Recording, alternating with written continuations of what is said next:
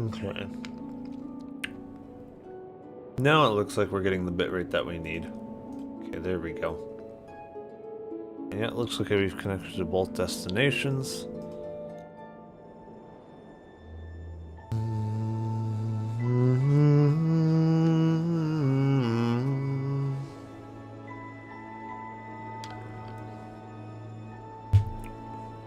Oh, it looks like it's having to download something here.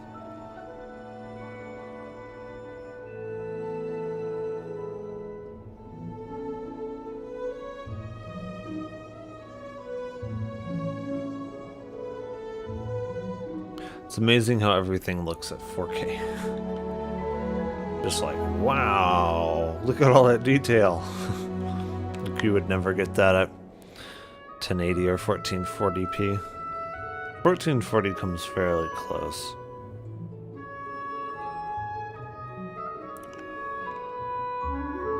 Yeah, 1440p is definitely not quite there. Not quite that good.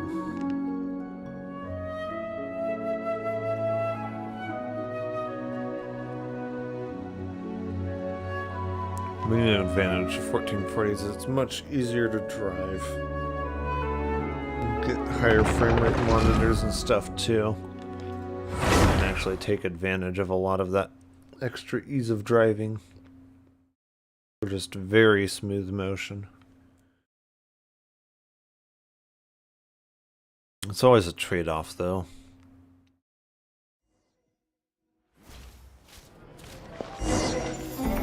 Oh, we have a 200 limit now on our resin? Is that right?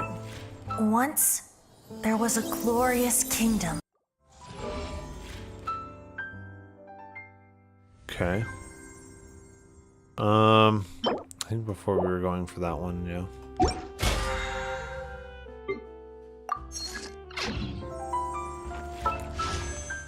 Okay, she is on the banner.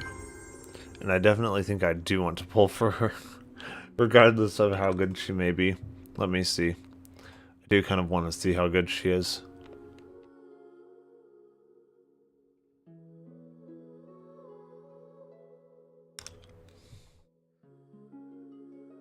Well, she's S tier, yeah. Sub DPS? No, main DPS. Interesting.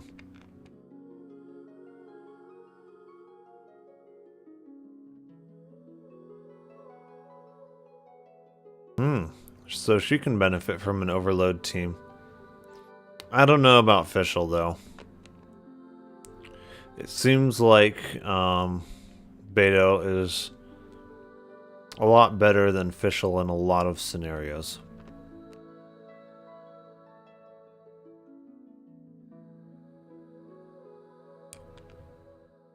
Provided you give her enough energy regen.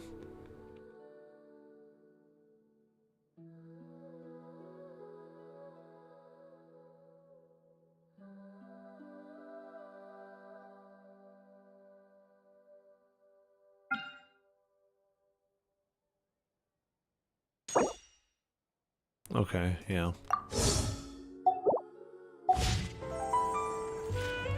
We should have a trial for her. Where would it be? Here? Alright, yes, we do. Okay. Okay, so let's try you. Let's get a taste for your abilities.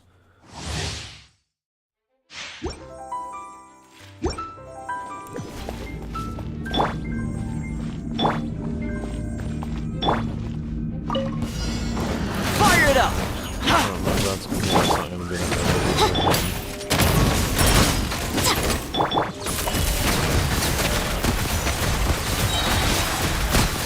Hunt them down!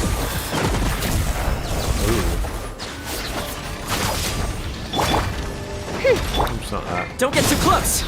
Supporting fire! Midnight Fist! You asked for... Ready! Where evil lurks, shoot on sight!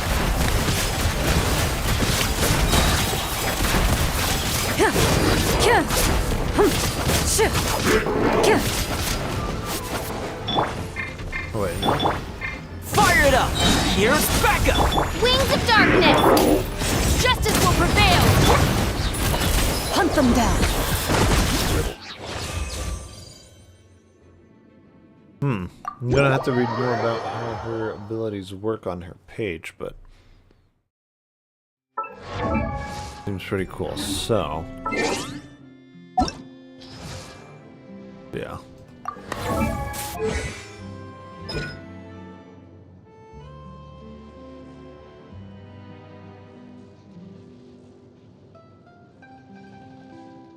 Hello! Mary_Thomas97 says hello friend. How goes it? I am doing well.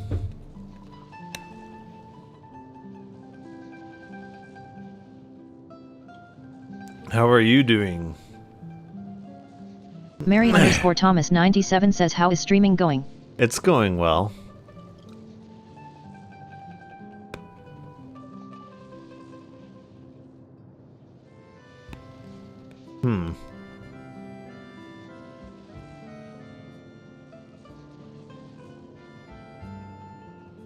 Mary_Thomas97 says do you stream every day?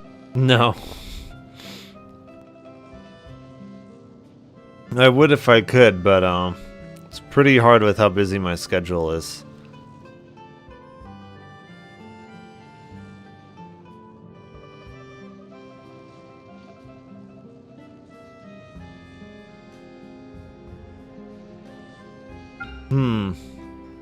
I don't know how the Bond of Life thing works, though. Like, how do we build Bond of Life? How do we know what her current Bond of Life is, and how do we build it?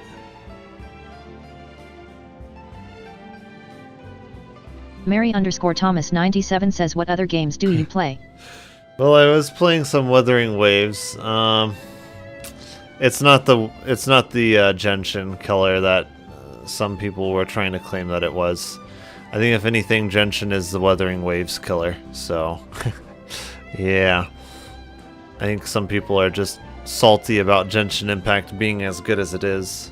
So they want desperately for there to be a Genshin Impact killer, even when one doesn't exist. So... Let me see, is it Clorand, right? Isn't that her name? Yeah.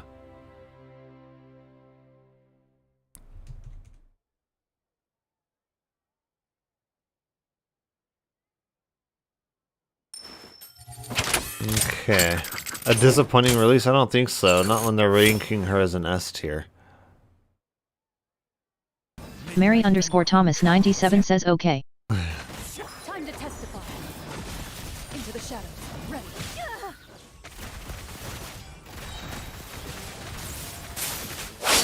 Hey, what's up guys? Welcome to my complete and detailed Clorand guide.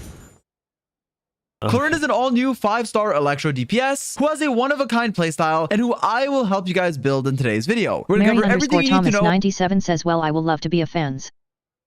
Oh, well, I mean, you can always do that. Thank you for the follow and everything. About Clorand, her best builds, weapons, teams, artifacts, constellations, playstyles, combos, and much more. Before we begin, I want you guys to know that I do stream both sites on Twitch, link in the description if you're interested. And with that being said, let's talk about Clorand. Alright, so starting things off, what does Clorand actually do? Well, she honestly is a character with a very unique kit and playstyle that, in my opinion, makes her a very fun character. First of all, her elemental skill is an absolute wall of text, but really isn't that complicated. What you need to know about this... It seems very complicated. Mary_Thomas97 says are you an affiliate? No, not an affiliate yet.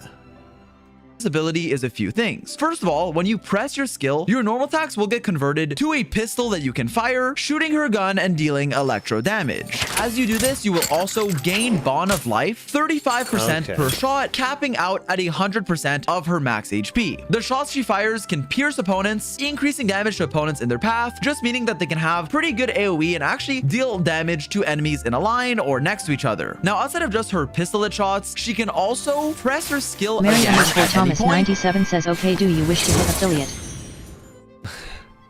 Yes, but not through promoting the channel to mostly bots, which is something that people have tried to advertise to me before. to lunge forward and deal an attack with her sword. I'd rather build This the one will account deal quite a bit naturally. more damage, scaling on how much Bond of Life you have and actually consuming it to deal more damage. It will clear your Bond of Life value and deal more damage and also heal you based on how much Bond of Life you have, with the max multiplier being at 100% Bond of Life. Additionally, pressing your skill again has... Let me see. Yeah, Stream Elements put a link in there. I know, even though I have multiple times set the link to never expire, Discord decides to be extremely helpful and make the link Hacklord21 says expire. https://discord.gg/fmyjzyp. Yeah, even though the link has multiple times been set to never expire and have no limit to how many users can use it, Discord sometimes is very helpful and resets the link so that it expires, which is always very nice. So let me know if the link works or not. There's no cooldown. You can use it multiple times or whenever. And because it's such a strong hit compared to her other hits, as you can see, the scaling is quite a bit higher. It hits multiple times. Using this sword attack is essential to maximizing your damage. Because of this, Yeah. Clorinde will typically be able to fire pistol shots to stack up her Bond of Life, 3 to max it out, and then use the Bond of Life that you gained to do a sword hit by pressing your skill, consuming the Bond of Life, dealing good damage, and then you will just repeat the process by then firing your pistol, by normal attacking, and then using your skill again until your skill expires. Once you use your skill, you will be in this buffed state called Night Vigil for 7.5 seconds, where you can do all of your fun combos. The cooldown of this ability is 16 seconds, meaning that you do have 8.5 seconds of downtime, and we'll talk about how to get around that later. See, like, even the playstyle of the characters is generally a bit more straightforward than on Wuthering Waves. I mean, I don't know. Just seems like a lot of the Genshin Impact, like the way the abilities work together, like the way the elements react with each other, a lot of the stuff just seems to make inherently more sense, especially once you see it in action and stuff. You're in the video. For now, what you need to know though is that most of your kit, most of your damage, most of what makes Clorinde is her elemental skill. Now, if that wasn't enough, something you might have noticed that is very essential and unique to her is that as you're using your skill, Clorinde will actually heal herself. In fact, every time you use your sword attack called Impale the Knight, not only will you deal more damage based on your Bond of Life, but you will also heal based on this Bond of Life. Again, it caps out at 100% since you passively gain Bond of Life as you attack without losing any HP, and then heal yourself back up as you use your sword hit in your skill, and typically you do this a lot. This makes Clorinde a self-sufficient character that usually doesn't even need a healer. You constantly will be dealing damage and then just healing up passively, which makes her a very comfy character, gives her some defensive utility in her kit, and allows you to deal a lot more team damage by being able to skip out on a defensive healer option and go for a more offensive support, although healers can still be viable. This means that she's a character who uses Bond of Life and heals herself without... Well, yeah, typically, especially in the Abyss, it's not a great idea to have characters this low because they'll just die. Especially with Farina, who kind of needs healing in order to really maximize her damage buff. Farina kind of needs that healer. Really being vulnerable, as she has a lot of free healing etched into her kit. Additionally, worth noting that any extra healing you get inside of your skill won't heal you and will just be converted. Unless you just don't care about Farina not being all that useful in the team, which she won't be without a good healer that will heal up everyone. To Bond of Life, and also worth noting that her swift shots do have a hit of Usia damage, which can help in certain content. It is also worth noting that inside of your skill, all of your pistol shots and also sword hits are considered normal attack damage, and so they scale with normal attack buffs and not skill buffs. With that in mind, their scalings increase with your skill level, so don't go leveling your normal attacks, but understand that your damage inside of your skill is considered normal attack damage. For Clorinde's elemental burst, it is relatively straightforward. First of all, you have a really sick... Is that accurate? Let me see, because I know they will prioritize this based on how it works. They're still saying to upgrade normal attacks on her. Let me see, do they have a breakdown of how it works?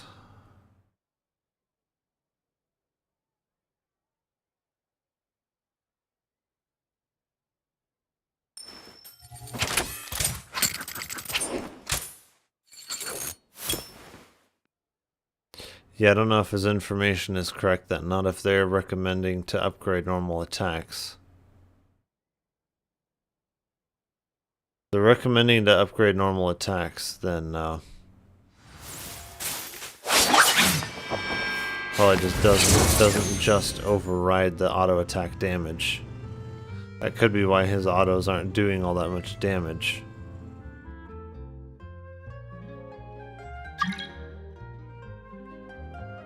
Let me see. I don't know who you are.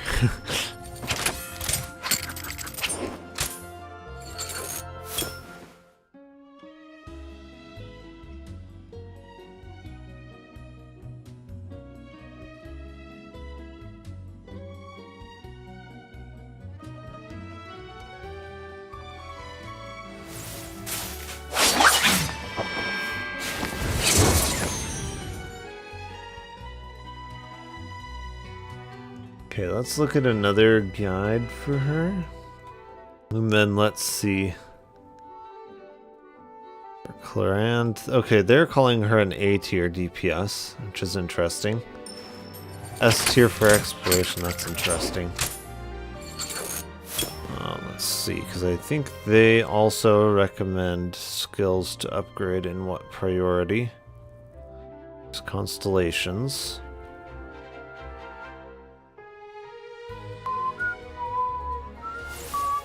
Mary_Thomas97 says, could you share me your Discord username? Oh yes, it's Packlord21, just as you see it in the stream.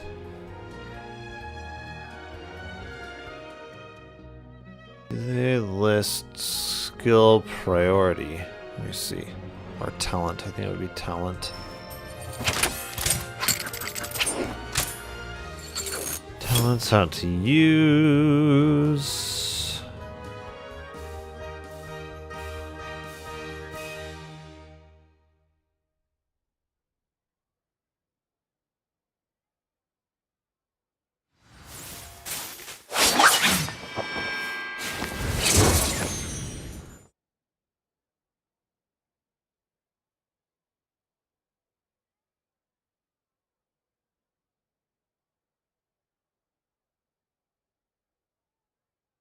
There's passive talents. They don't really rank which ones to get. I don't think that it actually overrides it, otherwise I can't see them recommending autos as a 4-star, like very important to get.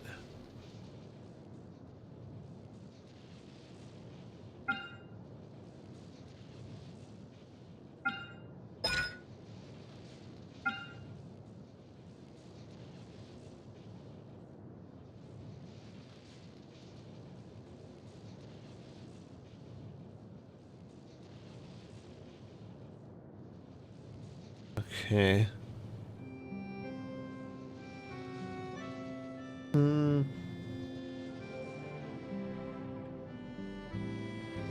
Impale the night damage. Let me see. Damage is converted. Let's see. Into her pistolet, she enters the Night Veil state, using steel and shot together. In this state, Claran's normal attack will be transferred into Swift Hunt. Pistolet attacks. Okay, so it will be transformed into Swift Hunt. Okay.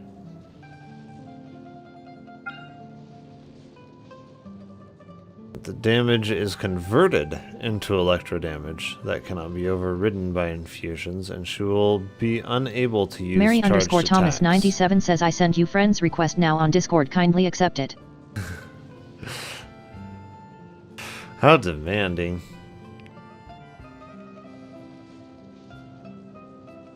Let's see. Discord is updating supposedly. Are we done here, Discord? Let's see.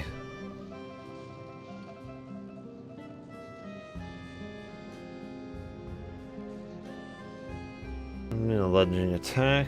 Okay. When her bond of life is equal to or greater than 100% of her max health, performs a pistolet shot. Her bond of life is less than 100% firing. Her pistolet will grant her bond of life. Okay. So I think it does this amount when it's at 100. Yeah.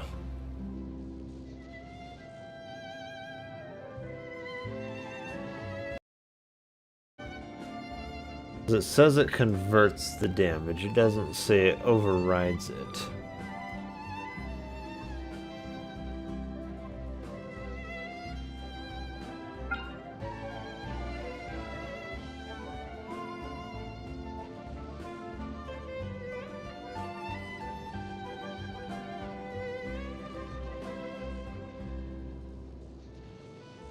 Okay.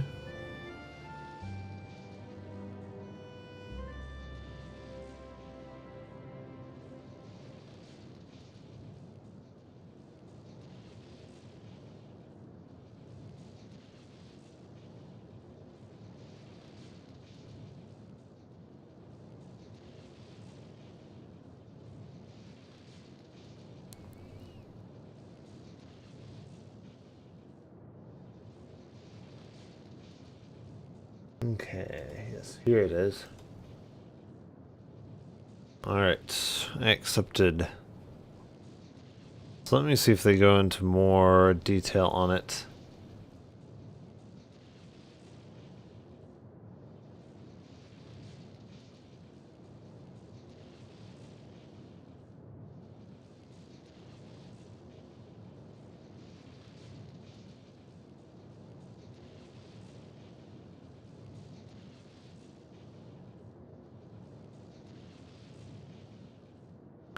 Yeah. Normal attack 3 and E. Yep, that's what he was saying.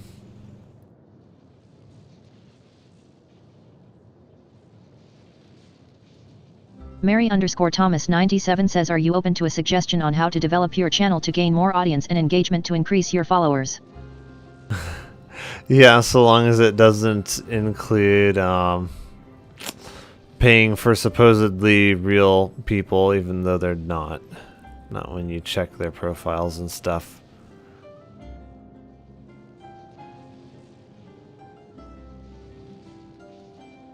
In my experience, none of those people actually like show up for the streams on a regular basis and stuff. It's just not how you build an audience.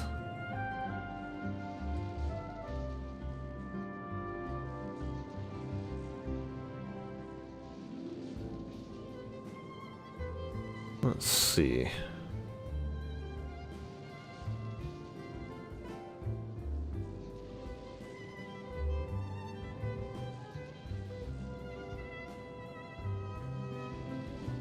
It doesn't seem like it's supposed to override her damage, so I don't know why he's saying, oh, don't put any points into autos, because it seems like that's where a lot of her damage comes from, and it doesn't seem like this is actually overriding the damage. Like he maybe thinks it is.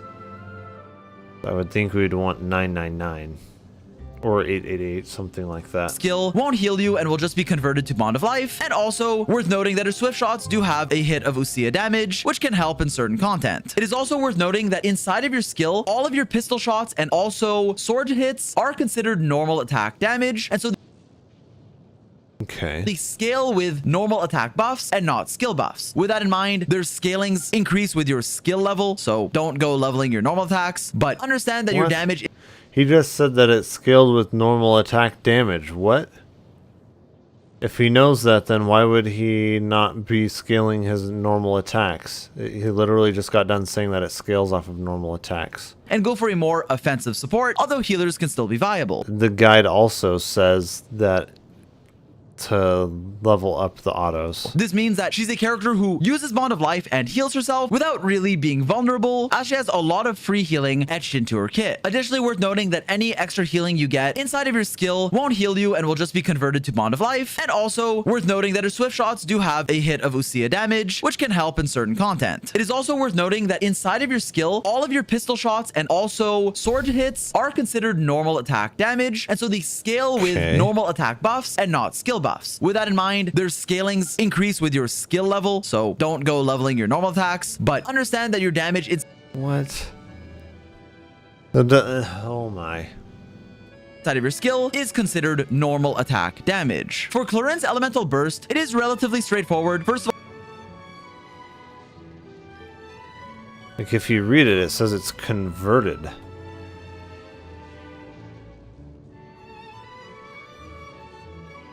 Damage dealt is converted into electro damage. It's not supposedly. It's Mary supposedly underscore not Thomas 97 overwriting says, it. okay, how will you feel if I could recommend you to a big streamer? He could give you some tips and he you out to gain more audience and followers on your channel. Sure.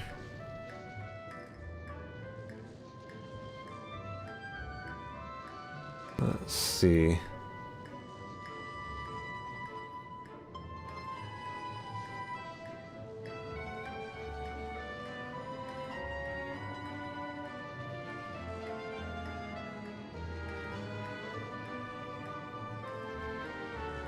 Yeah, Cloran functions as main DPS because her elemental skill requires her to be on the field Mary for a underscore long Thomas time. 97 says, if you don't mind, I can get you connected to him up on his Discord username. Okay. Boosting her damage that scales from attack and deals critical damage is crucial for building Clorand. Her damage scales with attack and has Bond of Life in her kit, allowing her to make use of Absolution and Fragment of Harmonic Whimsy. For teams, she works well in electro reaction teams, yes. Clarion mainly deals damage with normal attack. This scales from attack and can deal critical Mary attacks. underscore Thomas 97 says, could I share you his Discord username? Yeah. So, weapon that increases are recommended. Clorand is a character that mainly deals electro damage. Increasing the damage is important for artifacts. Yes. Fights while gaining Bond of Life. Mary underscore Thomas 97 says, Shiorika Twitch. Okay.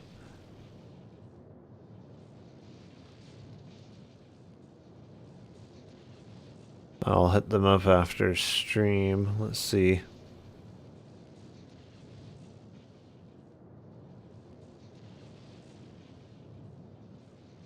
Seven seconds. Okay. Shoots electro bullets. Piercing attacks. Both attacks are considered normal attack damage. Okay.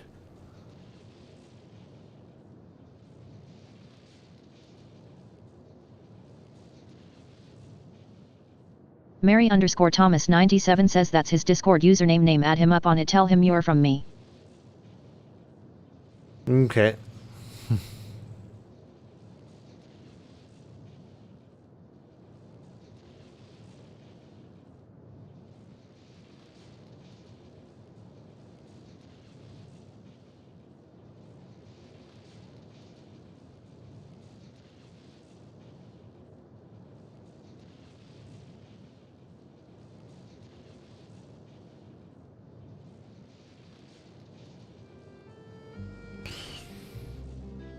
It seems as though it scales through your normal attacks still.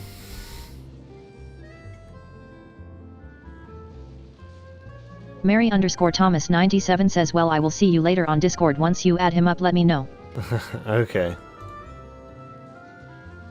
You see, I don't think they...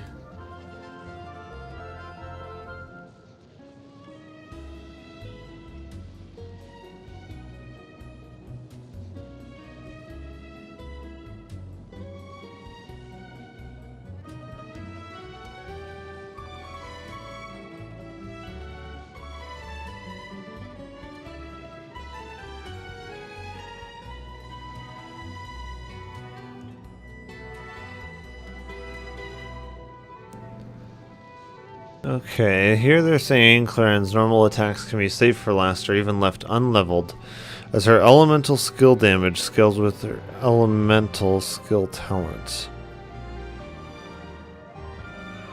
Elemental skill is still considered normal attack damage.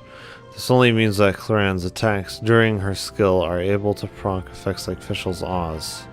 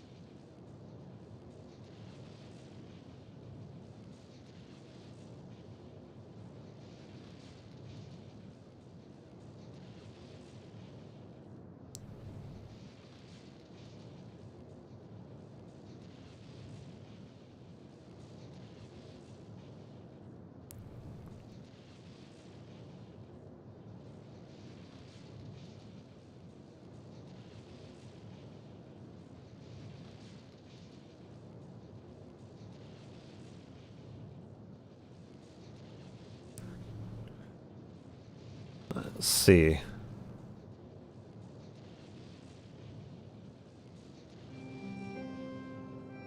Okay, yeah, here they're also saying skill burst and then attack, yeah. So no, he might be correct then.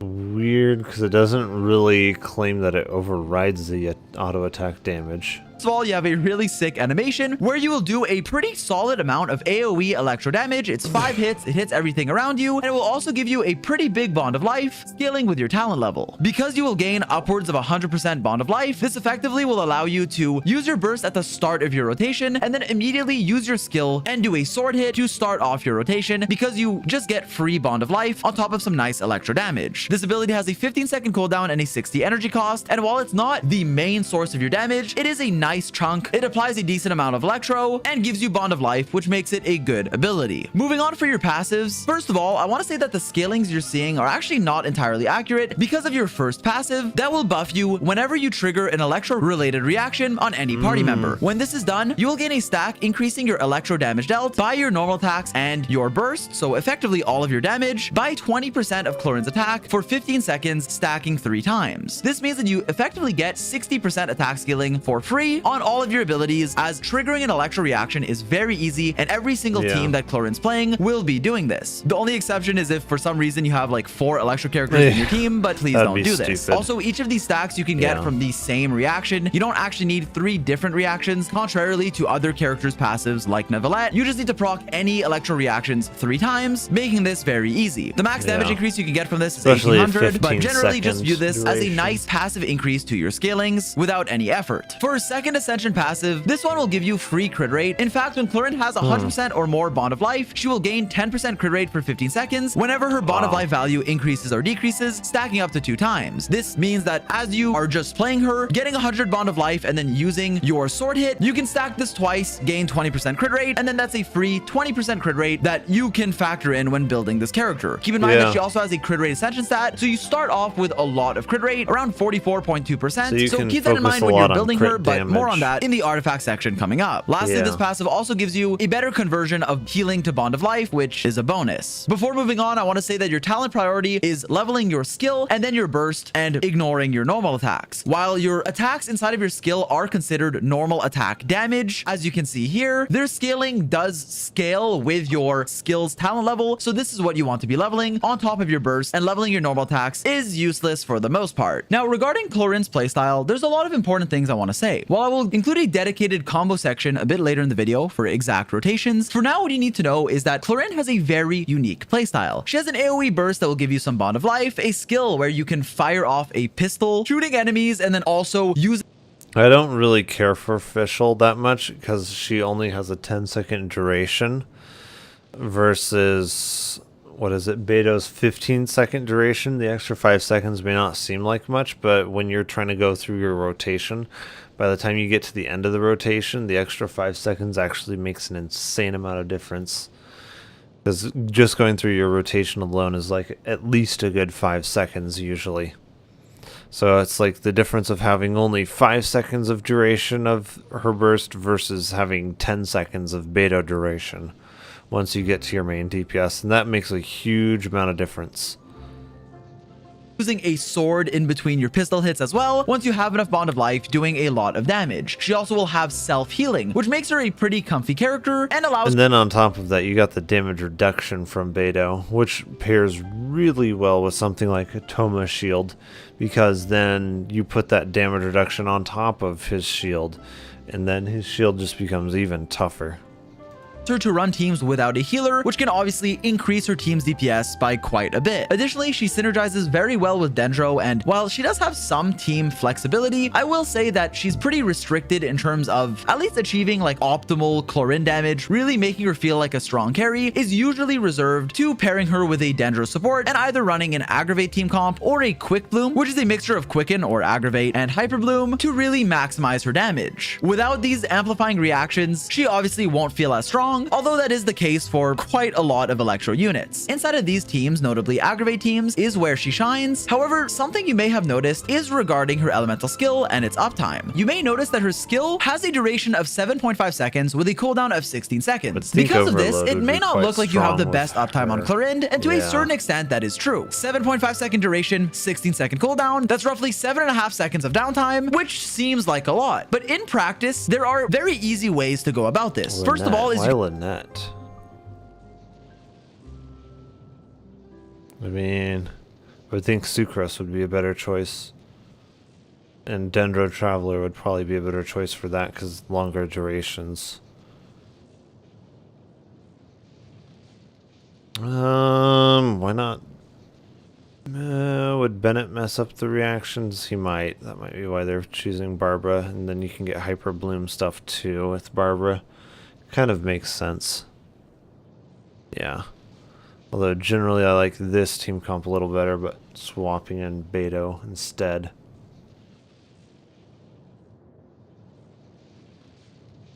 These two here are just very solid, honestly. Very solid choices.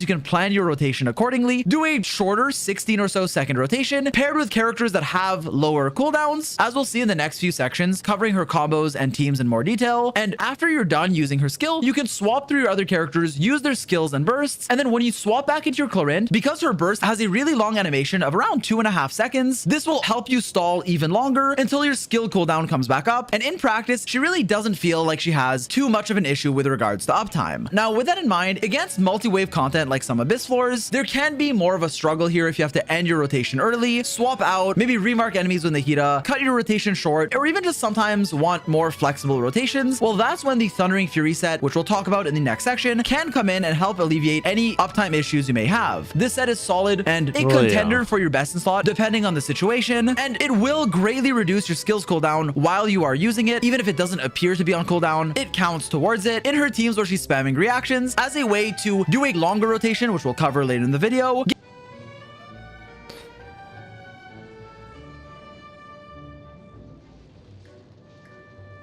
Yeah, I would definitely think that would be the stronger one of the two. Because like, it seems like she's on field plenty long enough with how her kit already works.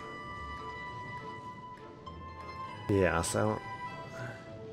Plus, I don't know that Thundering Fury really works with Overload, per se. I don't think it did when I tested stuff with Kaching. So I would most likely build that.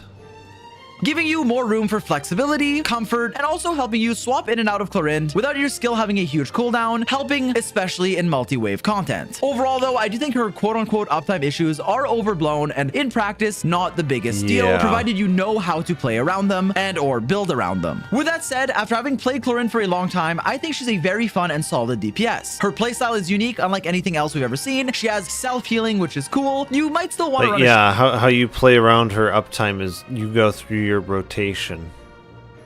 By the time you get done with your rotation, like, she's off of cooldown. I feel like if you're the type of person that's complaining about downtime issues with downtime issues with Clorand, or someone like Yoimiya, or a lot of the DPSs, then you don't understand how to do a rotation. Like, yeah. It's like you do not just want to stay on just your main DPS all the time. You're missing out on everything else that everybody else is bringing to the table.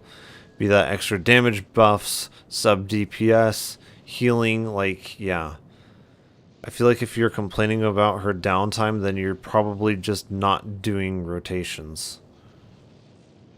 Shield though in certain content like the triple Kenkis, it could be annoying with that one, but her damage is solid. She's not game breaking. You don't need her. I view her as an aggravate carry upgrade, viable in other teams but solid in Dendro teams, somewhat restricted but a strong DPS overall with a fun and unique playstyle, although not game breaking and not someone that you need to pull, just a solid DPS if you want her. All right, so with that out of the way, let's... Yeah, I'm definitely going to be pulling for her. I don't know if that means that I'm going to get her per se, but I'll be pulling for her.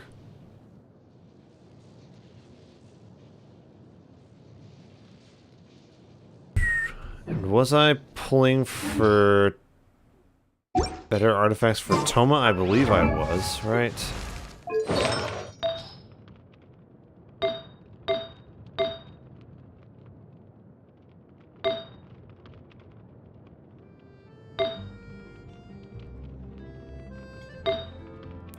Or did I get the ones that I was looking for? I might have. I think it's mostly the flower here that we still need a better one of. So that's good. This is a little bit underwhelming. This is good, but it's not of one of the sets that I need. So that's kind of my off piece right now because I don't think I got any of the sets.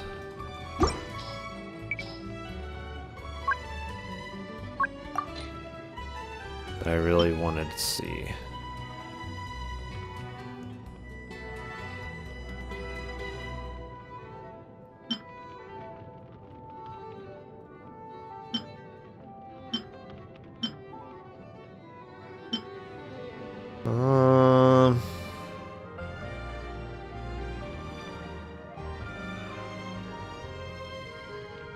Depending on how that one rolls for the next one, it could be decent, I think.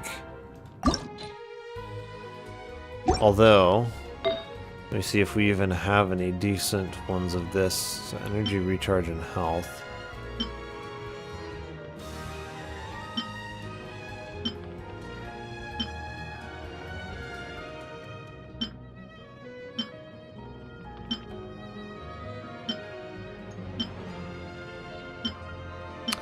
Yeah.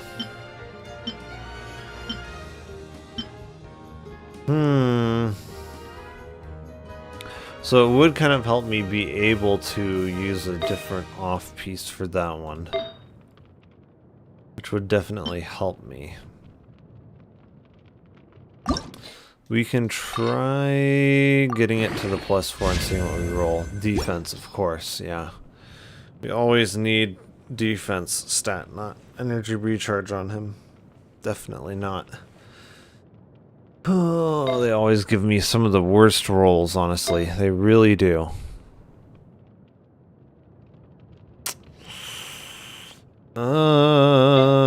Yeah, I think we do still need to pull more stuff for him.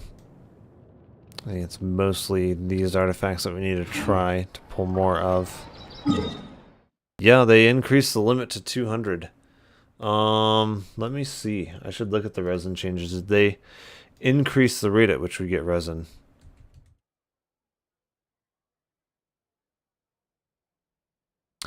See, the resin change is most likely a response to Wuthering Waves, I'm betting.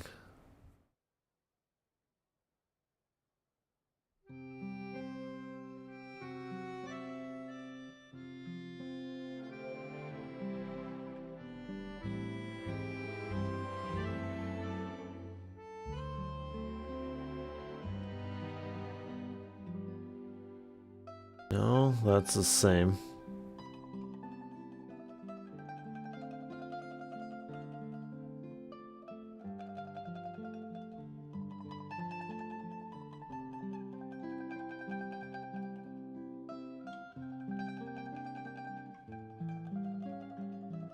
Okay, so is it still...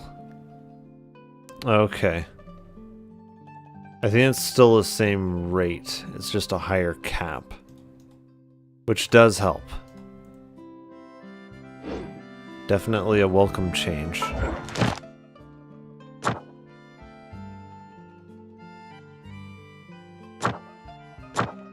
a 2x bonus. Unclear how long this bonus is going on.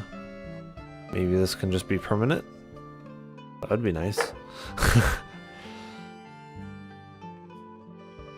Okay, so that's the same. Speaketh of which, we do need to do some of those ones. So let me see.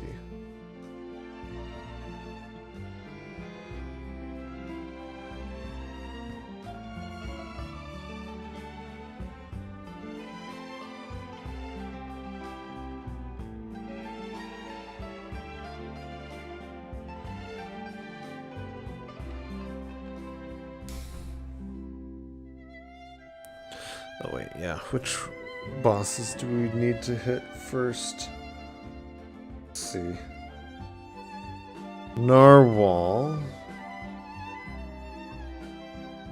Did we finish building Chloria here? I think so, yeah. Yeah.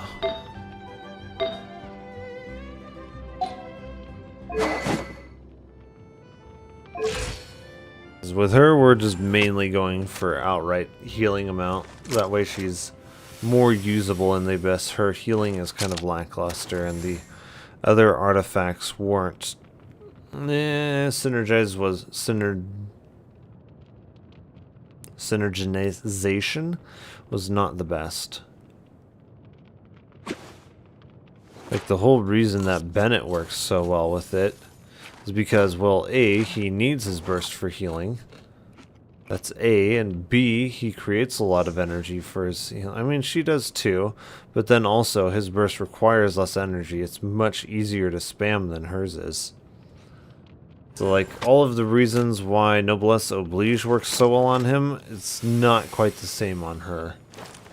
Then the reason why stuff like Ocean Hued Clam isn't exactly the greatest option is because her healing amount is not that high to begin with. Whereas someone like Barbara can like actually max out the 30 cake tick. Clarion or Chevreuse, no, she can't. So yeah, I think we are working on Toma mostly right now. Did we get all of our talents? We got that one, yeah.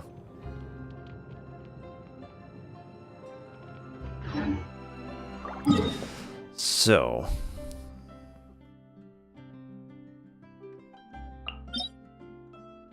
I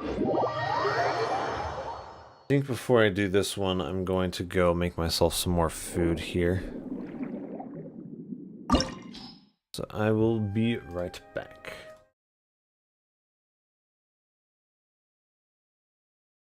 Round 3, item, Hagoita. Does this mean that the item we have to find in the 3rd round is a Hagoita? The Shrine Maiden appears to be urging us to either finish the 3rd Hagoita round or of the a Test of dead Courage. body. Where did she go? I have no idea where someone's Has body she been would taken be. away by a ghost? Why there would be a body. Next? Bible Definitely will never wouldn't leave be your because of side now. something that I did. In fact, You too. we all knew Links this would rated have R. A little happened, bit of insanity but resides within us all. it took place too soon, caught us all off guard. And there were only yes, we clothes are left. all slightly insane. Just a little bit. That's right. The crazy people are all the I've looked up the directory of Arcadis in the US in Imagine how boring 1929. it would be to be None the of same their as family everyone is on else. You have to be such a boring person. She was for that to Greco's be the biological case. daughter. Reason that smelting with it was banned. I wonder why that could be. It's almost like it's a harmful substance. Crazy. Almost like listening to the law might have been beneficial. Crazy.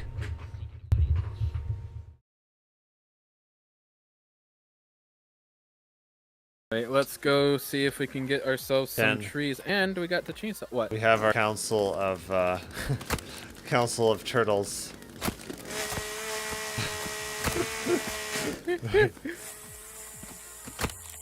Ow! Master Uguay has died. Who could have done this? Jeez. All right, let's go get some logs and start building the bridge.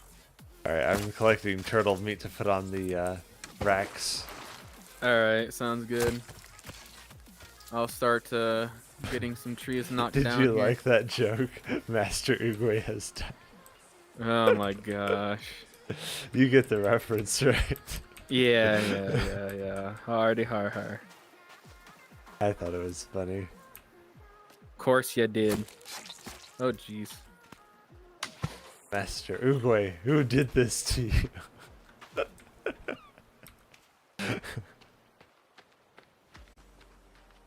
Some cannibal with a club bashed my head in. Wow, that is so much. I'll just go along with it for now. As soon as we go into a back alleyway, Scaramouche will accidentally trip and fall on his own blade, tragically ending his life. Such a tragedy. Won't be able to believe what happened, and we'll have to, unfortunately, inform Kusanali. Which must cost the traveler a lot of mora and meal expenses. I've heard from the senior knights that the traveler rescued Paimon by fishing her out of the sea. So, that means Paimon can't swim. So if she fell in the sea, then... Glug, glug, glug. Wait! Now Paimon's doubting herself. What was the answer again? No! You're all wrong. The answer to Paimon's riddle is obviously the Jade Chamber! You know, the Jade Chamber that's always flying up there in the sky! Is that so? I still maintain that the riddle actually describes Paimon more accurately. In fact, if we just added 2 more lines to the poem, it would be the perfect riddle. Huh? What do you want to add? The traveler's companion and talkative guide, a praiseworthy presence always by their side. Aww, do you mean it? Can we really add that part? Oh, troll versus spider. Go, spider. Ooh, it's a young ice troll too. Was not your lucky day there, boy. Spider. Good spider. Good spider. Look at him. He's so cute. Such a cute guy. Look at those eyes. Such a cutie. You did pretty good to have lasted this long. Oh, the fish used to jump onto my boat. Prescott's and their finance fiends snapped up harbor rights. Dang Prescott's driving me out of my fishing grounds. And they missed out on such a good opportunity to make him Australian. Why would they not make him Australian? It's a shame. Wait. I thought I named the stream Genshin Impact. Did it not go? What? Okay. Yeah, Final Fantasy XIV had a slight update there. Oh. That's funny. I was like, I could have sworn I changed the title. Yes, Final Fantasy XIV was looking a little bit different. Just slightly. Nurse, if you see Mortada, send him my greetings. Goodbye, old friend. Interesting.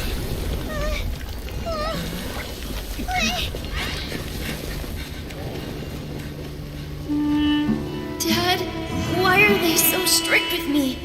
I'm always the only one who gets in trouble. Just leave me alone! Don't worry, I won't damage your precious reputation. Alright, Dad. Let's start over. By the way, I finally found an area of research I wish to pursue. Why can't you show even a little leniency? Why? Fly faster, Paimon. Because we are Matra. Alright, we are on the finishing step of our taco here.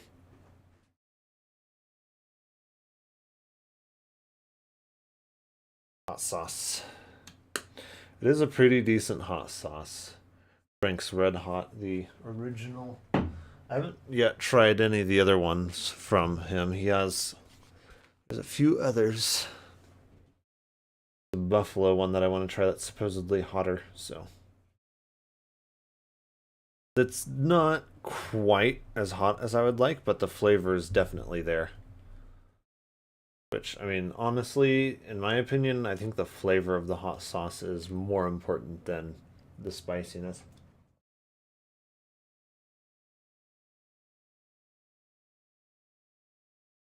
Yeah.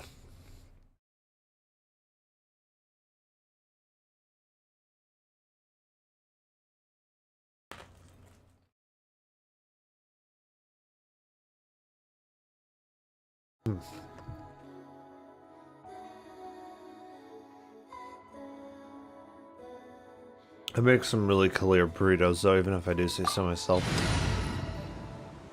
Oh, we're gonna want Yoimiya.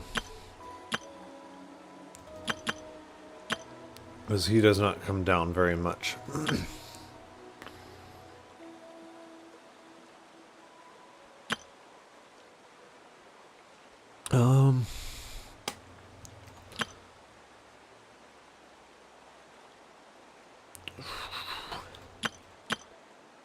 Which team do I want to erase? I mean, national team is easy to remember.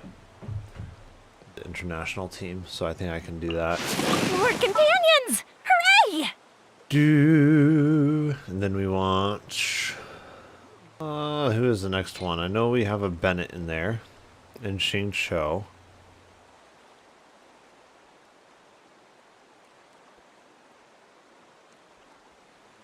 Yeah, Layla, that's right.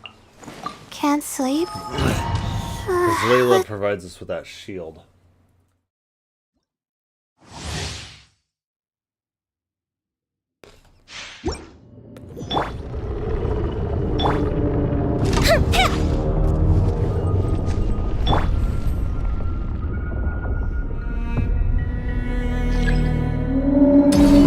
My guiding star!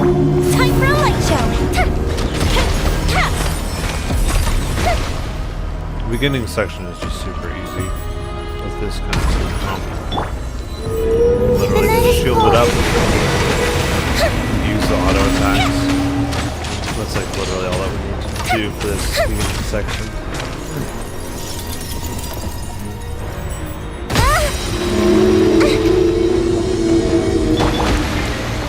Adventure time!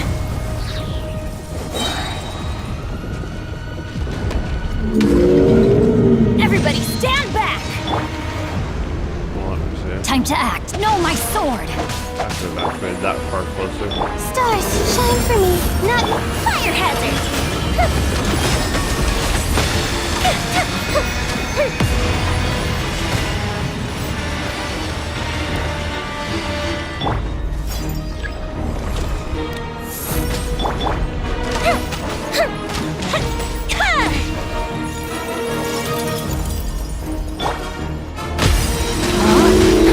Rain outlines your fate. Rain cutter. Shoot. Okay, here it goes.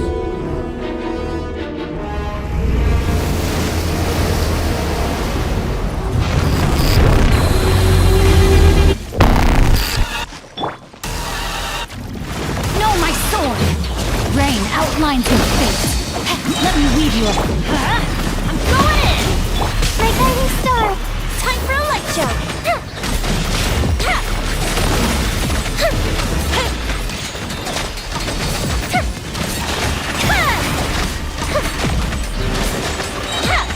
Here come the fireworks! No, my sword! Rain outlines your fate. Everybody stand back! That's right, we can't really do these things. The night is cold. Don't be scared. Fire hazard!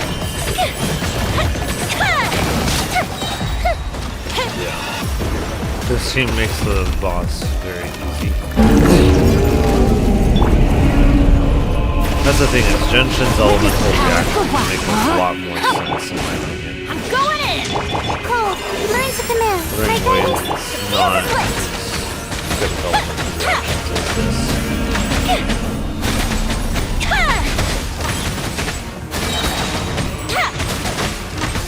Good bishop down! Time to act. Body and mind.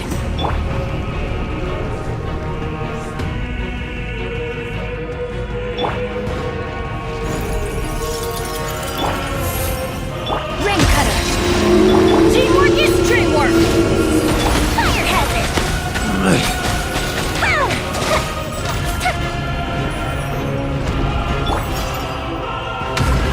Not now. Rain outlines your fate. No, my sword. Let's light it up. It's not out for very long.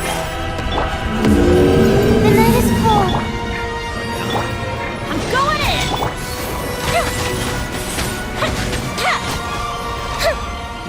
So you kind of have to play around with the fact that he's not out for very long on those.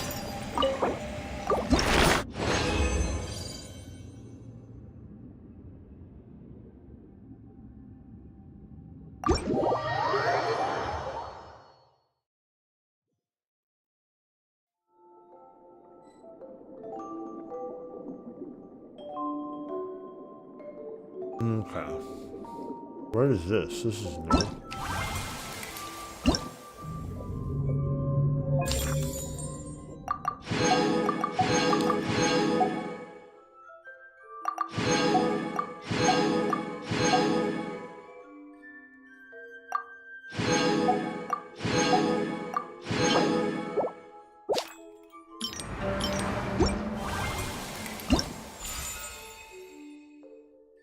Okay, so we got new quests for them. And we got these. Lots of new quests. That's really nice. I like that. I like that a lot, because quests are kind of like one of my main reasons for playing, honestly.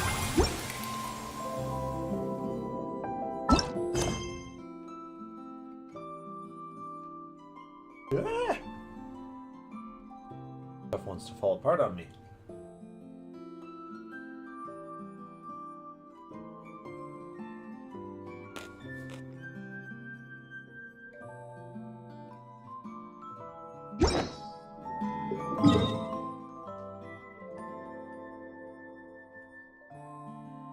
What's the other one after Narwhal? What other two bosses do we need to fight?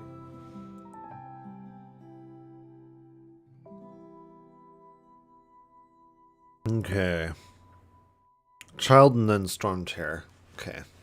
That'll be easy enough.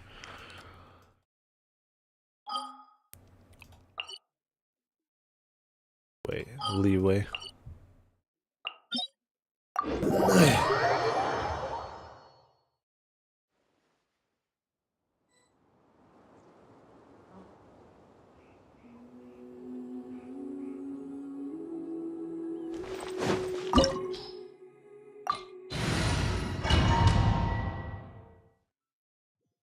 This opportunity is quite hard to come by. Well then, amuse me.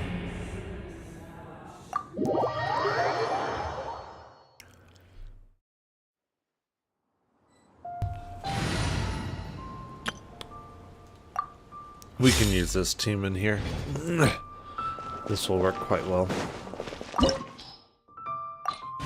The cool thing about Clorian is that she's going to work well with someone like Beto.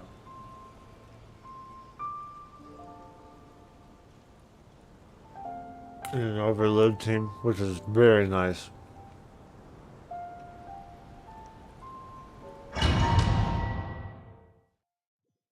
This opportunity is quite hard to come by. Well then, amuse me. Surrender is a valid option. I promise I'll be gentle.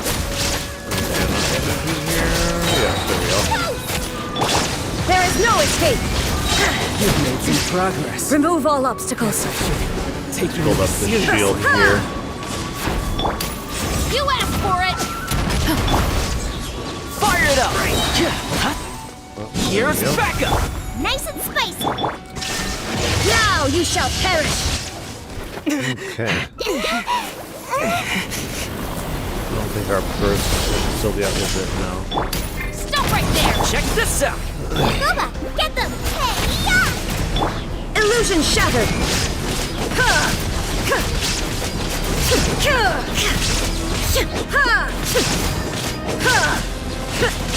Yeah. There is no escape! Even just with Zhongling's burst going, it's a lot of damage.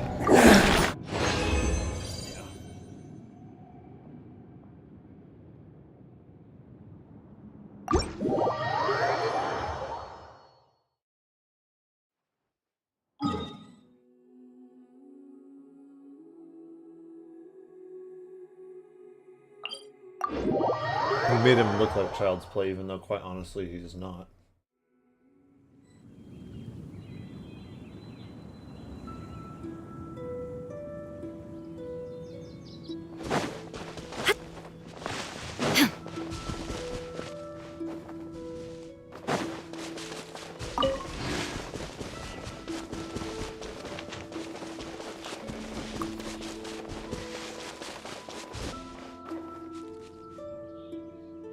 Did they update this design here with the ferns? It almost looks like it.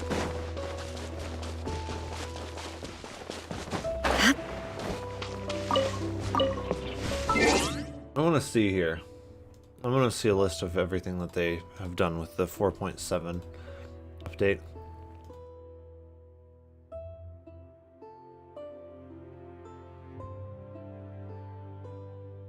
.7 would it be like live stream? It might be their live stream.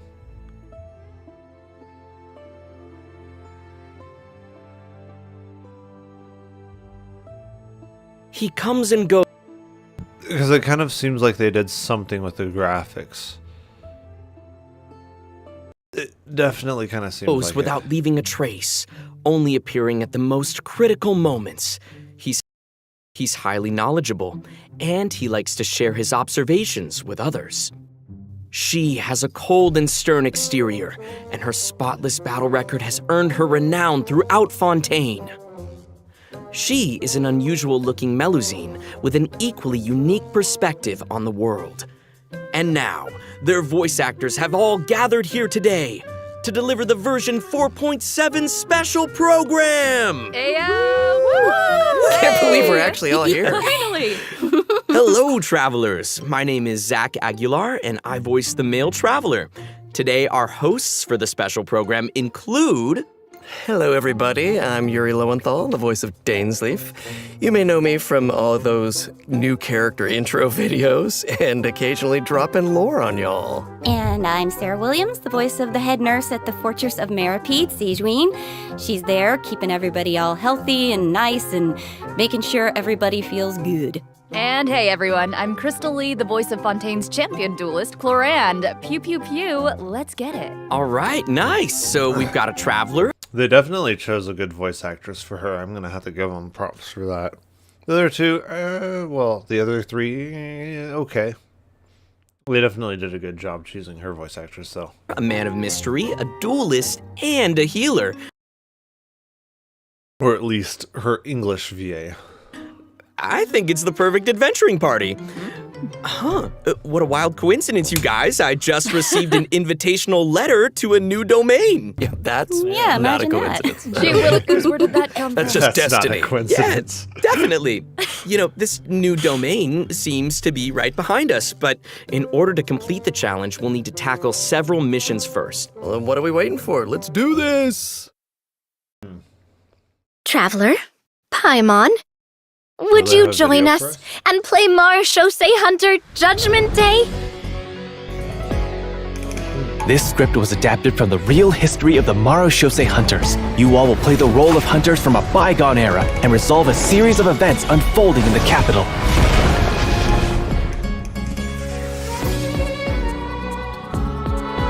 Many of my habits are customs I've adopted from the Marechaussee Hunter tradition. They Let me see.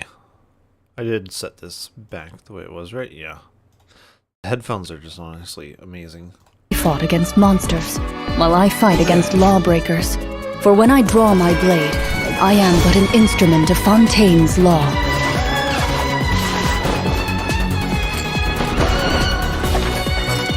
Loaded. Time to testify. Madam Mage says that every page of a storybook is a segment of the present. So vast and mysterious. There must be quite a story behind this place. So, I'll explore this place with you to the end. Let's never stop hoping for victory. Way ahead of you!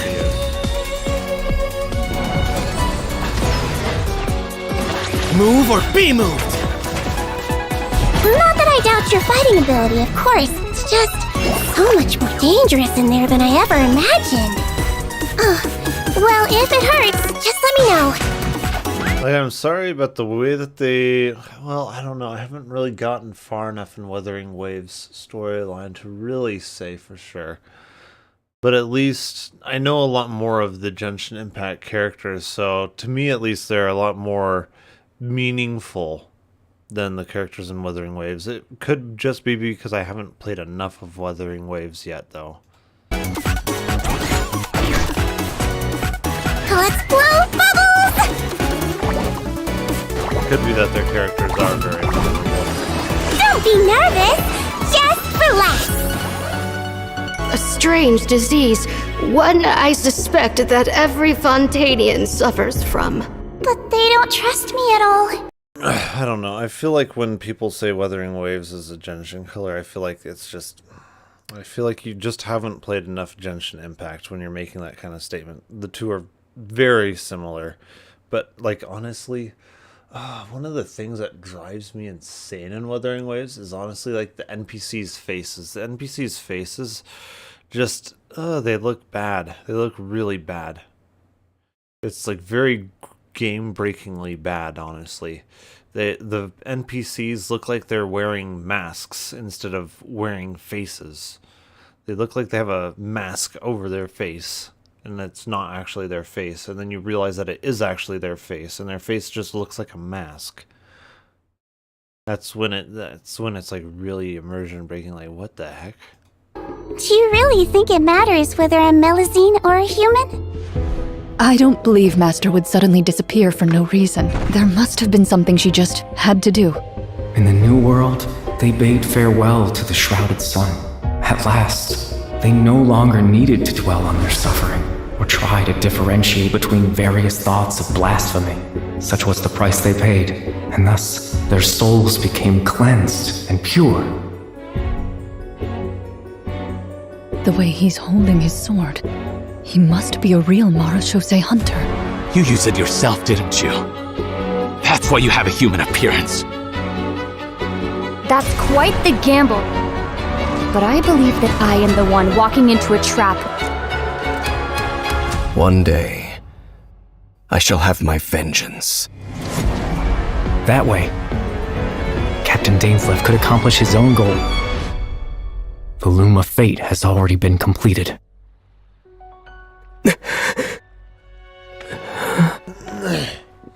Traveler, let me ask you this. Do you believe your sibling to have betrayed you?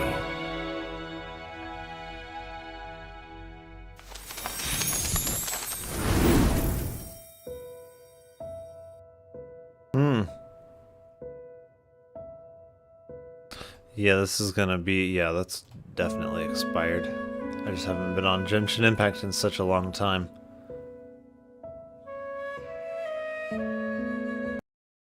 Fancy that. Assemble your team. Oh, I get it. Our first mission is to introduce the new characters. All right, this is getting exciting. Here it is. Let me get some of my chips here. I'll be right back. Round 3. Item. Hagoita. Does this mean that the item we have to find in the 3rd round is a Hagoita? The Shrine Maiden appears to be urging us to either finish the 3rd Hagoita round or of the a Test of dead Courage. body. Where did she go? I have no idea where someone's body would be. By a ghost? Why there would be a body. Definitely wouldn't be because of something that I did. In fact, You too. we all knew Link's this would rated have R. A little happened, bit of insanity but resides within us all. It took place too soon, caught us all off guard. And there were only yes, we clothes are left. all slightly insane. Just a little bit. That's right. The crazy people are always... I've looked up the directory of Arcadists in the US in Imagine how 1929. boring it would be to be None the of same their as family everyone is on else. You have to be such a boring person. She was for that to Greco's be the biological case. daughter. Reason that smelting with it was banned. I wonder why that could be. It's almost like it's a harmful substance. Crazy. Almost like listening to the law might have been beneficial. Crazy.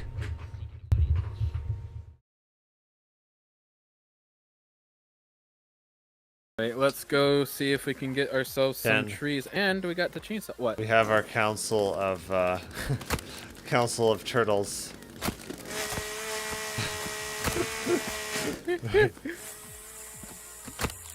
Ow! Master Uguay has died. Who could have done this? Jeez. Alright, let's go get some logs and start building the bridge. Alright, I'm collecting turtle meat to put on the racks. Alright, sounds good. I'll start getting some trees knocked Did down you here. like that joke? Master Oogway has died. Oh my gosh. You get the reference, right? Yeah. Hardy har. I thought it was funny. Of course you did. Oh jeez. Master Oogway, who did this to you?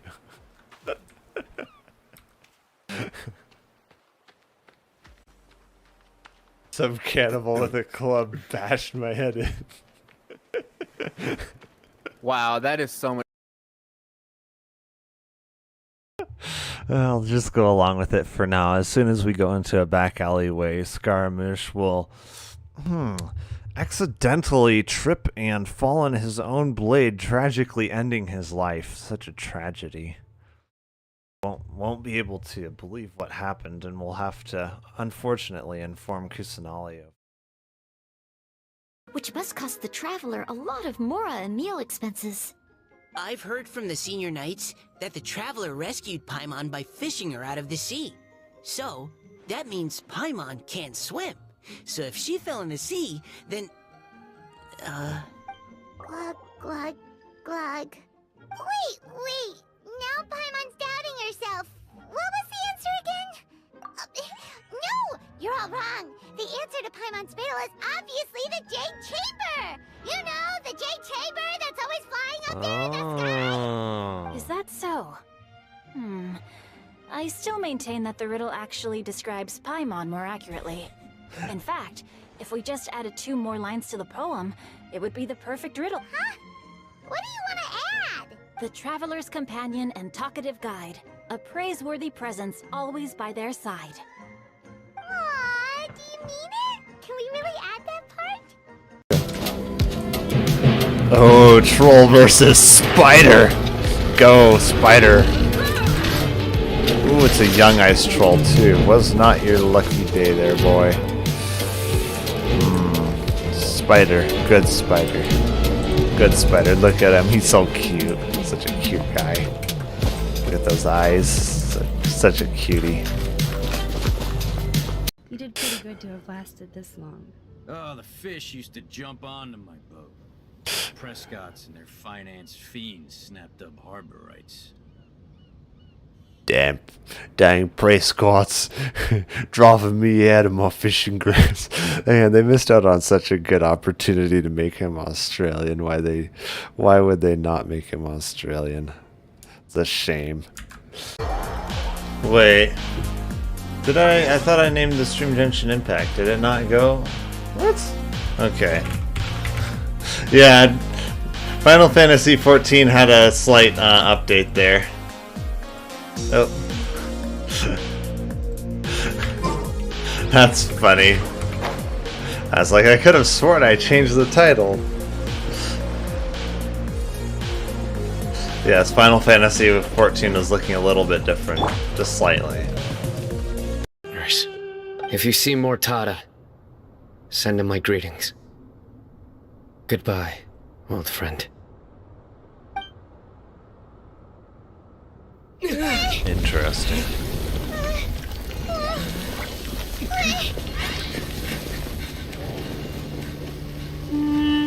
Dad, why are they so strict with me? I'm always the only one who gets in trouble. Just leave me alone! Don't worry, I won't damage your precious reputation. Alright, Dad. Let's start over. By the way, I finally found an area of research I wish to pursue. Why can't you show even a little leniency? Why? Fly faster, Paimon. Because we are Matra. Perhaps lonely. it's because I've always wanted to be like Kamai and play a Kitsuyugen with humans.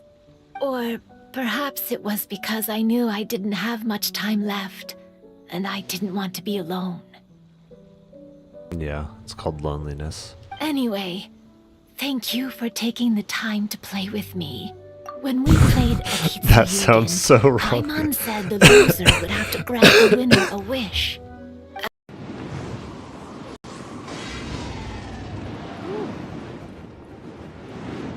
love them iframes.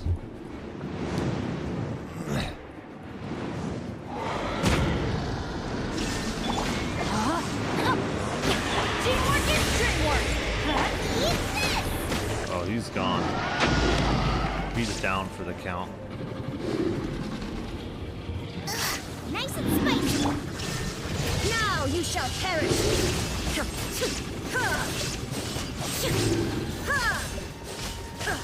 Should be, yeah, he's gone. Night night.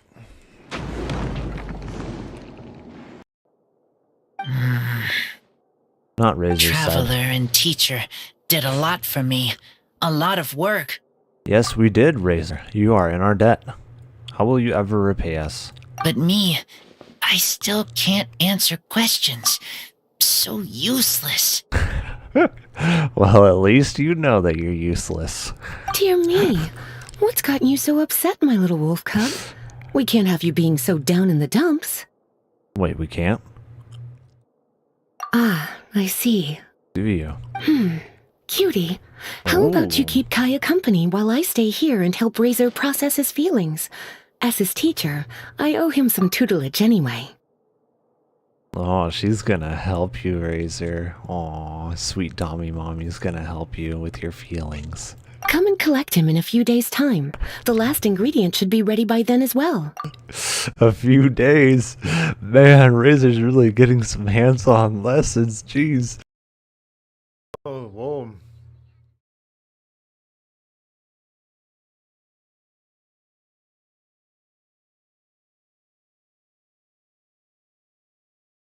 Oh, don't worry. We're gonna keep such close supervision on him.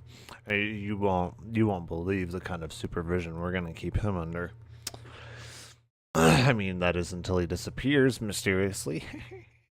Which combines these crossbones with circular AoEs under every player. Just No, I couldn't see that. out of the AoEs and watch for the floating X's. Basically, this guide is like explaining to you, you have eyeballs.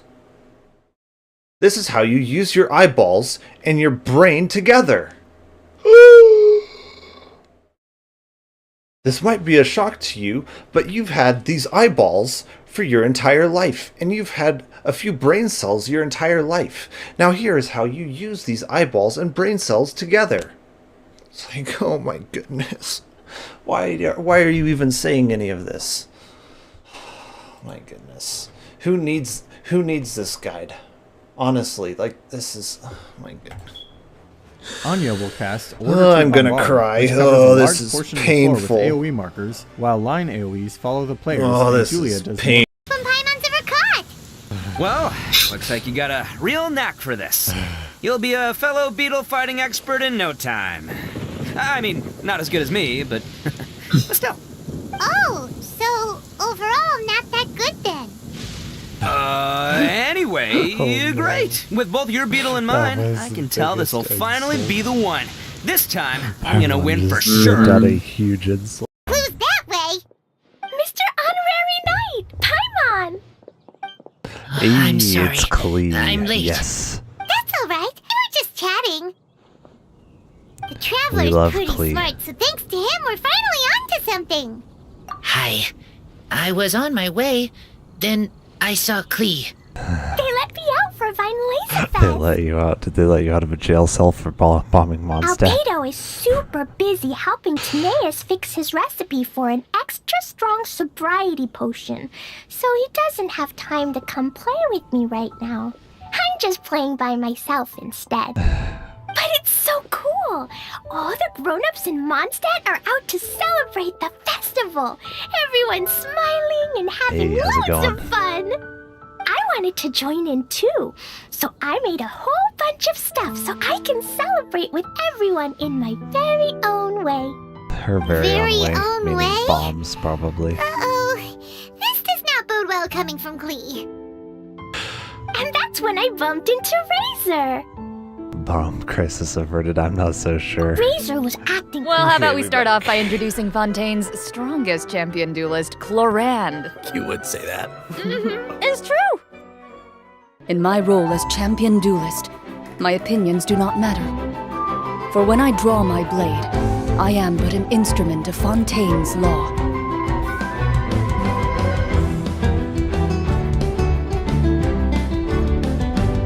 Ready.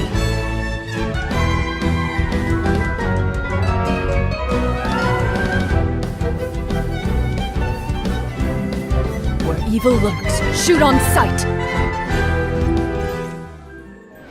Whoa! Those animations. Did you see that ultimate? So good. That ultimate is so cool. Mm-hmm.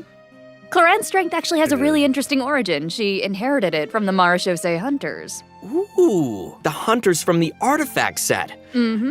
The Marechaussee Hunters were an organization that defeated monsters and upheld justice from the shadows. I think the group's name has also been mentioned in some of Fontaine's historical records. Exactly. The Marechaussee Hunters have a long history. To modern-day Fontainians, they're nothing more than an old legend from novels and plays, but for Cloran, the Marechaussee Hunters' legacy is really real. If travelers want to learn more about the Marechaussee Hunters, then be sure to check out Cloran's story quest in the new version. I want to learn more about the Marechaussee Hunters. Perfect! Then let's get into her combat abilities. Cloran is categorized as an electro sword user, but she actually uses both a sword and a pistolet to attack her enemies during combat. Now, her normal attack deals physical damage by performing up to 5 consecutive strikes. During her charged attack, Cloran uses her pistolet to target enemies in a V shape in front of her. Also, Cloran has developed a special ritual over the years. She always polishes her weapon before each duel. That is so dignified of her. I know, right? And kind of adorable. Even the champion duelist of Fontaine has a cute side, huh? Aw. Sarah is starting to sound just like Sigewin. I don't know about cute. I think honestly it's more menacing. Also shows class. Oh, what? Though it's probably a meaningful ritual for Cloran, right? That's exactly right. It's a habit that helps Cloran focus on the opponent in front of her. In fact, Cloran's elemental skill, Hunter's Vigil, is an ability that demonstrates how potent she can be when she's focused. Ooh. Check this out. During combat, unleashing Cloran's elemental skill will cause her to enter the Night Vigil state. During this state, Cloran can unleash 2 different types of special attacks. Her normal attacks will be converted into Swift Hunt pistolet attacks, and her elemental skill will be converted into a lunging attack, Impale the Night. Huh. It looks like Cloran gains a bond of life during her elemental skill. Does the skill have any additional effects? Oh, good perception on those eyes. Those Swift Hunt pistolet attacks increase Cloran's bond of life, and her lunging attack, Impale the Night, will clear the bond of life. Wait, so she accumulates the bond with one hand and then clears it with the other? Oh, hey, that's a really good explanation. Yeah, Cloran's special attacks have different effects depending on the value of her bond of life. So when her bond of life is relatively low, her Swift Hunt pistolet attacks have a piercing effect, and they deal greater damage.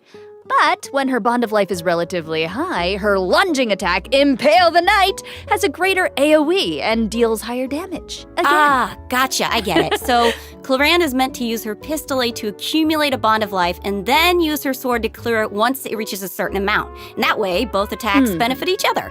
Bingo! Though you should remember the effect of one of Cloran's unique talents. So, when she's in the Night Vigil state, any healing other than the one provided by her lunging attack, Impale the Night, will be converted into a bond of life. This unique talent allows different healing effects to alter the pacing of Cloran's gameplay, so travelers can experiment with a variety of different tactical combinations. So if I'm understanding that correctly, that means healing from Chevreuse and stuff will actually increase her bond of life, so you could effectively have a 2-attack charge combo. That's cool. Also, although Cloran is most renowned as a champion duelist, she has never forgotten her identity as a Marechaussee hunter. So, during her elemental burst, Last Lightfall, Cloran draws on her Marechaussee hunter heritage to unleash an ancient skill that empowers mortals to fight deadly monsters. This ability allows her to swiftly evade enemy attacks and strike her opponents. Her burst deals AoE electro damage and grants her a bond of life based on her max HP. Wow, that's so cool. Kind of like a chain. But if that power is designed to fight monsters, is it really okay for her to use it in a regular duel? Good point. I think Cloran just has to adjust the amount of force that she puts behind those blows. That makes sense. Also, Cloran can draw on the strength of her companions after unlocking. I think duels were usually to the death.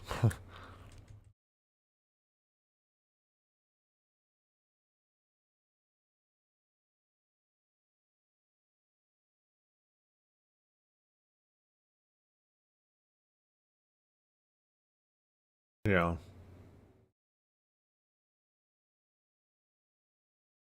So it wasn't necessarily to the death. It's interesting. Unlocking her passive talent, Dark Shattering Flame. Man, that sounds cool. So, when a nearby party member triggers an electro-related reaction, the electro damage dealt by her normal attack and her elemental burst will increase based on her attack value. Though, note, there is a ceiling to the damage bonus that she can gain from this effect. Cloran also has another passive talent called Lawful Remuneration. If her bond of life is greater than or equal to a certain percentage, then a change in her bond of life value will increase her crit rate. That's right. And while she's in the night vigil state, the percentage of healing converted into a bond of life will increase. Wow. Yeah. And finally, being a champion duelist gives Cloran a strong familiarity with all the regions of Fontaine. So, when she's in your party, Cloran can reveal the locations of Fontaine regional resources on the minimap. So awesome.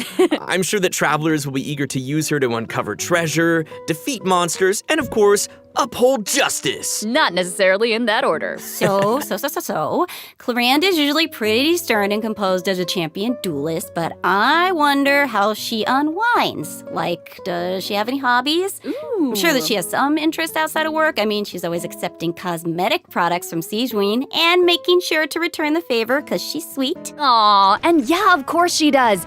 Clorand is an active member of the tabletop troupe during her off hours. So, in version 4.7, travelers won't just have the chance to learn more about the Marechaussee Hunters during her story quest, the Raparia chapter, they'll also get to join Clorand on a very special tabletop troupe adventure.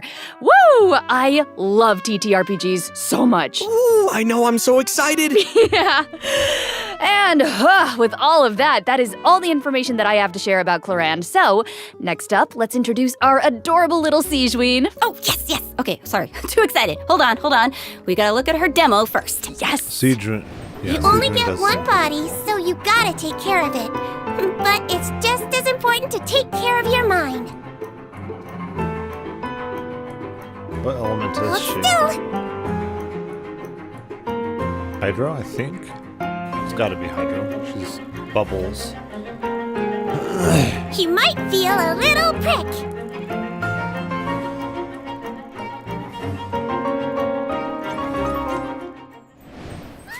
She's so Cute, it's unreal. Wow. I love her pills so Cuteness much. overload. The bubble has ears on it. I would love to ride around on a bubble like that. She's with her little legs dangling in the air. Oh. Yeah, with the bubble gun and the giant syringe. Guys, so cute. Those bubbles are so big. Her kit looks really, really fun. I know, but if that's the syringe she uses on her patients, I can see why they might be nervous about getting sick. Oh, for sure. Hey, sometimes you gotta take your medicine.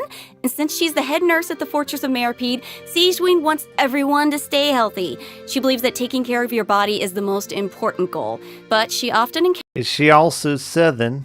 encounters people who overwork themselves in the production zone, so she always tries to sneak them healthy meals, but she doesn't think that's a substitute for some proper rest. Oh. Take a page out of her book. Yeah, seems like you'll need to be well fed and well rested if you want to keep up with Sigewinne. For sure. She seems like such a caring and attentive person. But then what's she like when she fights? Well, Sigewinne is a Hydro Bow user. Her normal attack unleashes up to 3 consecutive attacks. During the second and third attack, Sigewinne takes out a pill and tosses it at her opponent. I saw that in the demo. It's like she's literally telling her opponents to take their medicine. Look at the size of that thing. She can make aimed shots using her charged attack. Once the shot is held and fully charged, Sigewinne's bow will fire slow-moving ministration bubbles, dealing hydro damage to her target. Just make sure not to release her arrow. Oh, and also, Sigewinne uses a specially made bubble gun to fire a giant bolstering bubble bomb during her elemental skill, Rebound Hydrotherapy. The projectile bounces between nearby opponents, dealing hydro damage to anyone it touches and restoring HP to all nearby party members, well, except for Sigewinne herself. Sigewinne will be healed a certain amount of health when the bolstering bubble bomb disappears, which is based on her max HP. Bolstering bubble bomb. Say that 3 times fast. Oh, please don't make me. You know, travelers could have a bubble blowing contest with their Sigewinnes. Would that be great? You can have that idea for free. It's exactly It's a like great blowing idea. bubbles. The longer you hold her elemental skill, the larger the bubble grows. Once the projectile is released, it will gradually decrease in size as it bounces around. The bigger the bubble, the greater the damage and healing effect. And if a large bubble hits a weaker enemy, they'll be trapped inside. Whoa. Guys, it's like she's trapping them in a cage of kindness. Like the Hydro You could tell she cares about her bedside manner is so strong. Hey, wait a second. Are those the orbs that Nivelette drops? It looks like Sigewinne creates 2 source water droplets when she fires a bubble. And it looks like she gains a bond of life when she touches them? How does that work? I can explain that as well. Since she has training as a nurse, Sigewinne understands how to make the most of a dire situation. Her elemental skill creates source water droplets, and Sigewinne can give herself a bond of life by absorbing them. When that bond of life is cleared, Sigewinne can regain some elemental energy based on the value of the bond of life. Neat. So Sigewinne's healing can nullify her bond of life, and she can restore energy for herself. Nice. That's right. While the bond of life is hazardous to most people, it can actually be perceived as a real advantage for Sigewinne. After she unlocks her talent, Detailed Diagnosis, Thorough Treatment, Sigewinne's healing will be increased based on the total bond of life values across all the characters in her party. Oh, thank goodness. Sounds like a Melusine can make the bond of life a lot less scary. After using her elemental burst and absorbing nearby source water droplets, Sigewinne will use the syringe to spray enemies in front of her. This attack deals continuous hydro damage. Wait, that's so cute. Even her attacks are a form of medical treatment. A huge syringe. Yeah, I mean, hey, she just wants everyone to be as healthy as possible. Yeah, right? Sigewinne wants every patient to get a proper amount of rest. After unlocking her passive talent requires appropriate rest, unleashing her elemental skill will also trigger the semi-strict bed rest effect. Oh. This effect will grant her a hydro damage bonus and several stacks of convalescence. When non-active characters deal damage with their off-field elemental skills, Sigewinne can consume a stack of convalescence to increase that elemental skill damage. Ooh. I like how it's only semi-strict. I want to see. What did they rank her as, and what's her duration on her stuff? Let me see. Hydro. Ah, she hasn't been ranked yet. Like, not super strict, because she couldn't be super strict. Just a little. Wow, so it seems like the bond of life mechanic is pretty integral to both Sigewinne and Claran's kits. Mm-hmm. That sure was a lot of information, though. Oh, yeah. I can't wait to see these abilities in action. And travelers won't just be limited to the playstyles that they've seen here, right? As I understand it, the mechanics leave a lot of room for open experimentation. Yeah. Right. And outside of combat, Melusines are very connected to the ocean, so Sigewinne always takes care of her companions during underwater exploration. Ooh. Sigewinne is especially helpful when her friends are endangered by underwater enemies. She can use her emergency dose talent to continuously restore HP to her party member for a period of time. Ooh. Unfortunately, doing so will lower all of their elemental and physical resistances. There's always a price. Mm-hmm. Cool. That seems like a skill that would come in handy, though. Sigewinne is always looking out for us. Thanks, head nurse. Of course. Oh, and I've got a quick question for you all. Yes. Have you noticed any differences between Sigewinne and other Melusines? Well, She I has think her hands. appearance and her interests definitely stand out. Mhm. Like, if you ignore the tail and the feelers on her head, then she actually doesn't look that different from a human child. Right. How could you ignore those? Right. Well, fair. Well, also But her also, she's hands. interested in beauty, and she knows a lot about skincare, and she Why actually does even she have contributes to the hands? most famous beauty magazine in Fontaine. Did not know that. Oh, and her medical knowledge. Melusines We haven't have encountered mitts. any other Melusines who give medical treatment to humans. And Sigewinne seems to care the most about the people of Fontaine. And she's also one of the few Melusines who work in the Fortress of Meripede, right? Right. I mean, generally speaking, not many people are willing to treat criminals. I mean, not even a Melusine's open-mindedness usually goes that far, right? Siegeween's does. You're all bringing up great points. Don't you think that Siegeween's differences from the other Melusines make her seem more unique and approachable at the same time? In the Neri chapter, travelers will have the chance to learn more about the background of this very special Melusine in her personal story quest. Woohoo! Oh, that's awesome. Hey, speaking of story quests, didn't travelers meet a mysterious youngster last version? Oh? Sometime during Cyno's I should see what they've ranked or if they have Sethos.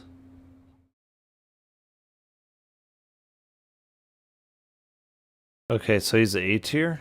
Okay. A tier. And he's a DPS? Interesting. story quest? Well, travelers will now have the opportunity to add him to their parties. He recently left the desert and he's eager to travel around. Let's see this.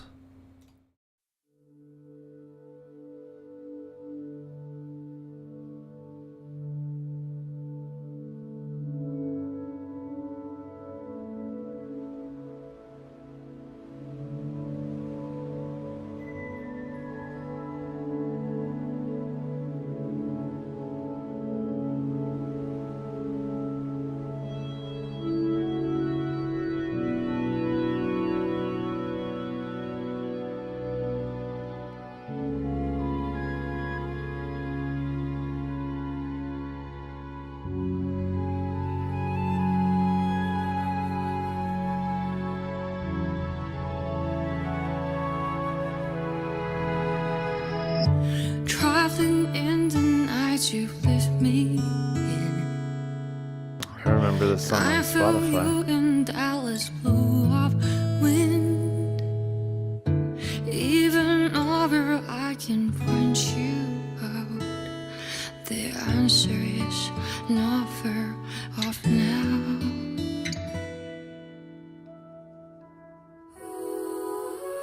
This journey of ours has been bittersweet. Close my eyes wondering what you would have dreamed if you were here standing next to me. Would you know how I feel and see what I see?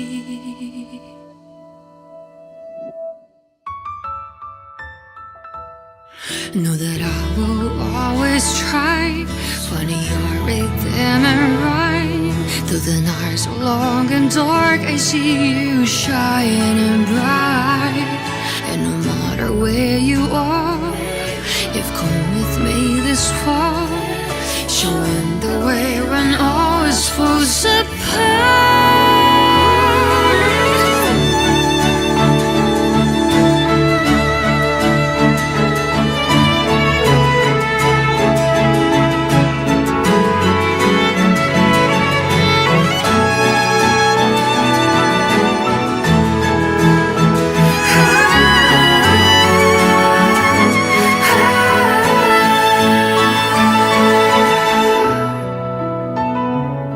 When the snow melts away and the ice finally breaks, have you taken off? Are you already on your way? No matter where you are, I've come with you this far. I'm never really lost. Our paths we surely cross.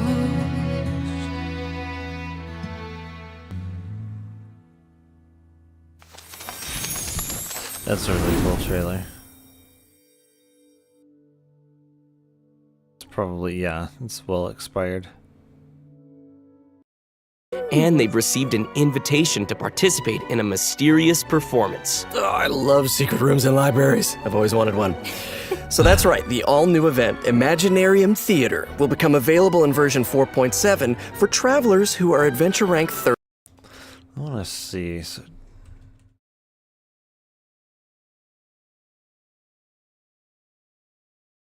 When does the graphics update?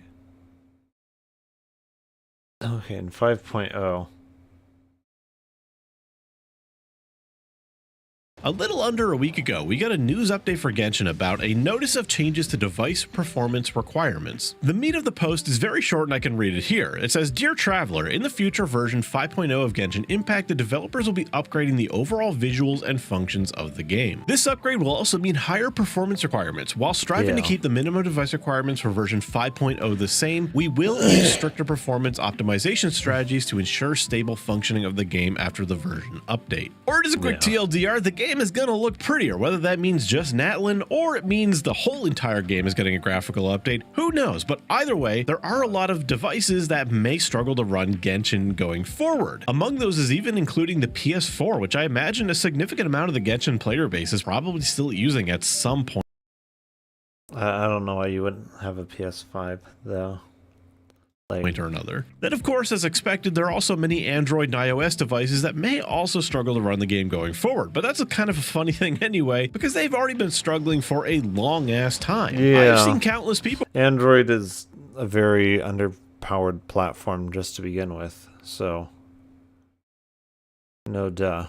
Within my own Discord or just in the Genshin community, whether it be on Reddit or whatever, complaining about the storage space and straight up just not even being able to fit Genshin on their phone anymore. And sadly, some of the times they could actually fit the game once it's installed, but since the game needs to be larger for a little bit while the new patch unpacks and actually patches the game, they can't actually go through that process. In any case, for the devices that they are talking about, such as the PS4, visual performance will be reduced. And if you already play on these devices, perhaps you're a player who plays on the phone sometimes when you're at work or something, or at school, then you come home and play on your PC, you already notice a huge graphical difference between the two devices. And I imagine it's going to get a lot worse just so the game can actually run at a smooth frame rate, or at least as close to smooth as you can get. Since I've played on mobile before, I've seen the PS4, they aren't exactly what I would call a smooth experience, but they certainly get the job done. The game has been getting constant updates ever since the beginning. I mean, every time they release a new major region, it's a pretty good excuse to just update things. You know, in 4.0, we got the lighting update that just made Fontaine look a lot more beautiful than it would have otherwise.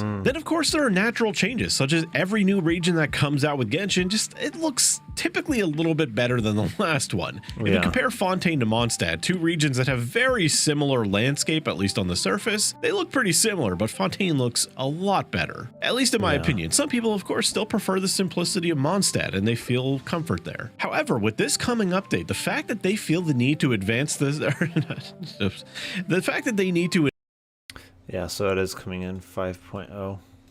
35 or higher. Nice. Wait, so this is a library? Wow. The coolest library. I know, it looks a lot different from what I imagined. It's huge. Yeah, it kind of looks more like a magic castle. Right? So cool. I would live there. Please. So, travelers will encounter a concierge. So I think they're just going over events and stuff there.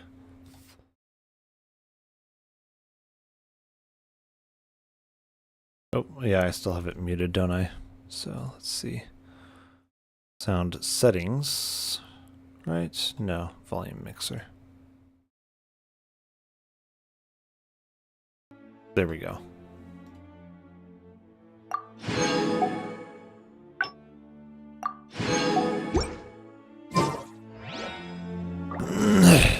Okay.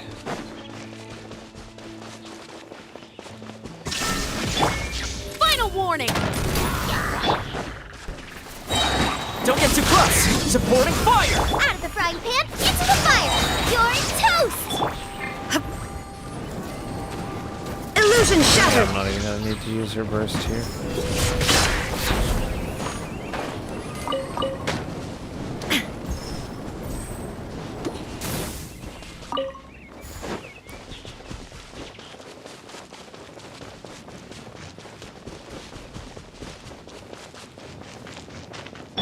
Drop your weapons!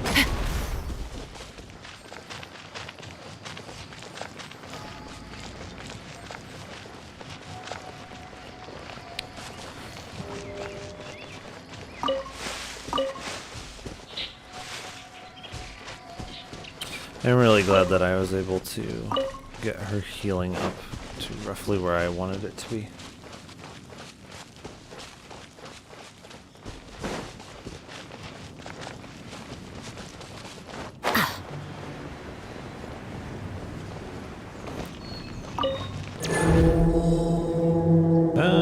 No, skip it. No.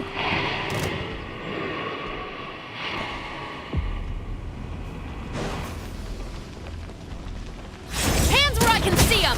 Final one! Fire it up! Here's backup! Booba, get them! Shine down! Inazuma shines eternal!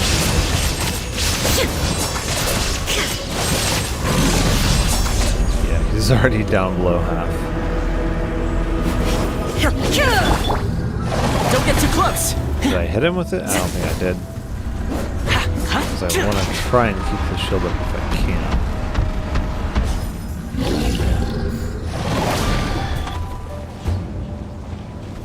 Actually, can Stop I right there!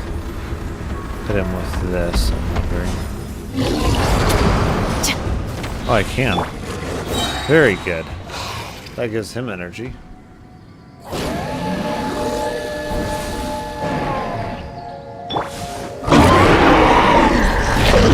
Check this out!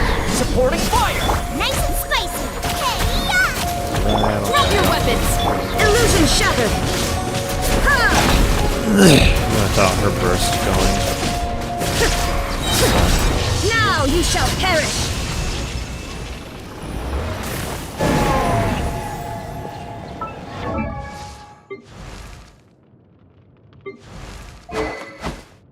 Okay, I guess I did get his thing all the way up. Okay.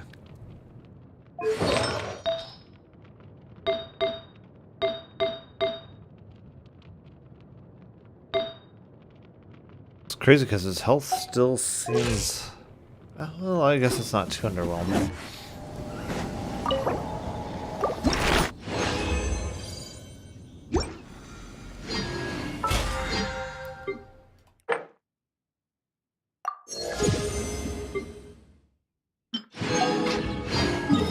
Okay.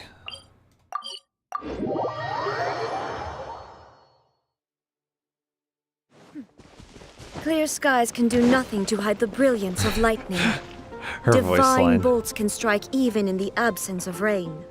Yes. Do you see that tree? Wait, you understand?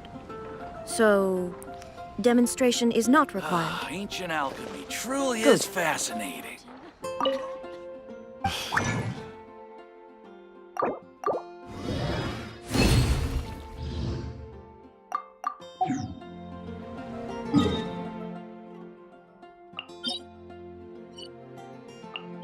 It's currently a 2x bonus. I'm wondering how long that's going to last, or if that's just going to be permanent now because of, well, the way that you basically gain artifacts and Wuthering Waves is just, like, way easier.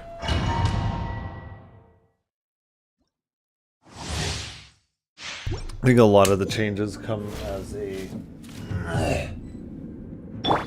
reaction to Wuthering Waves. You asked for it! Fire it up!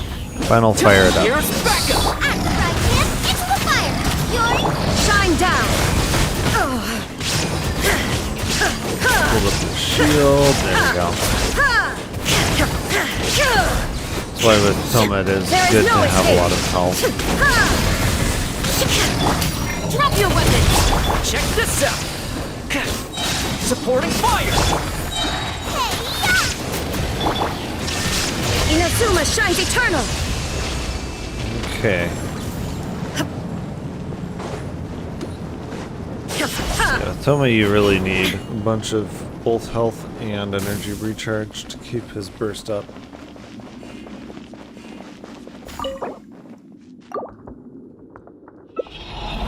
Was it a normal pull 2x bonus? I think it is. It might apply to the other one too. Elemental Mastery, shoot.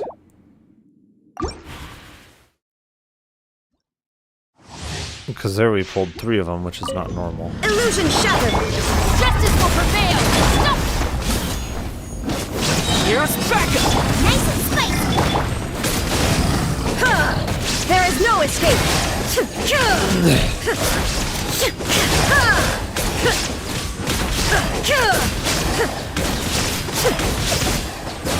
Illusion shattered!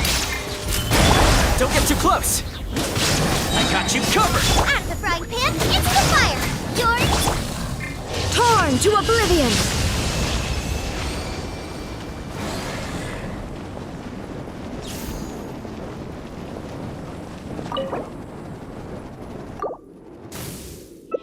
Does the 2x bonus apply to those? No, maybe not. I think it only applies to the normal ones. I wish I had known that sooner. Shine down! Drop your weapons! Fire it up! Energy. You went for it! Gave the energy to the wrong person. Oh, still got Illusion it. shattered! Inazuma shines eternal!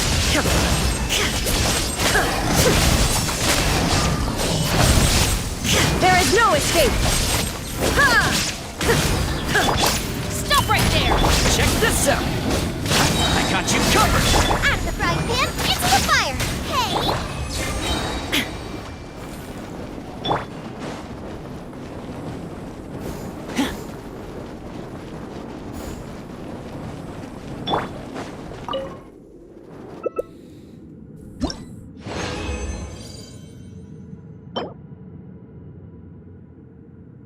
Okay, I think we already have a good one of those, though.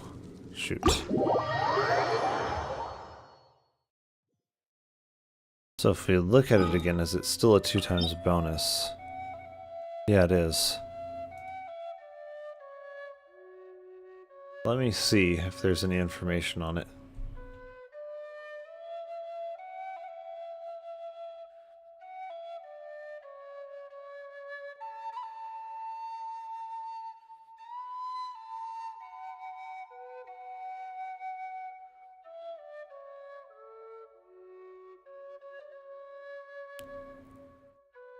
I'm not sure. Not sure how long it's going to go for. It's very useful, though. I'll have to remember to not use condensed resin.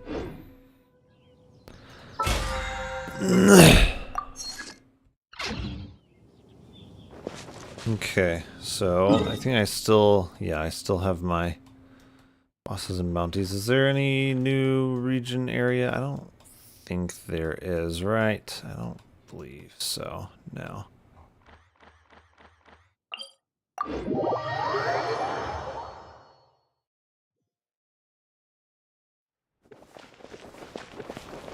Wait, I went to the wrong one. This one.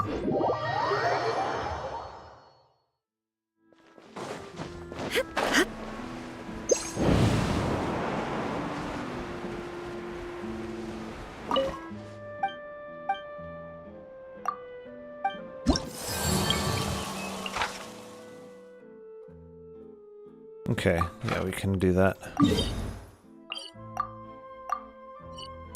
Come on. There we go.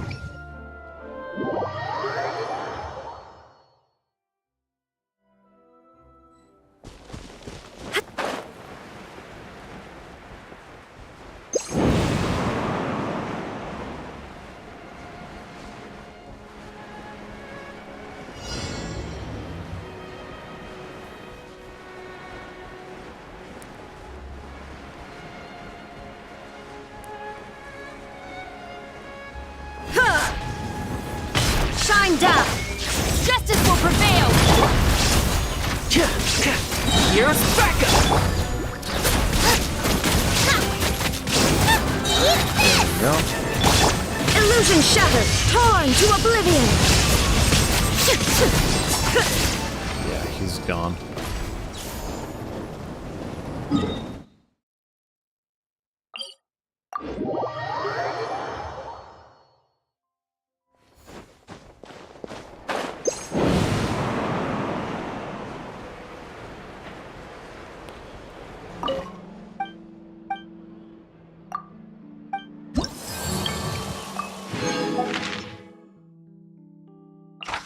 Okay.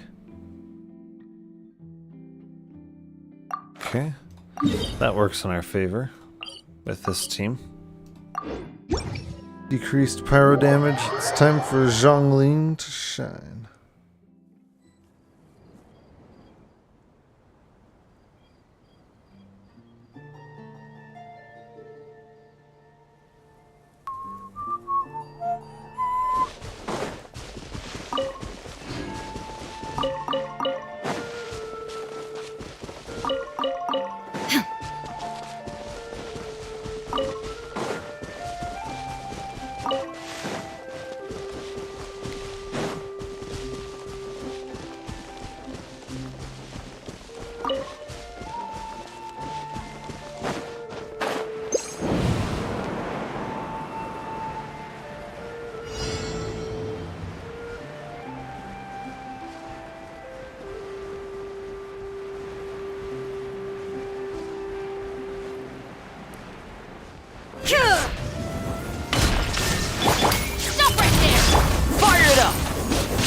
Teleporting fire!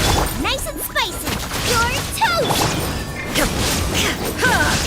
Shine down! Now you shall perish! Okay.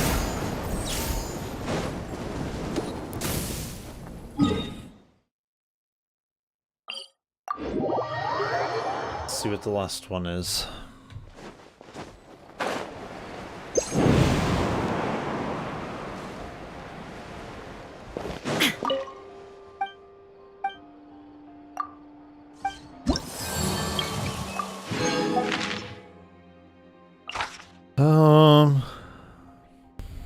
Okay, that works for me. That works very nicely for me.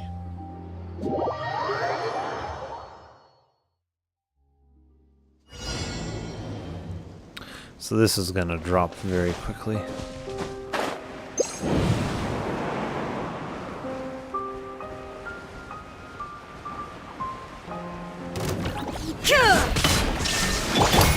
Hands where I can see them! Don't get too close! I got you covered! Torn to oblivion! Yeah, he's deleted.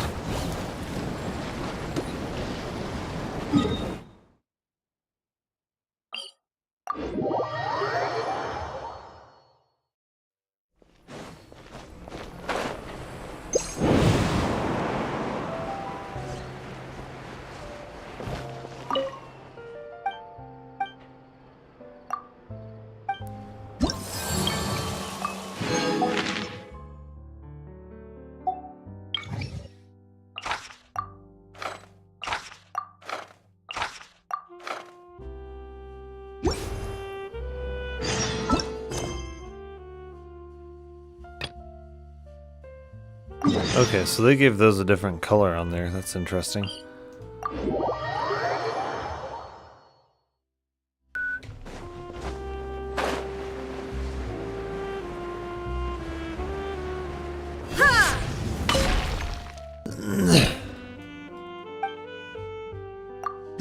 Oh wait, nope.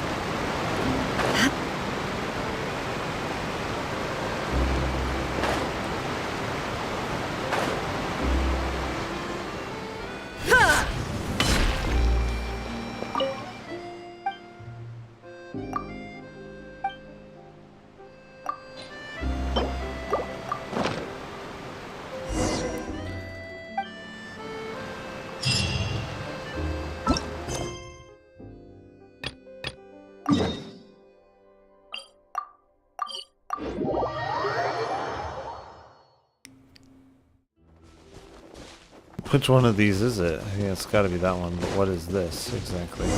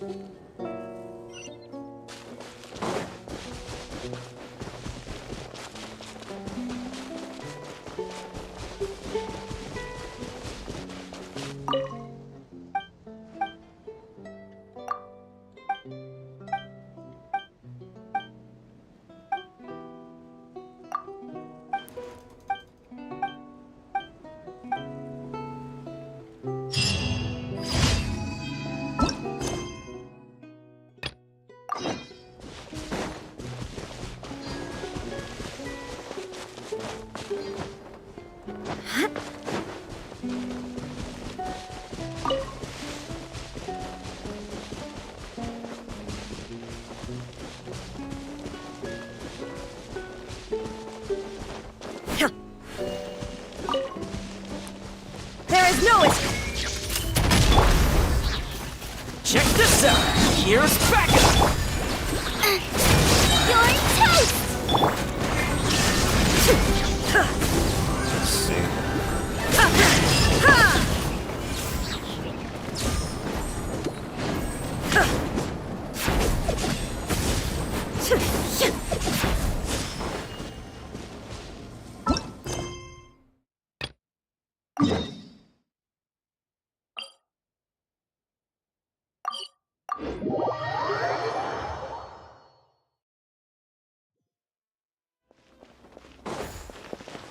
Got so many of these side quest things to do.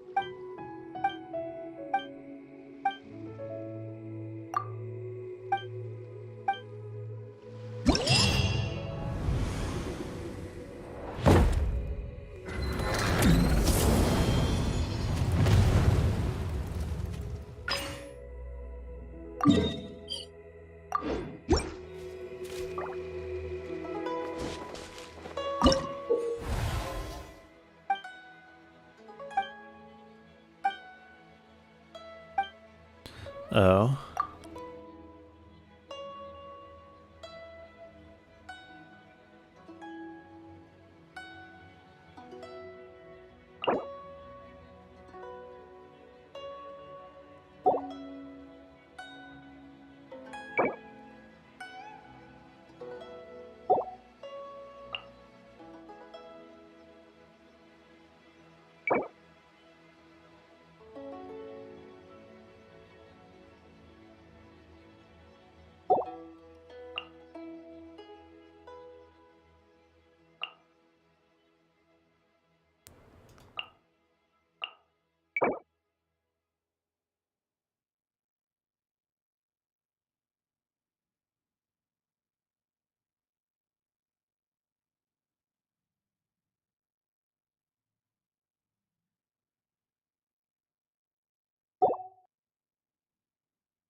They've got a lot of ranged and melee.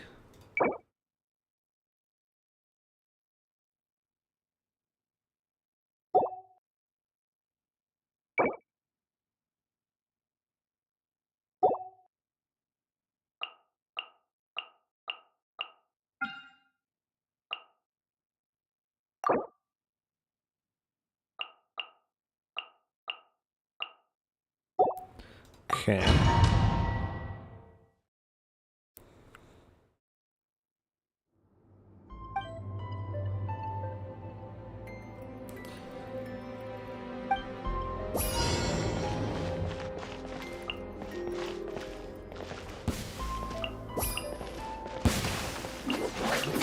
Let's end this now!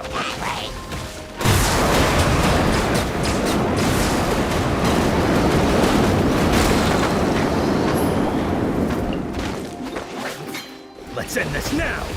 Okay, do I have to? Okay, I have to just play in there.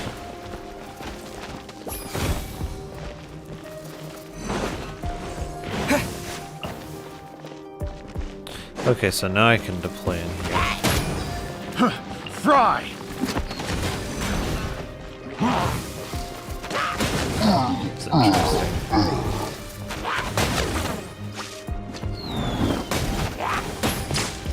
Fry! Let's end this now! Test subject.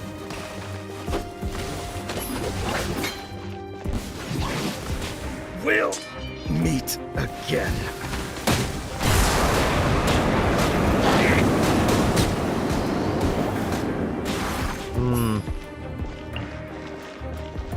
But I want to wait for them to spawn in.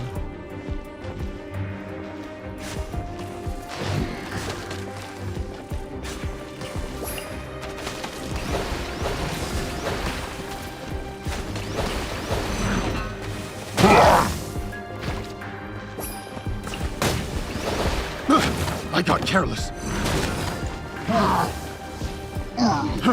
Fry!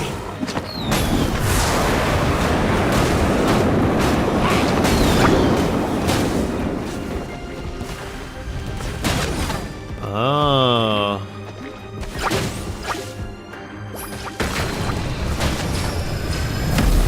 So I may not necessarily want to just put all of the units into all the slots because they only respawn every so often. I think I see.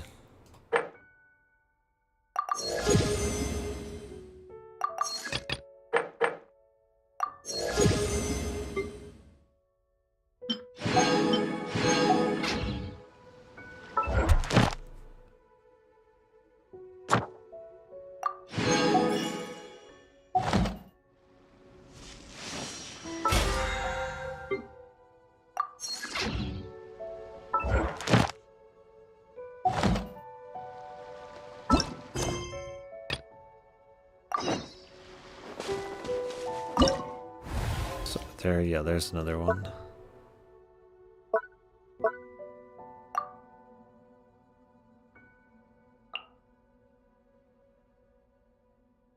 So then it looks like they do automatically select like the best units for you to use.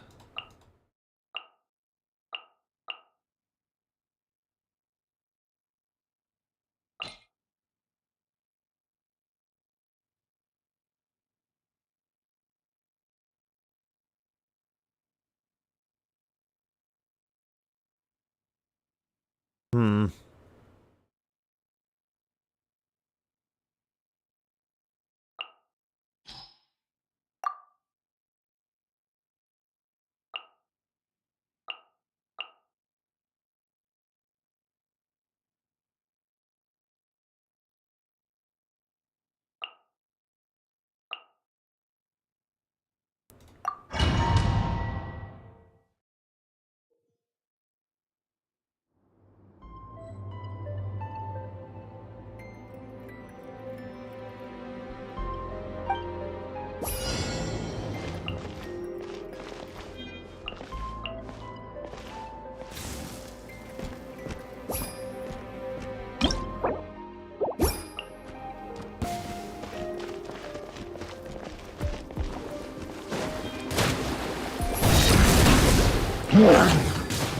Finally,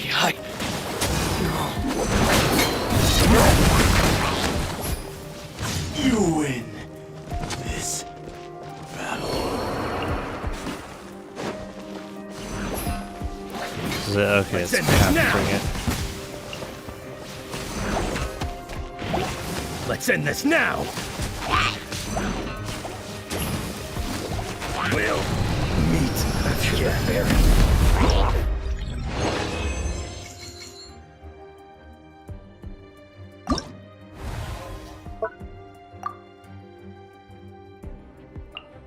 Okay.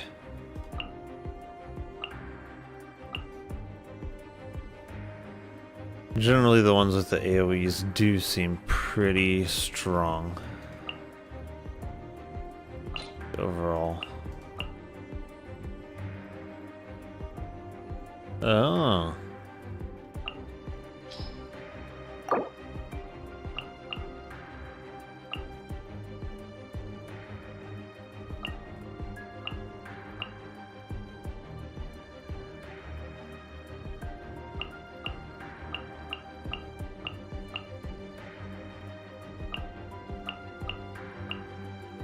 Interesting, it just says siege.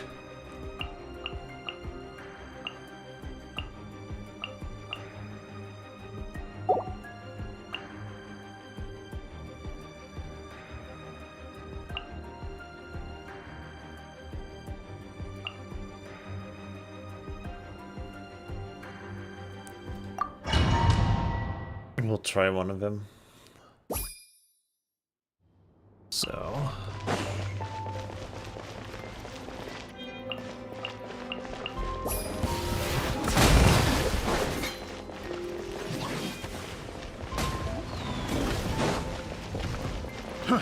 Fry!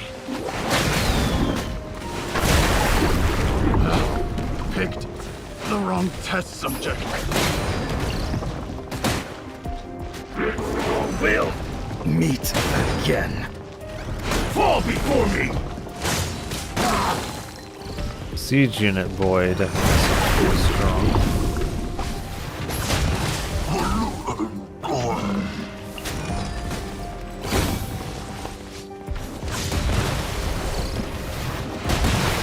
This will end you!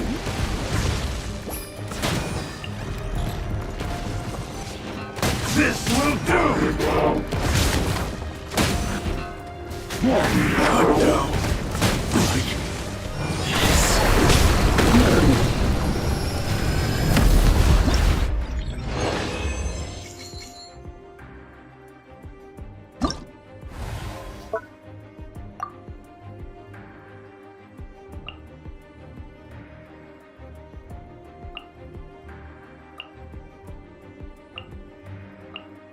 Seems like we have quite a bit of cryo and hydro, so we might want to continue the freeze theme.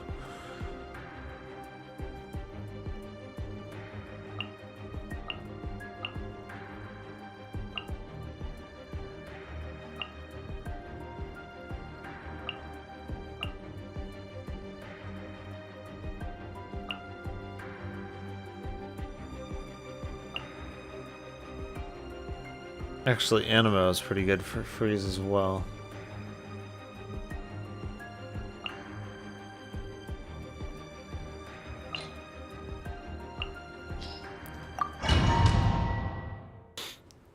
We shall see.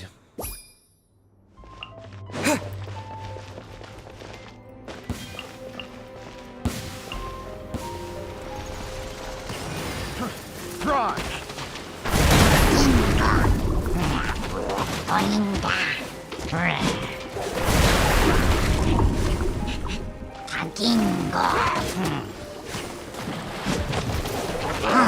Freeze definitely seems like a pretty good idea.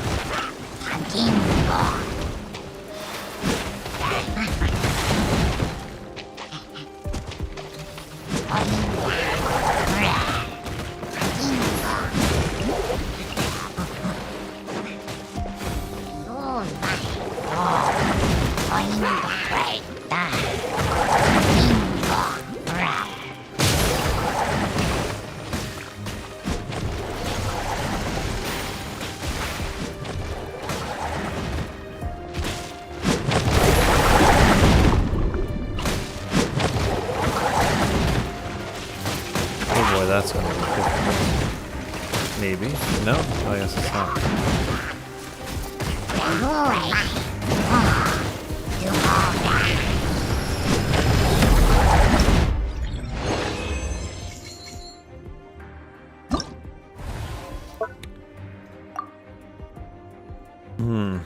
So what are they recommending? Fire to overload? Interesting.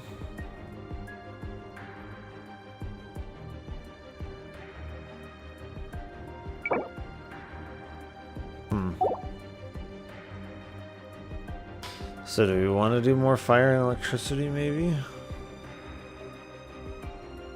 Maybe.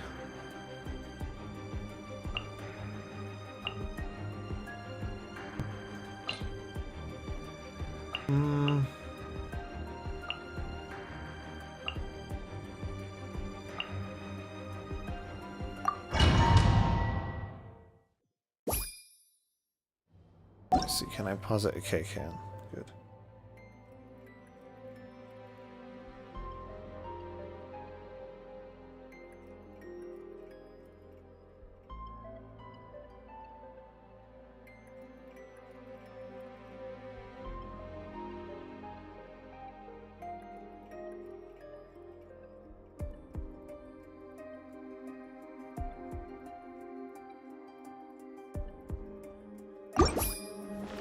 Okay.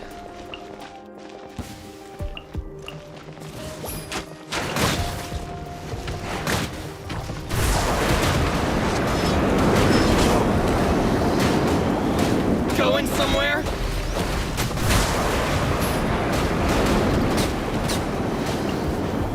You might play.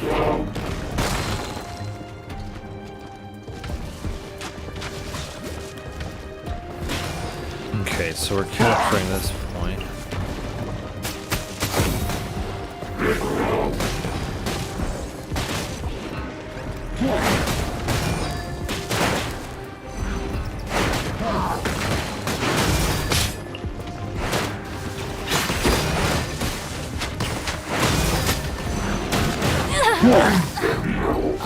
The perfect distance!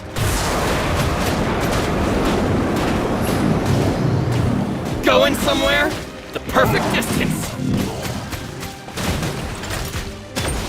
Going somewhere?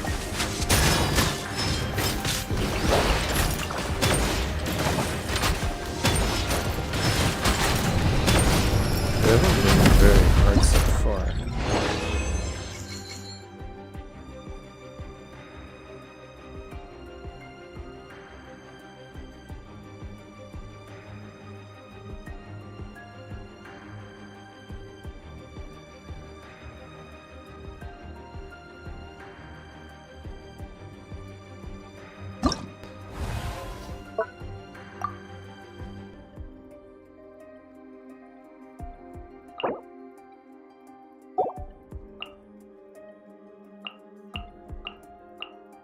This is like another freeze setup. Freeze does work pretty well. So we've got 2 Animo. Probably want another cryo unit.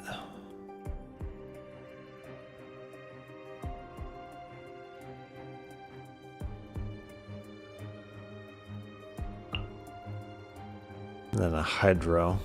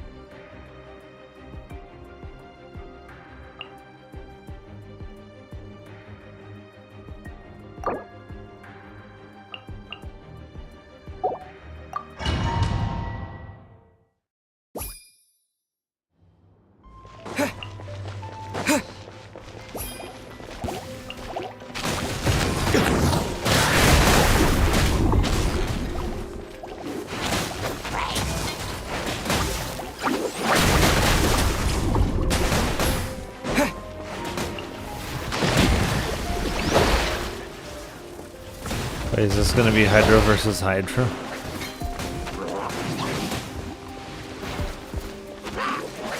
Let's end this now!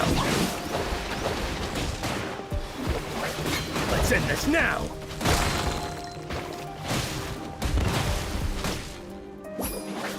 Let's end this now!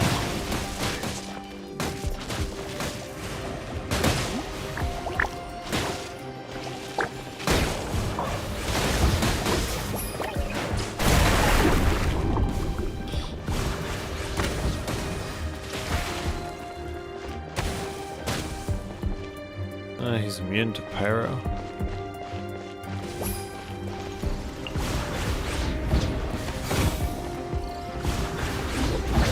Let's end this now!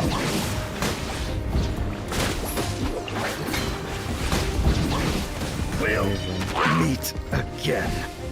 Ah, they're gonna be immune to Cryo. No.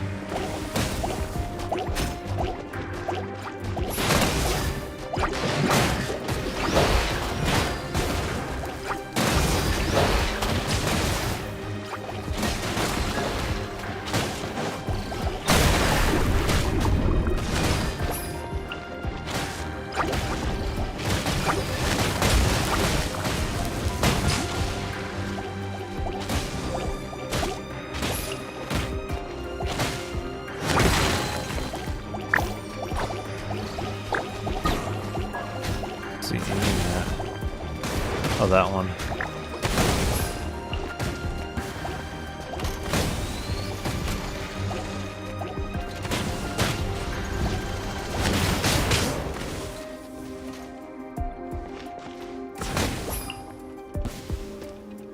We need stuff that can actually attack the flying stuff. It's a large part of it.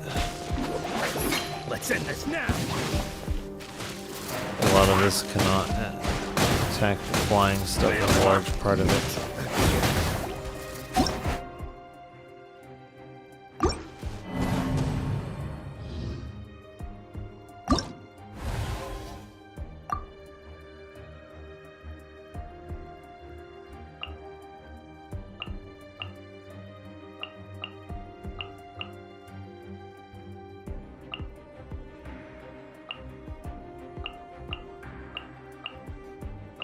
Okay, those ones can attack flying, it looks like.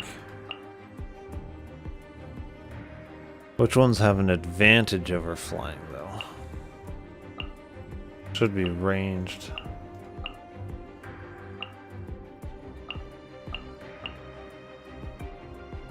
Okay.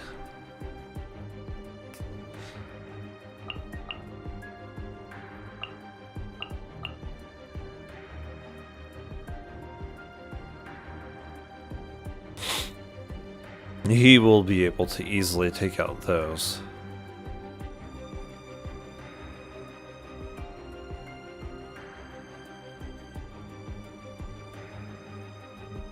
He's also AoE, so he'll have the advantage over those, except he won't have that one.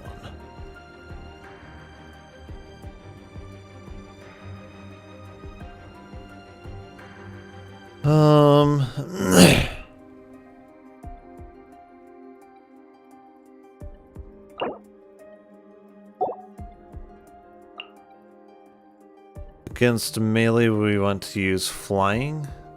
Okay.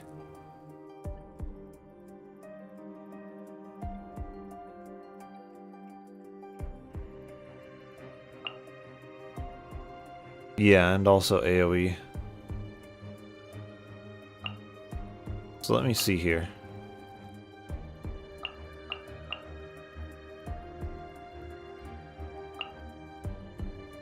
AoE and flying. And then, is he... No.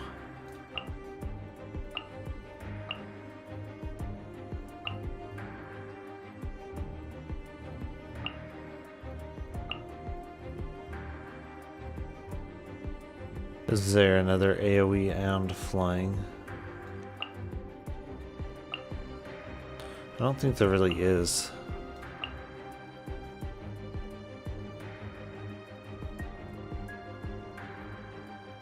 That's the only one. We'll do that one as well then. Okay, then for him, he's melee and AoE. We want to use flying and single target.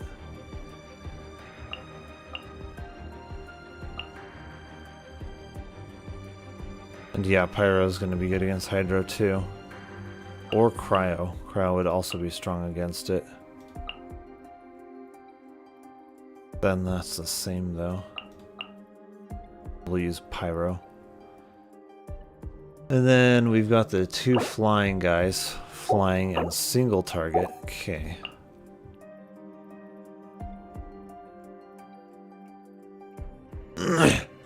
So for flying, we want to use ranged.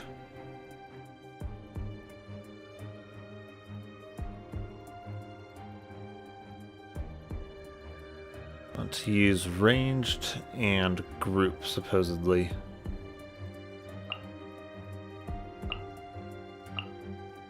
Something like them, yeah, that should be good. And also them.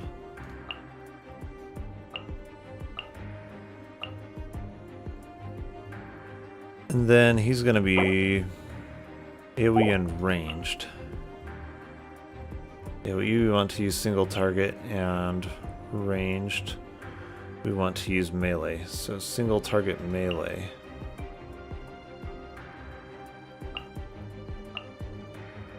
Yeah? This will be interesting, because each of my units is selected to counter another of theirs.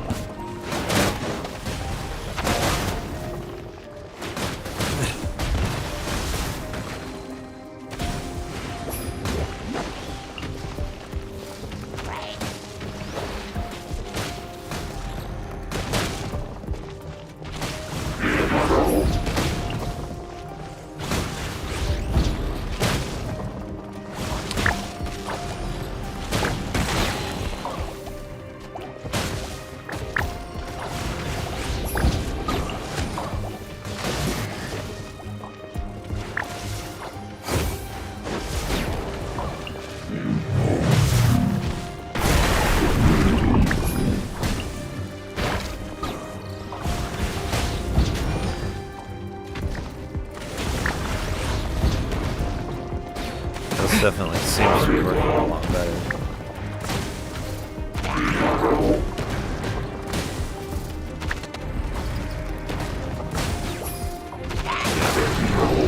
Definitely did.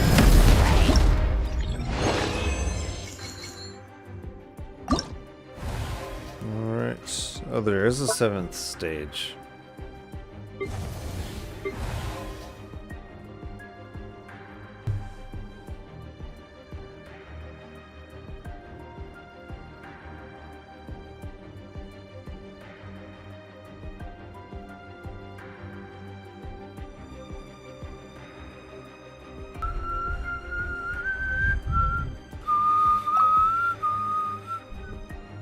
That's gonna be melee and AoE.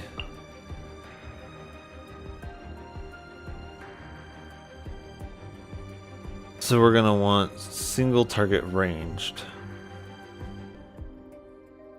Or single target flying, right? Yeah.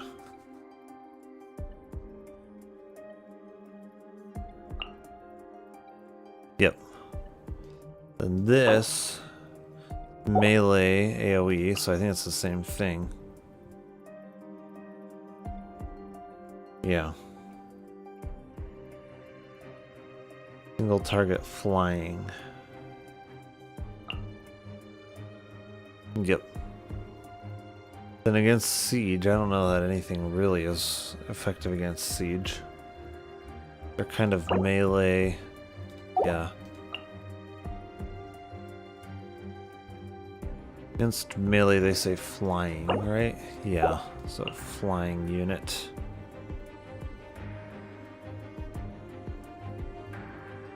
I don't think he's flying, is he? No. I think that one is.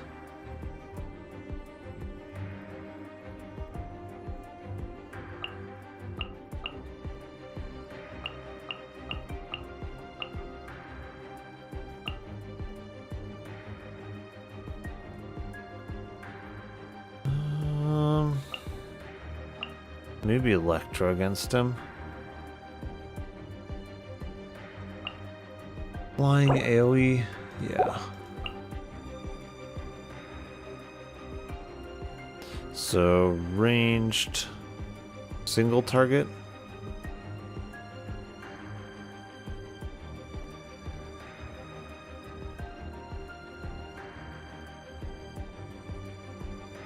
I don't know if there really is one that fits that description.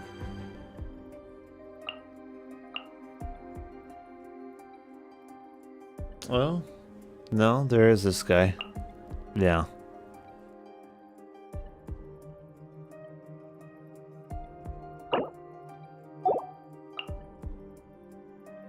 The thing is, we want a ranged guy.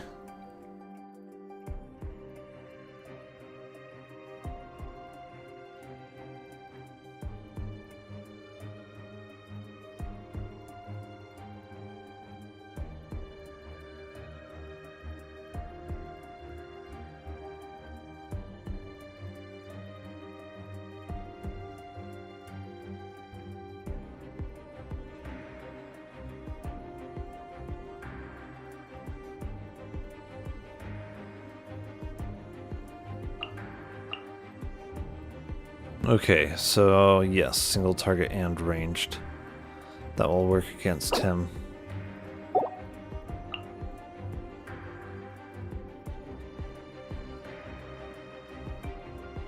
Okay, group ranged. So group, we want an AoE. And we want melee, so him. And then single target ranged.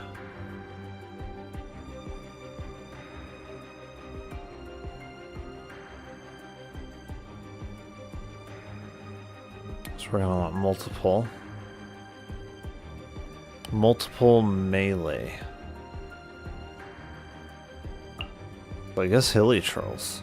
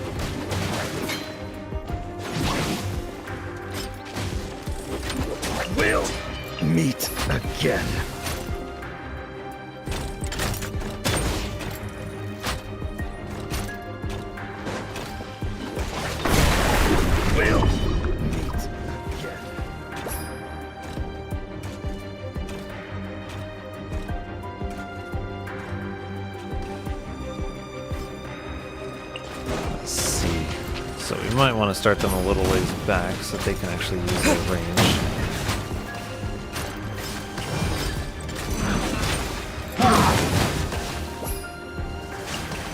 These guys are melees.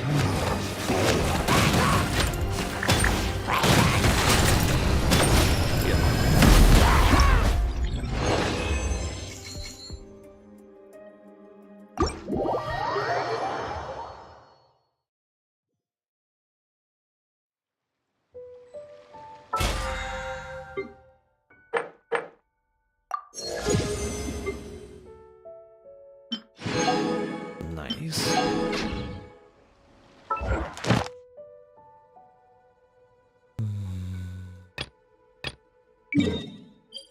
Oop. Let's see.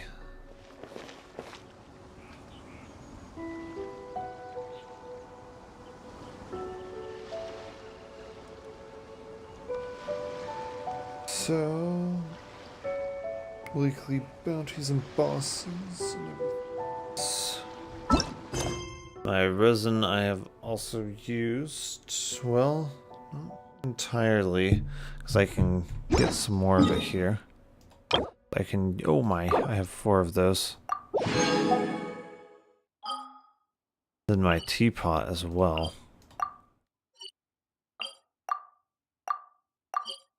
Okay. Let me teleport. That's always the question. Will it let me teleport? This realm. Okay.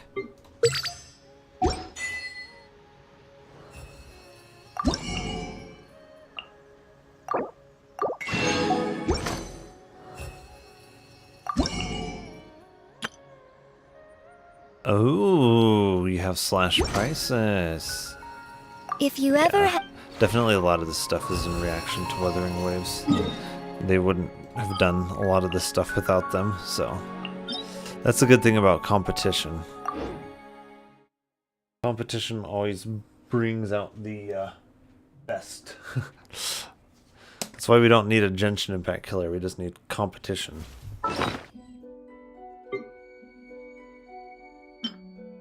And that's exactly what it brings. It brings competition to the table, which helps bring out the best in Genshin.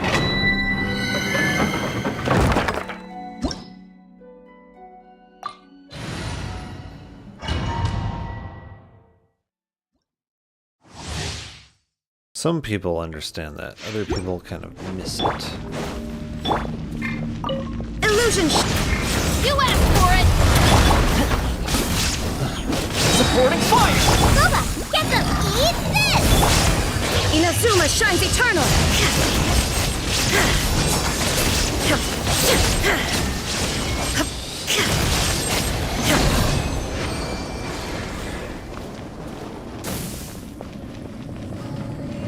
Tona's shield is always very nice.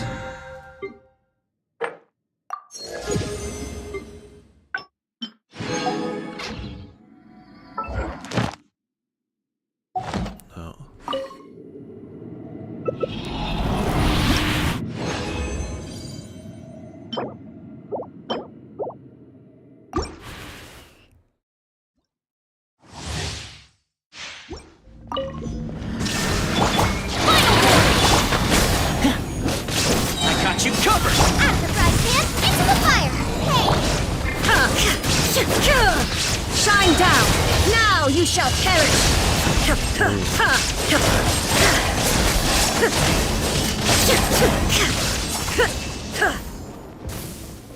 There is no escape!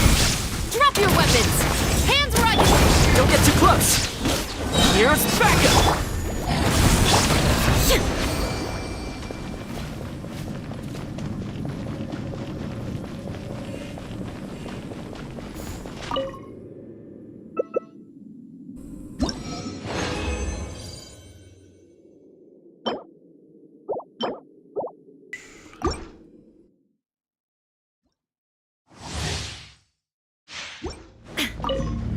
Shine down! Final warning! Nice and spicy! You're toast! Energy. Inazuma shines eternal!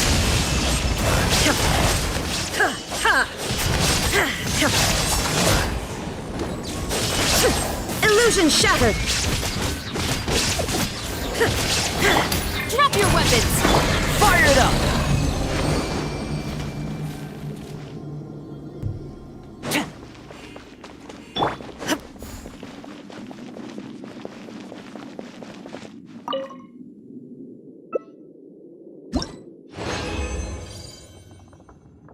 Ooh, hydro. No.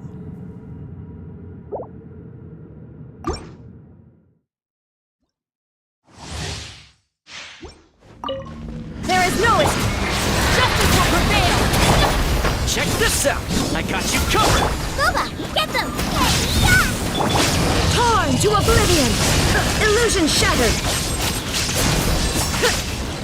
Ha!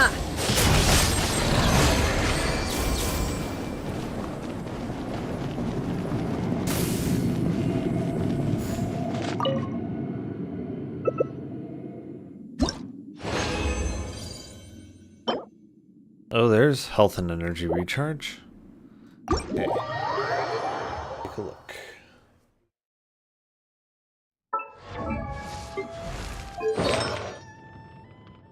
Oh, I think that might have been the one that I was looking for, too. Oh yeah.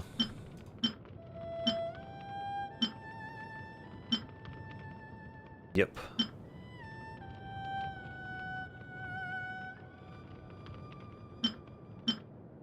So if I can have an on-piece set, then that allows me to have a different off-piece set. Oh, wait, this one here. So yeah, energy recharge with a very small amount of health, which, yeah, nah. I'll use the other one as fodder, actually. Because it's pretty much guaranteed to just be better.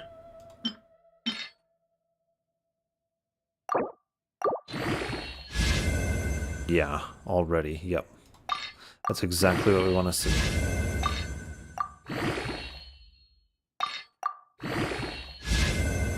Okay. Still a decent amount of energy recharge on that. His other one was 19%. So yeah, this is very much closer to it. So now we've got 3 pieces of that, which allows us to get a different piece in this, which is going to be better, most likely. That's good enough. That one's good enough. That one's good enough. So then this, we don't necessarily need a piece of either set because we've already got the other pieces. So we can just go health percent and energy recharge. Okay, and that one looks really nice. Not quite as nice. And the other ones aren't upgraded. Yep. That works. So yeah, now he's at 38,000. Energy recharge of almost 200%. That is nice. Very nice.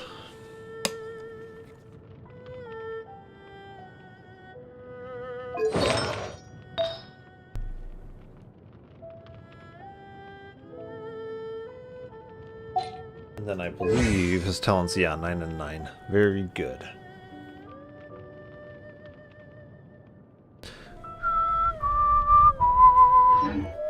All the world holds dear is but a backdrop of constant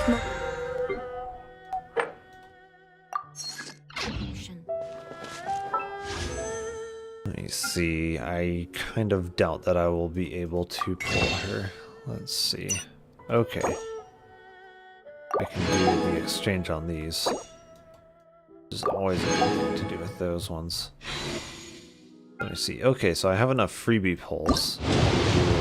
Those 10 pulls. I guess. Okay, we will see. Okay, so we got him. He's a main DPS. Not the best.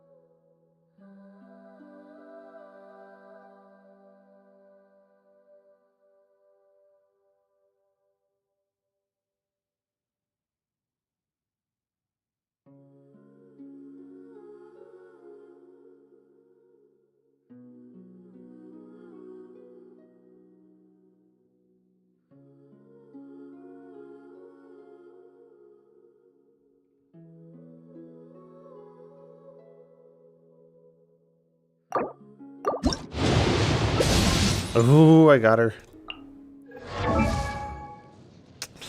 Nice. The question is, I think the next one I was going to upgrade was Farina.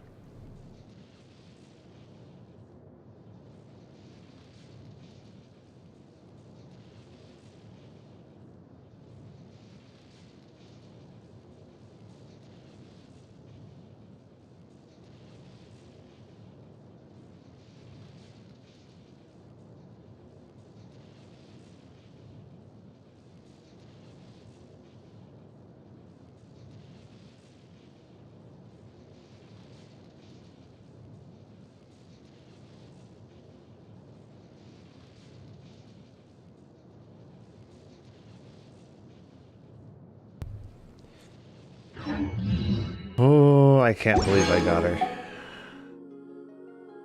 That is nice. I stand before it, alone and unchanging. Yes, indeed. Alright, so we can do... Yeah, this will actually be good.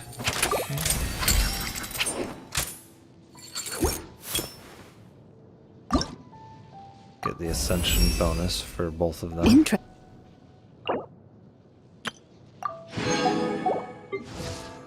And that will give us a freebie apiece.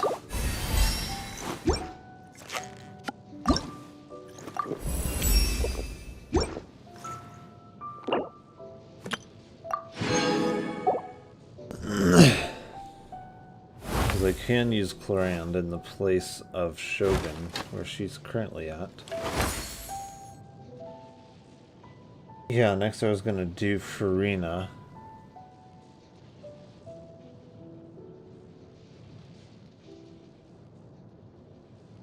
Actually, yeah, I did max out my Chevreuse, right? I believe I did. Yeah. Yeah, I did. So. Farina.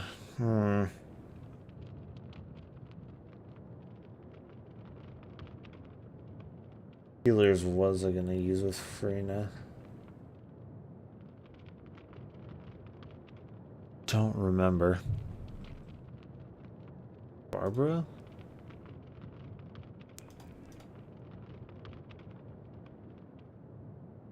Or no, Noelle. Just who I was gonna pair with her.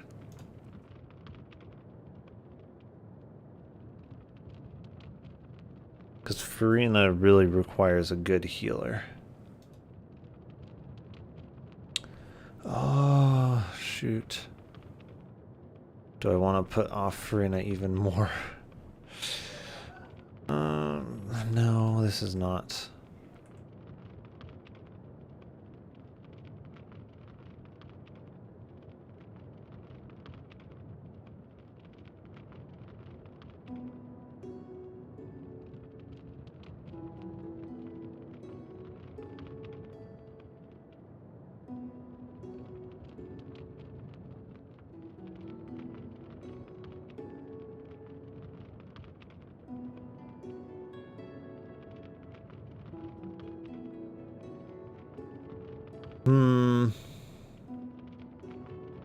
See, for Farina, I pretty much need to start a whole new team, kind of.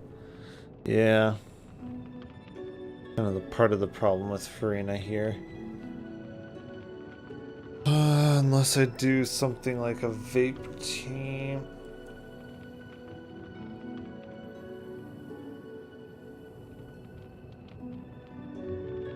Would I even use? I mean, I guess Yoimiya would be a good primary DPS.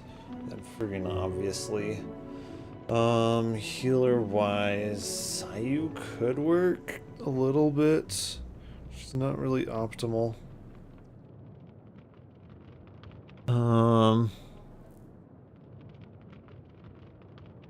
Barbara kind of works because of her burst.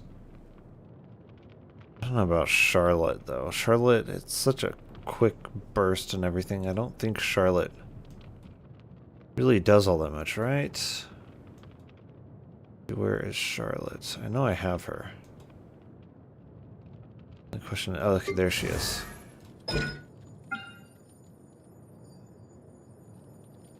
It's only a 4-second duration on it.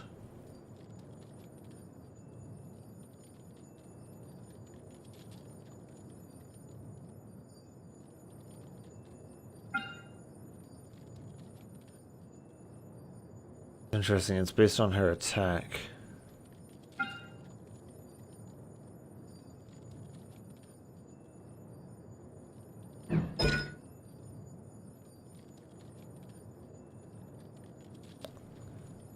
Yeah.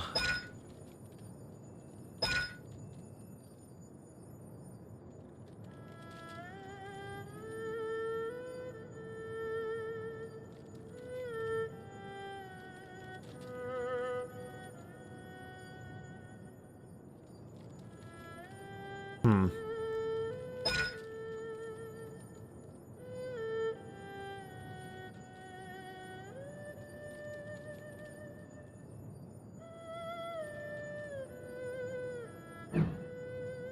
Hmm.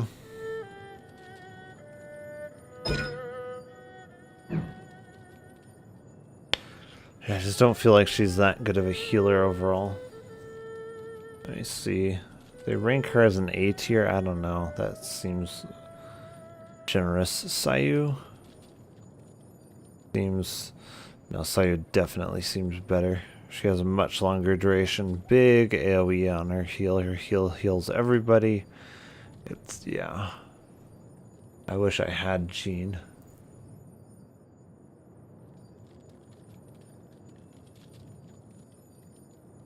Barbara to me seems to be the obvious choice for Farina. Barbara or Sayu. / Noelle. Noelle is like the optimal character.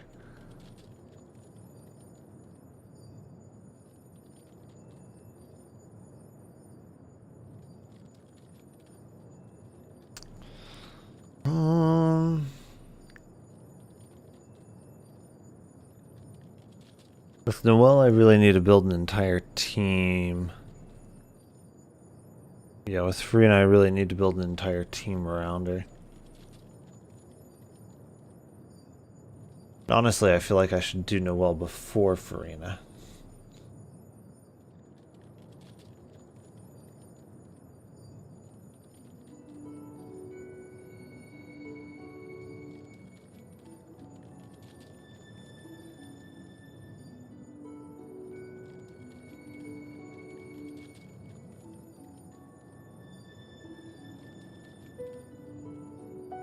Well, that's another thing, is I can use, yeah, Hu Tao. How does Hu Tao work with someone like that? I don't know, I think... yeah, Hu Tao, I think it would reduce her health too much.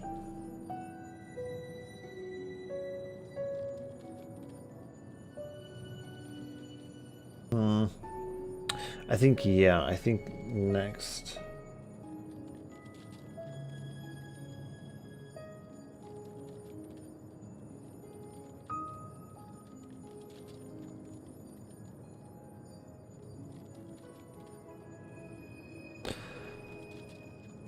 See, Ningguang is like... she's not really even a sub DPS. You have to be on field to really do damage with her. Yeah, she's more of a DPS. But I don't feel like Ningguang is a very good suggestion there.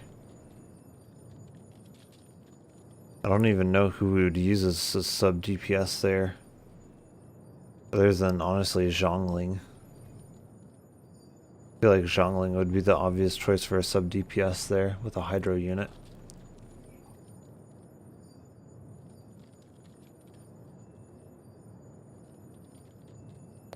Yeah. So I'd need Noelle, probably Goru, because he will provide, doesn't he? Does he provide a defense boost? Yeah. Then you also get the Geo Resonance too.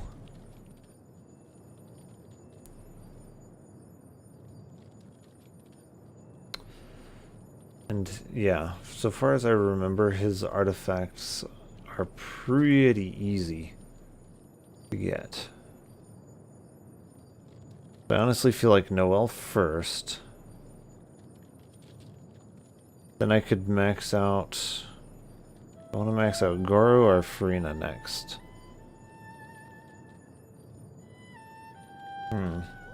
Oh. Yeah, she is the healer. I think either way, yeah. Farina. Goro.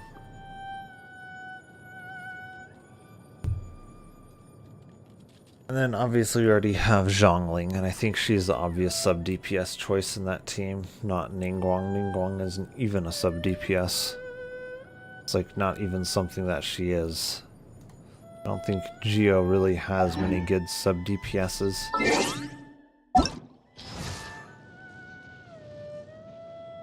I don't know if she is. I don't have her though. I know he's a DPS. She's a buffer, an attack damage buffer. That's why she doesn't really work with that team comp that well. He would be a sub DPS, but I don't have him. She's a DPS. So yeah. I think Ningguang, or not Ningguang. I think Zhongling is the obvious choice for a sub DPS. Goro would be a buffer, and Farina would also be a buffer.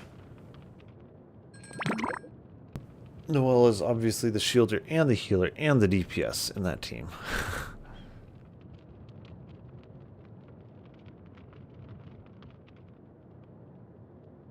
Yeah, and then Goro requires what stuff for his talents?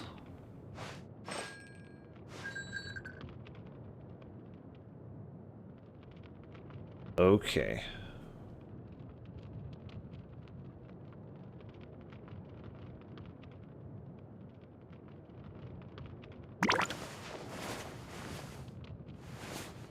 He requires La Senora stuff.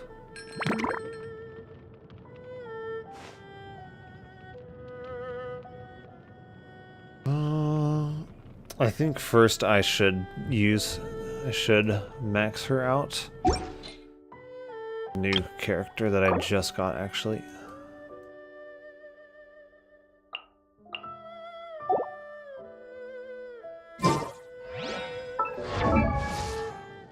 Because she will work well on a team comp like this.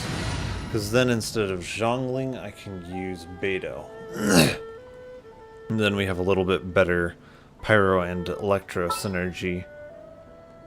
Whereas right now, my only other real Electro character DPS that I can use with her would be her, and her Thundering Fury doesn't really work with the Pyro reaction from what I've tested. So yeah. I think next we do work on Clorand. That's a lot easier than building an entire team. It's a lot easier to build one character than an entire team.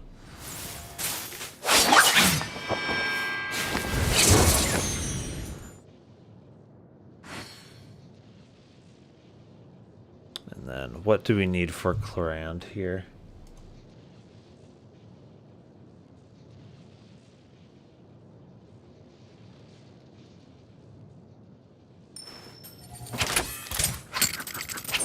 Would it be this one, or would it be... No. I think it's going to be the build page.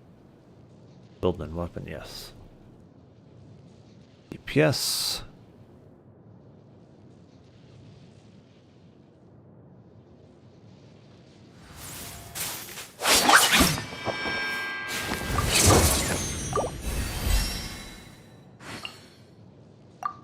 Oh. We need those. Interesting. What's her weekly material for her stuff? Oh, so then it's the Dendro Dragon.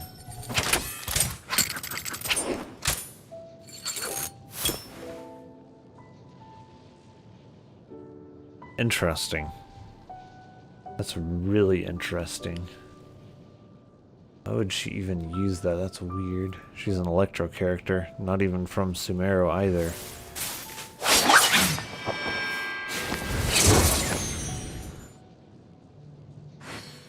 not a Dendro character, not from Sumeru. And yet she uses Dendro Dragon stuff. Weird.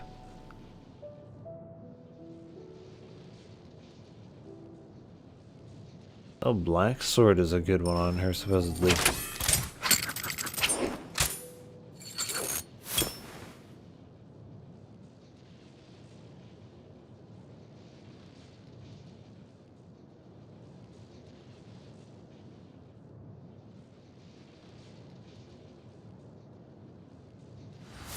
Yeah. That seems correct. Yeah, crit damage, crit rate, attack, and then energy recharge. Yeah, I can definitely see that.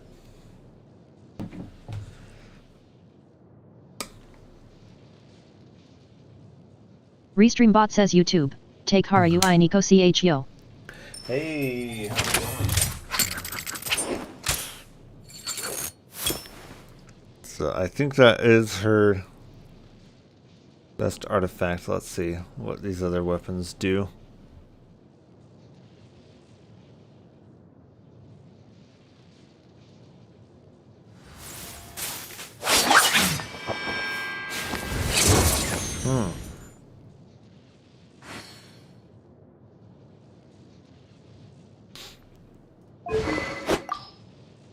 So we're gonna definitely want an actual weapon on her. I don't think that I have. Yeah, I don't have any of the golden weapons. Black Sword and Finale of the Deep. Do I have the Black Sword? I don't know that I do.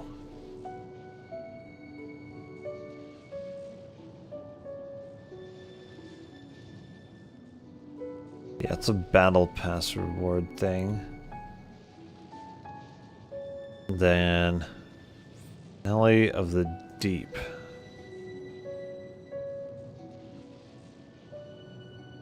Okay, yeah, it is crafted by Restreambot the says YouTube. Take Haru I Nico CH. Where are you from? From Washington, moved to Idaho.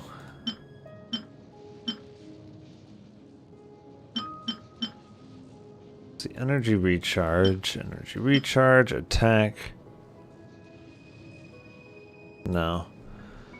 Let's see, that one's attack.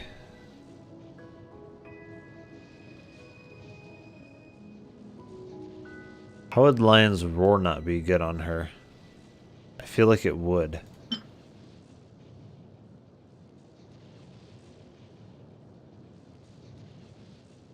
Oh, yeah, I can definitely see how that would be the free-to-play option. Yeah. Yeah, okay. That makes sense. So let's go to Fontaine. Restreambot says YouTube. Take Haru I Nico CH. Behind you is a real katana. Katana? This one is the one fake one. The other two are real. So, this one... The world remains constant over the centuries, but human life is like the dew at dawn, or a bubble rising through water. Transitory. This is obviously the Master Sword, if you know anything about The Legend of Zelda. This is actual metal.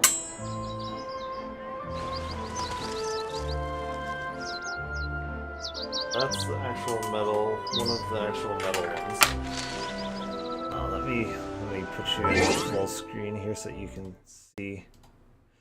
Okay, so yeah, this is the full metal one. One of them. And then is the Lord of the Rings Elf King's Sword.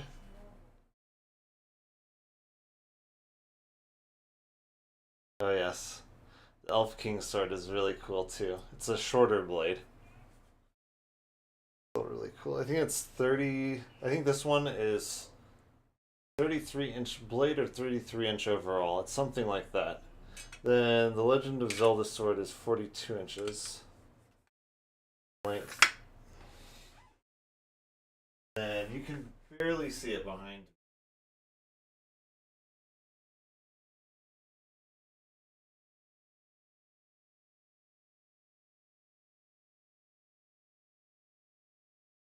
This is another foam one. I got both of the foam ones at the fair. because I thought they were really cool. Because this is the Shogun's pole arm. Yes. I have many cool weapons. I have to get more of the real ones, though. I definitely do like the real metal ones. I think probably my favorite one is going to be the Master Sword. The Master Sword is definitely my favorite. Nintendo got his sword design right. Got his sword design right the first time. The weird thing is like, it always drives me crazy whenever someone's like, oh, swords are so heavy. It's like, no, it's not. This is real metal too. This is stainless steel. It's like, this is not heavy at all. It's such a misconception. Such a misconception that some people have. I was reading a book series recently, Dragons That Are Missed by Brian Davis. And it was like, oh, the sword was weighing her down as she flew, and eventually she couldn't lift it. I'm like, what the? Eventually she couldn't carry it. I'm like, even with the sheath on, this is extremely light, even with the case on. Like, without the case, this is like so light. And this is full, I mean, this is stainless steel. Like, swords are so light. On the heavy end of things, they're 4 pounds. And that's on the heavy end of broadswords. So it's just like, I don't know where the misconception comes from that they're so heavy. It's like, they're not. They're very light. Like, unless you... I feel like even if you just work an office job 24/7, like, it would still be light. Even if you never work out, I feel like it would still just be so light. They're not heavy at all. 4 pounds is nothing. That's on the heavy end of swords.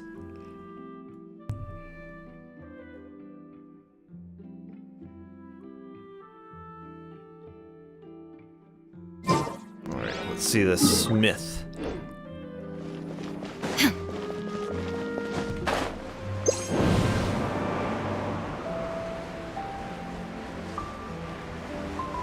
Turn off my preview. There we go.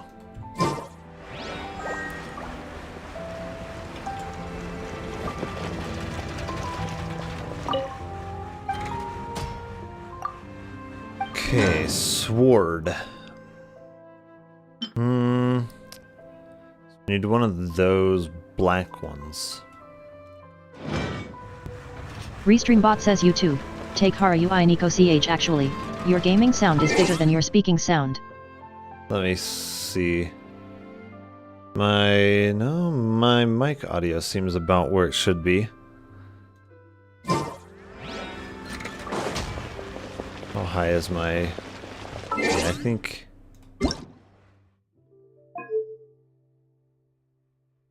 Okay. I might just be able to put the overall volume at 7. That might work. I think it's mostly the effects that were too loud. Yeah, that might fix it.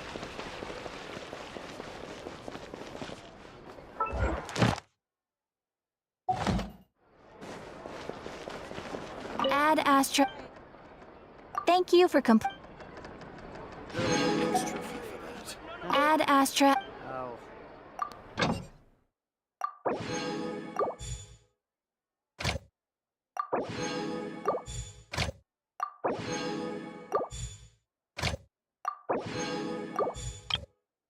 Restreambot says YouTube. Take Haru I Nico CH, it's balanced. Okay, that's good.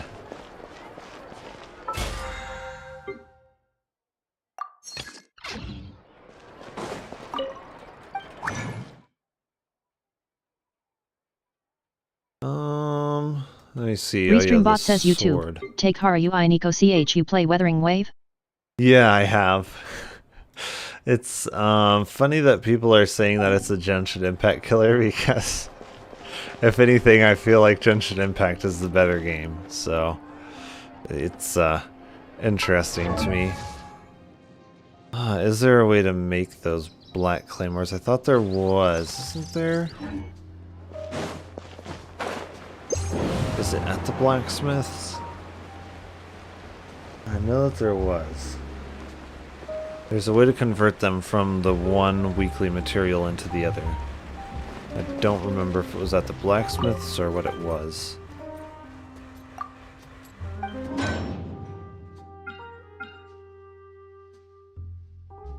Restreambot says YouTube. Take Haru I Niko CHYGI that better game.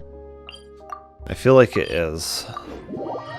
I feel like the people who are trying to say that it's a Genshin Impact killer haven't played enough of Genshin Impact, otherwise they would know that they're mostly the same game. But like, in a lot of ways I would say Genshin Impact is more enjoyable. Oh, wasn't it?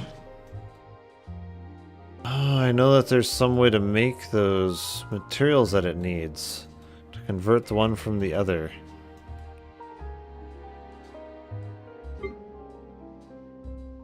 Isn't it? Oh, it's in here. Okay. Okay, so we don't have any of the swords. Yeah. Restreambot says YouTube. Take Haru I Niko CH I like story GI. Yeah, I don't know if it's just because I haven't gotten far enough into Wuthering Waves storyline stuff. But I definitely don't feel as connected to the characters as I do in Genshin Impact. In Genshin Impact, I feel like the story, it might just be because I've experienced more of the story in Genshin Impact, but I feel like it really ties you into the characters and gives you a sense of connection and empathy and everything for the characters. It really fleshes out the characters. So when you're pulling for the characters, you're pulling for like a character that you actually kind of feel some kind of empathy or something towards, you know.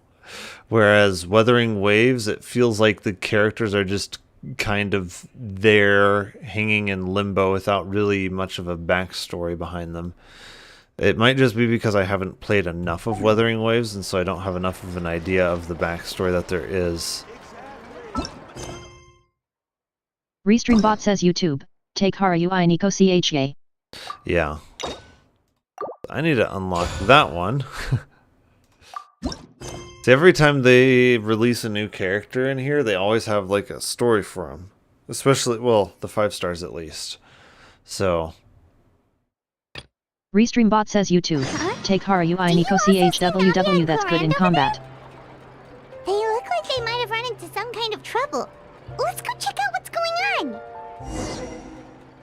Yeah. In a way, Wuthering Waves is good for combat. In another, their abilities seem a lot more convoluted and more difficult to understand than they are in Genshin Impact. In Genshin Impact, like, their abilities are oftentimes already very convoluted, especially recently. The elements in Wuthering Waves don't Restreambot says YouTube. Take Haru I Niko CHA are you now? 60. It seems like the, what do you call it? Like AR in Wuthering Waves or Genshin Impact? Because Genshin is 60. It seems like the elemental reactions in Genshin Impact are just honestly better. Whereas in Wuthering Waves, it makes more sense to just run the same element for all 4 characters with how their stuff works, with how you nerf their resistance to that element that you're using.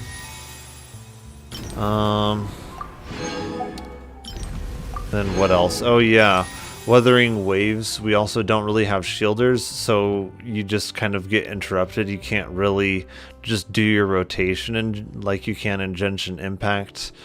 Like, the only thing that feels better about Wuthering Waves is just the responsiveness, I guess, of the combat and having to dodge abilities and stuff. Like, that's about the only upside to it. And in my opinion, it kind of gets annoying because you have to dodge every attack, whereas in Genshin Impact, you can just shield up and do your rotation. So, I don't know. It kind of depends on the kind of combat that you like. if you like having to dodge every little thing, then I guess Wuthering Waves is going to feel better. But if you don't like having to dodge every little thing every waking second and want to have a game that's just kind of fun to play, then Genshin is a better choice.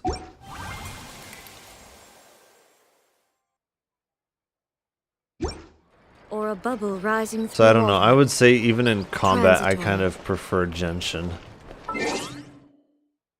A lot of this stuff is just more intuitive, I feel like. Should I do that one next? Let me see. I've got my Genshin checklist of stuff to do. So I did go to the teapot.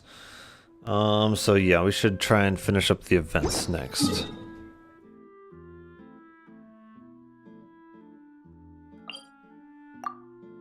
So yeah, let's go here. I think I need to finish up the defense scenarios. Yeah. So do they just choose a lineup for me in this one? I guess so.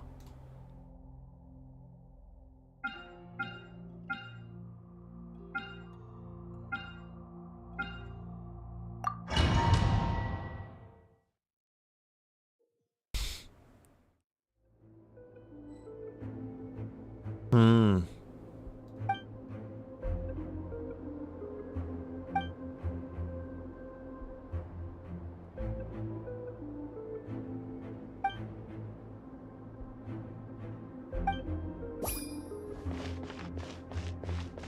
Okay. Should I just deploy units? So left flank.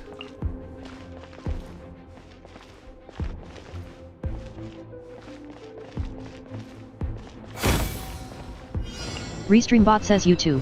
Take Haru I Nico CH, you can play my Spiral Abyss. Oh man, Abyss is difficult, that's for sure.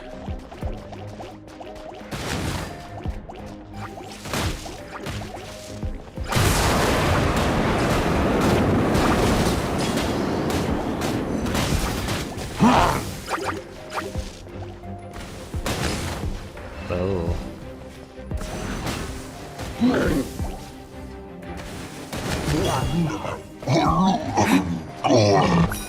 Oh, so I activate those to get units, I see. I think at least. I don't think these can attack flying units.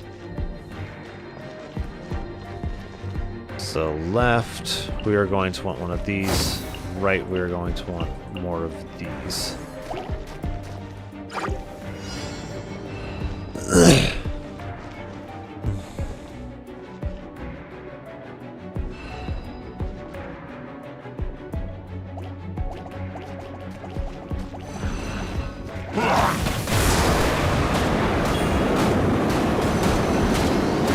Let's end this now! Let's end this now! So I don't believe the slimes will be able to attack flying units, whereas those will be able to.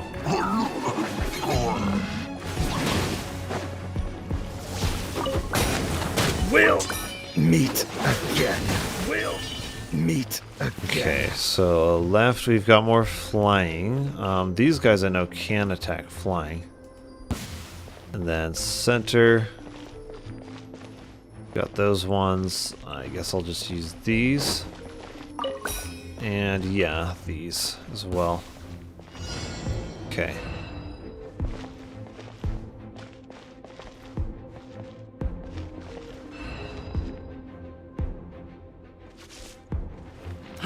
Fry!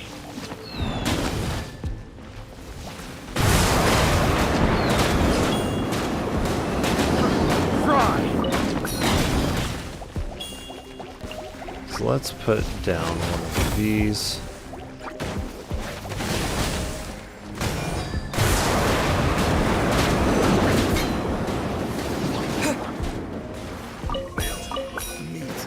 Again.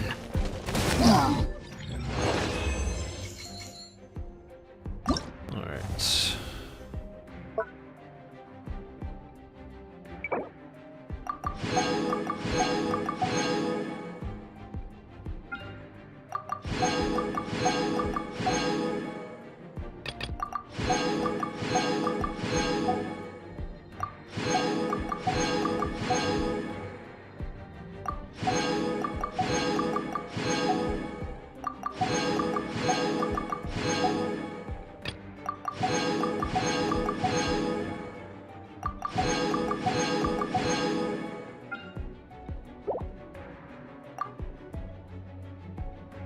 Yeah, I don't get to choose my own lineup in this one.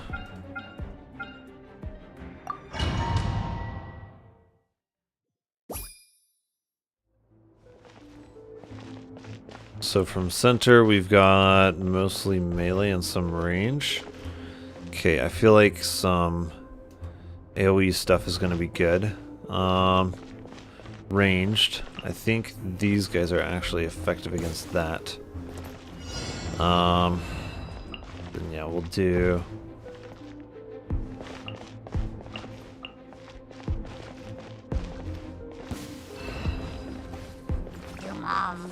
Going somewhere?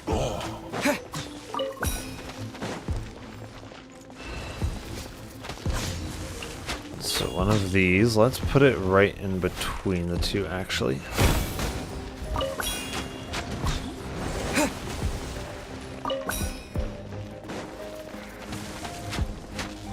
Fall before me! Okay, so we've got melee and ranged. Yeah.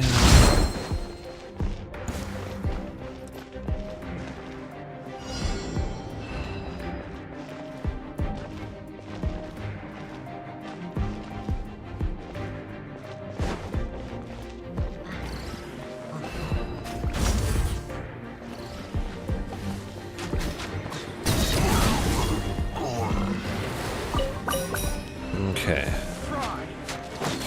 2 is a mine. Fall before me! I'm wondering, can we just put them like, right there? Fall before me! The perfect distance! You picked the wrong test subject. Place another one, but further out, maybe?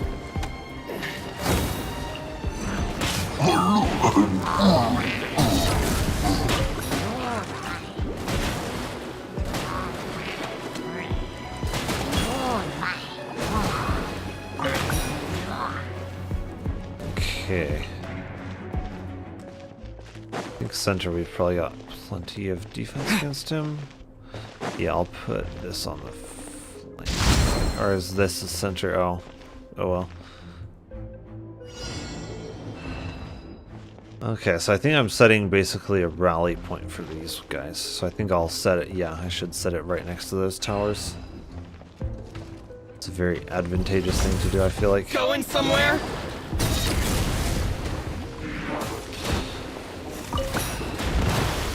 Feel my blade! The perfect distance!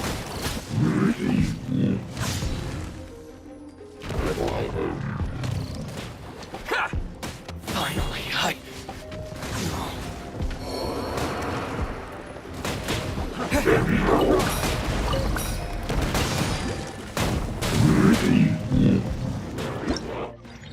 Oh, okay.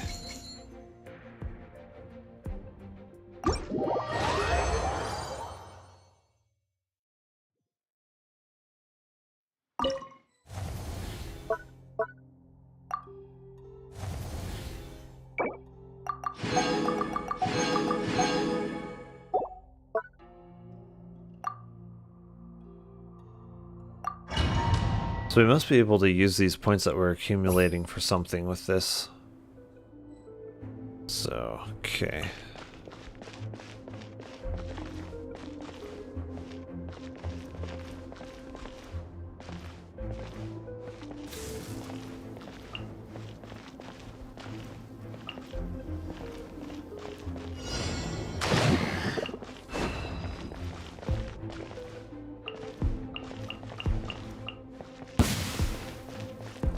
Okay.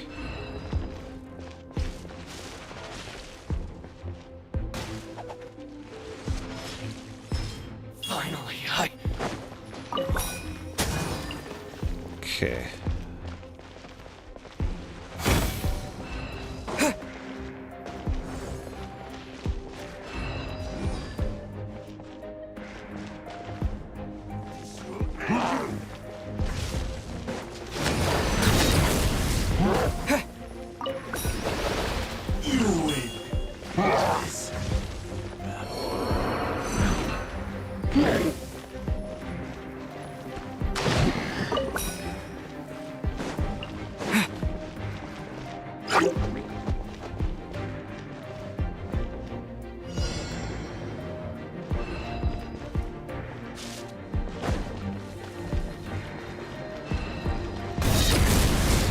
going somewhere?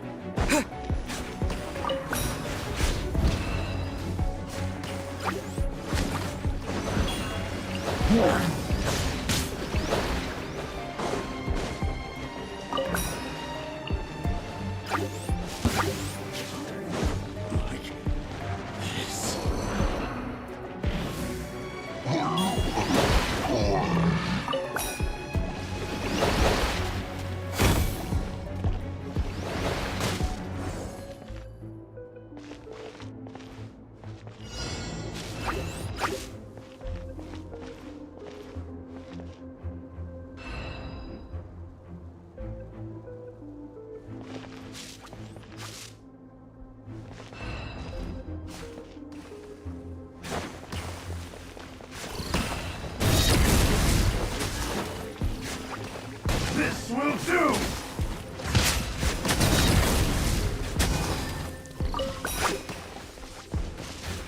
You win. This. Oh, they're all Electros. Shoot, that doesn't work.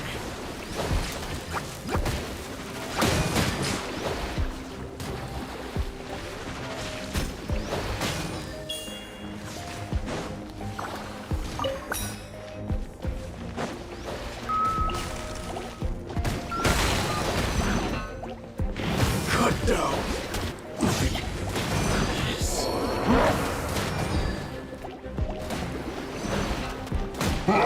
Fire isn't gonna work against these guys.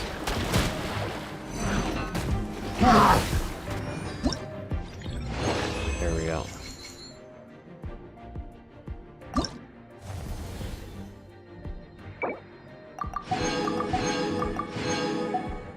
So I'm wondering what these are used for. They're gonna be used for something. I don't even see it on this thing though.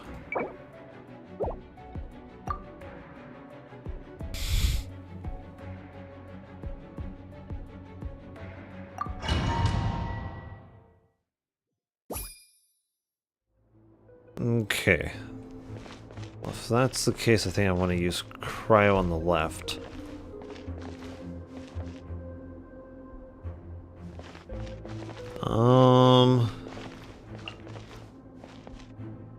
Electro Horsey on the right? Yeah, that might be a good idea. Electro Base, yeah. And then I'll use the Pyro guy over here. I would think the Electro would be pretty effective on him. I guess not. No, not at all. They're just tough. We'll meet again. Okay, Animo. We're gonna use this on the next round. Yeah, this side was set for the flying guys. The melee guys were a lot tougher than I anticipated. Okay, so then they're just in the center. Okay, yeah, I'm gonna just position them both in the center then, so face them. I can use my E to heal.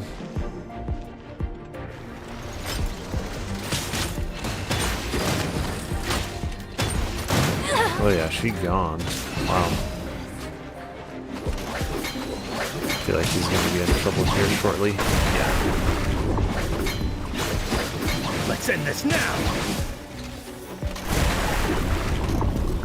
I want him to live as long as possible. He's gonna end up dying though.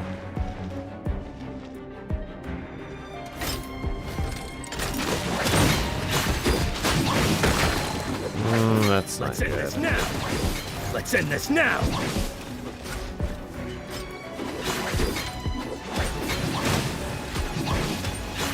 We'll meet again. We'll meet again. Okay, so they're all on the other flank. Was that all that I got from that one? What?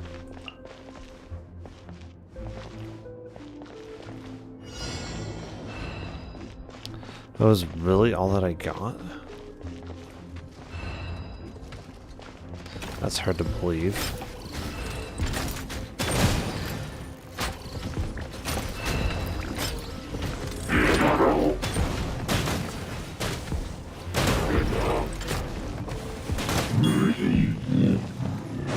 Okay. 12 now. Can I cancel it? I can't really cancel it.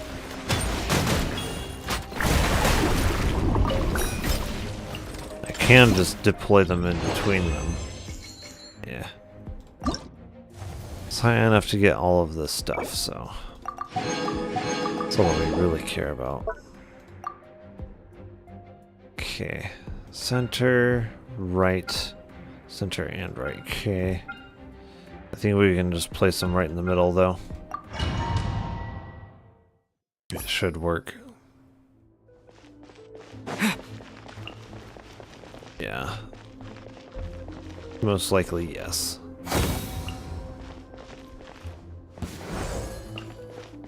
Okay, traps we're gonna have to place on one side or the other. Units, though, we can just center them all.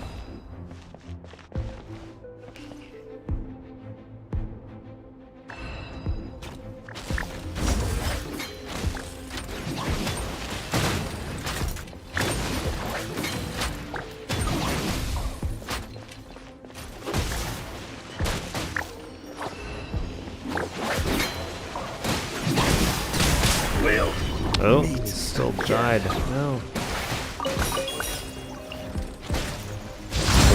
Trap.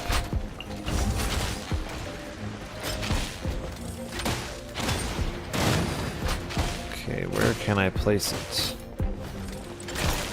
Or can I?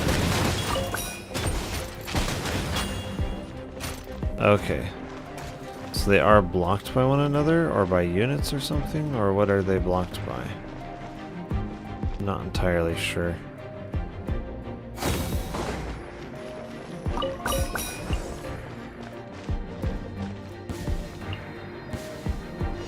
So they're coming from the right.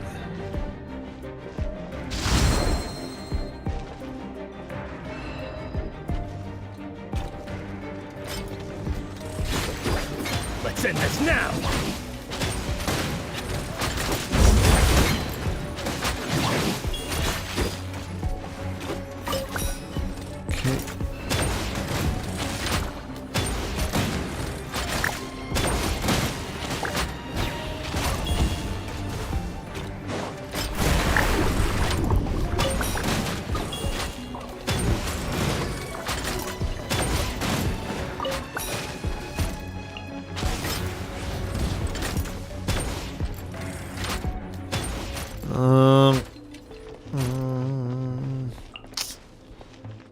Yeah, I'm gonna trapify that side.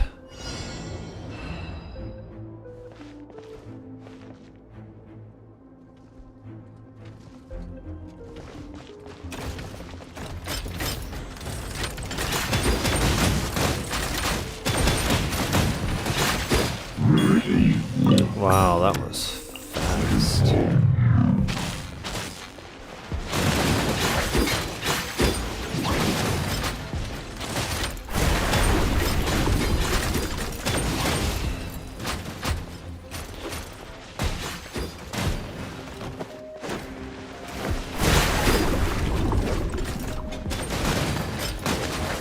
Let's end this now! Oh. Okay.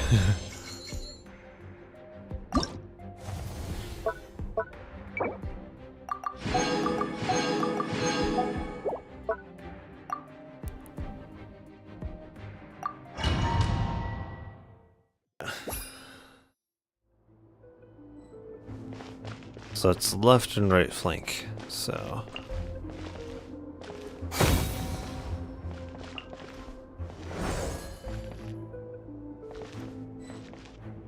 Oh.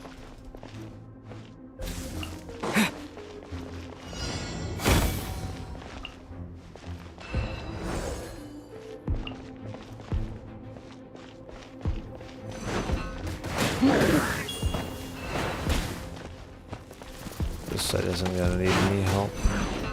I think. Right? Yeah.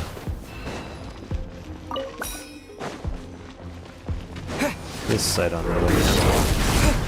Me.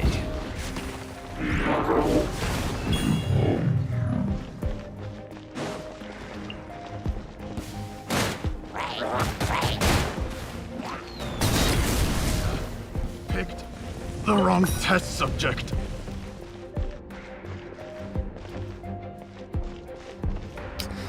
These are going to be more effective against that, though. Shoot. I don't really have much choice.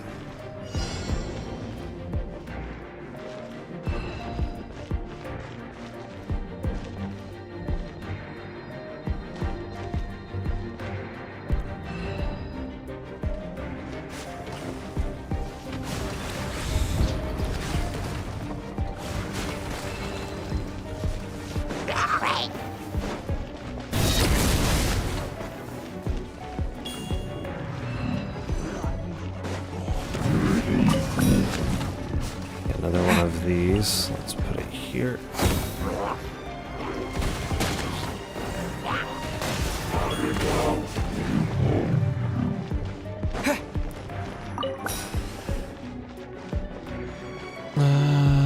Our left flank is still looking good, though. That's the thing.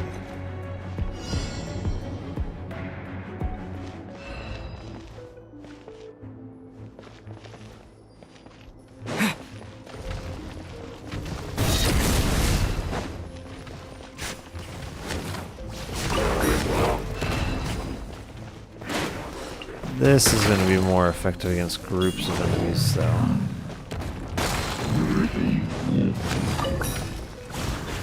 This is also going to be more effective against groups of enemies.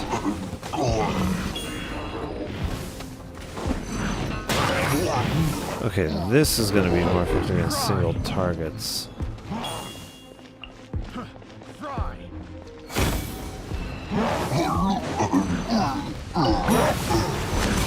Groups of enemies. I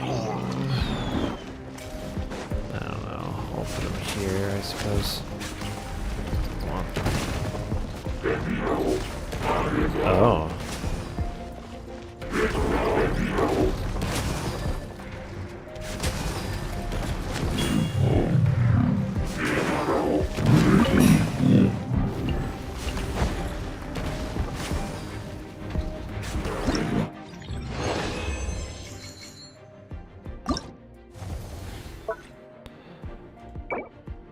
Alright, so just one left.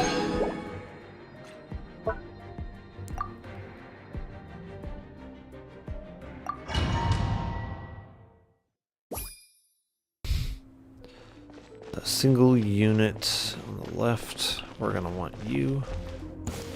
That's gonna be multiple flying. Is it him? Maybe him. Then multiple ground. I think these are also going to be more effective against him. We'll see. Hopefully I have this configured correctly. I think I do. Yeah, at least in theory.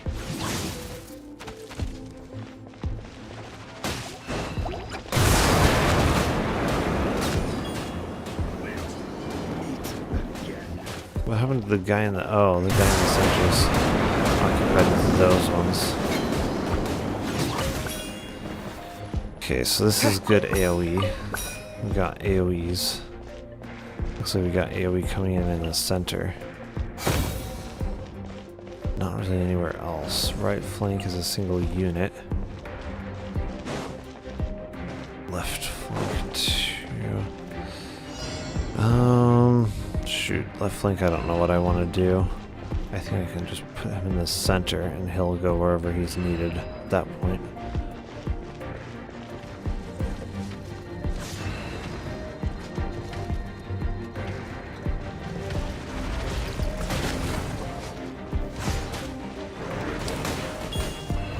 That is my biggest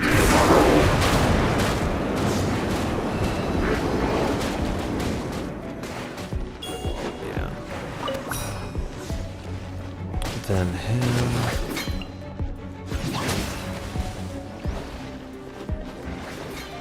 Single target. We're gonna want to deploy you here.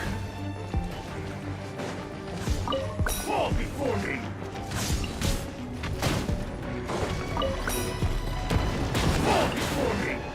Shooters, we're gonna deploy you further back.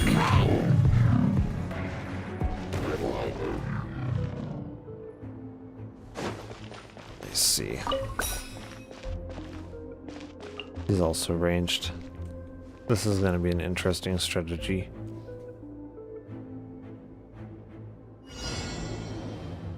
So we're testing out how far they can detect and attack things by placing them all this far back.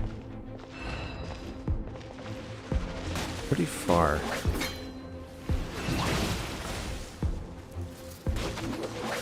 Let's end this now.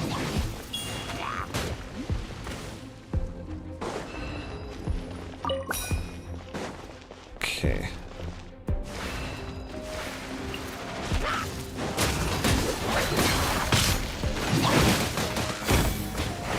Fall before me.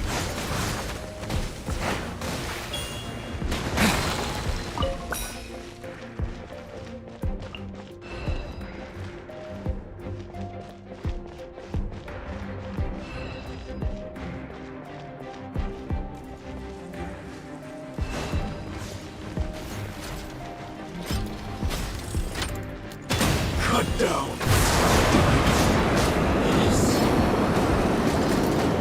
You win. Okay.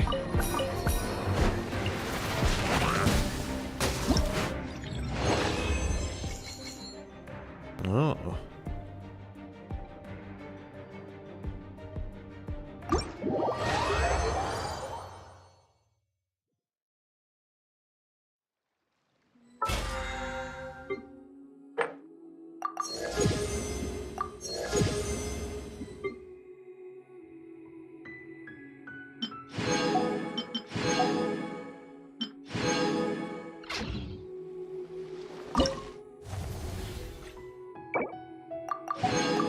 So I've claimed all 3 rewards on all of these challenges. And on all of these as well, yeah. All the assault and all the defense. So, what do I use those for exactly?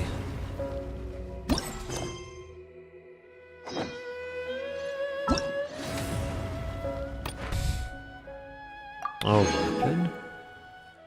Okay. Primos.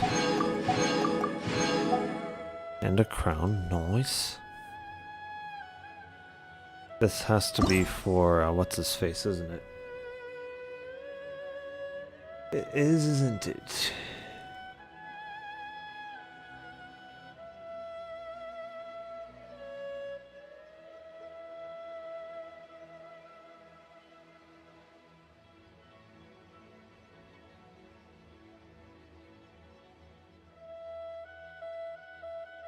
Sethos, I'm betting it's for you, isn't it?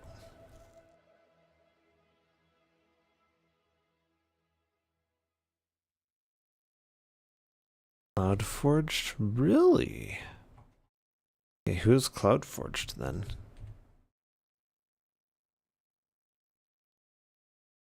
Cloudforged. Best characters. Oh, there it's saying Sethos.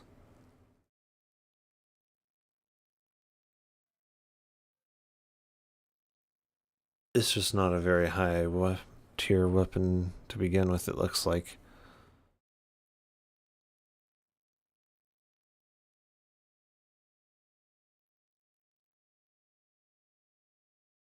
The main stat is Elemental Mastery, and if he's not building Elemental Mastery, then it doesn't make sense on him.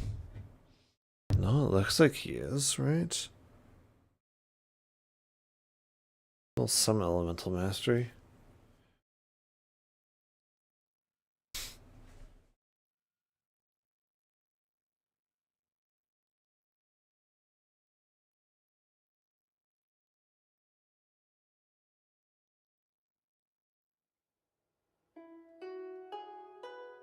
But crit doesn't stack with elemental mastery, that's the problem with that. Elemental mastery is its own multiplier, separate from attack, crit rate, and crit damage.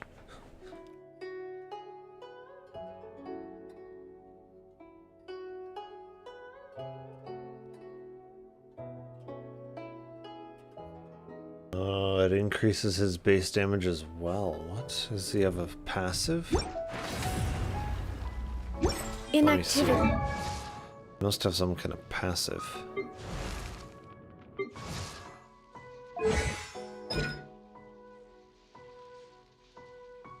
Yeah.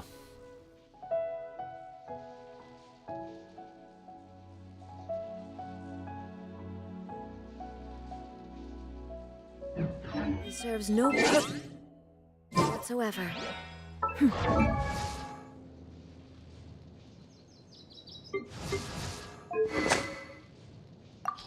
So...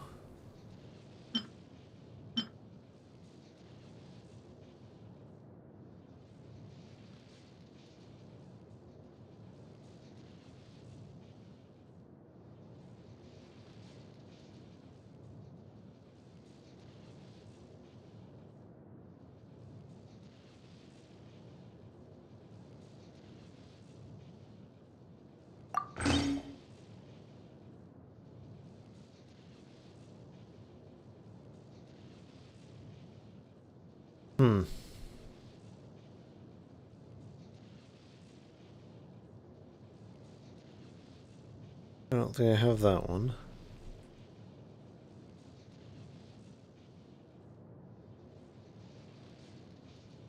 Slingshot and King Squire.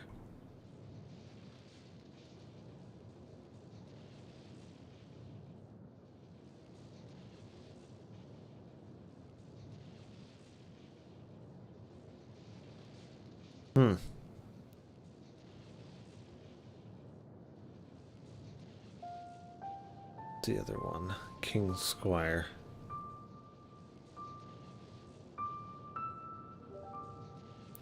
Hmm.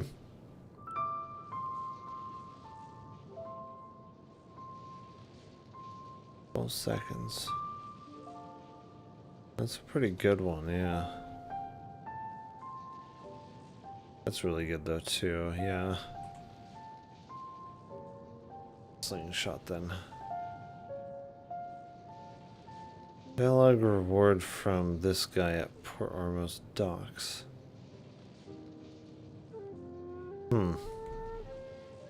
It's a good filler weapon for now, I suppose.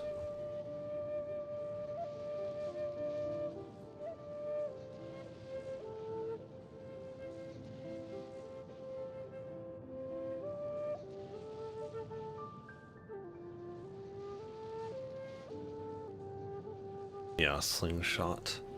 Looks like my weapon of choice for him. If I really want to build him. I'm not convinced that I really do.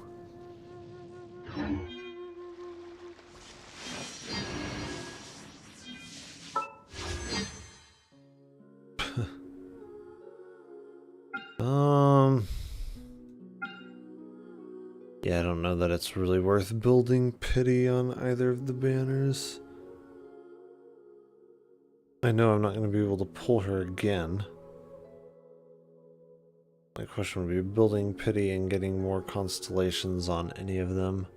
Toma, maybe. I think Bennett already have Max. Max constellation, yeah.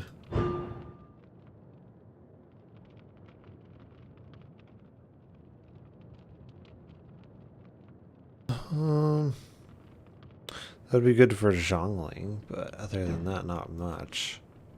And what's his next one?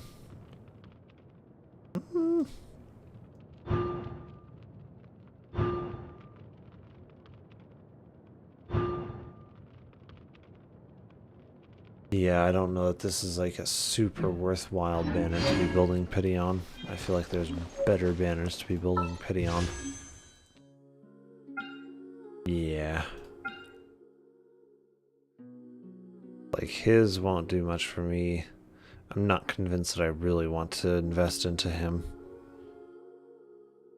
And his will do a little bit for me, but it's a 1 in 3 character thing.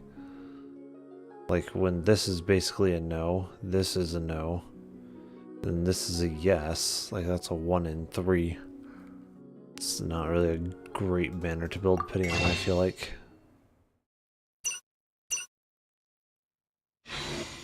So yeah. And then let's see, is there more to the event? I think there is, right? Yeah.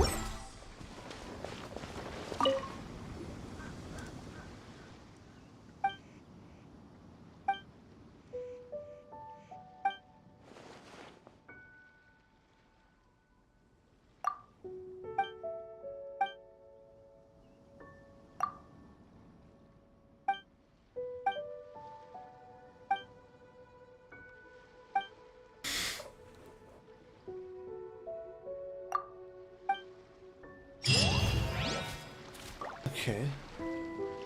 It's interesting. So I think that was all for that event. Right, yeah.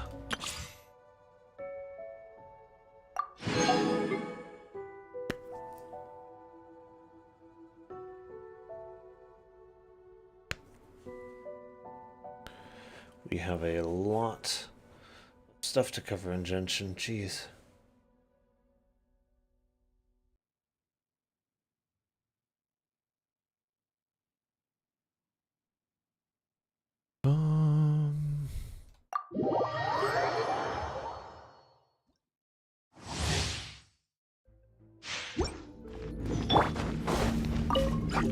Let the show begin.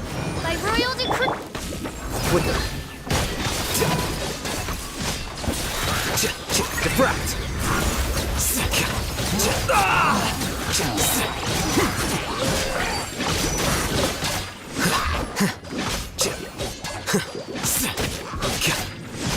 Still got bubble on him. Ready, steady, go! As you wish, main. A process of elimination.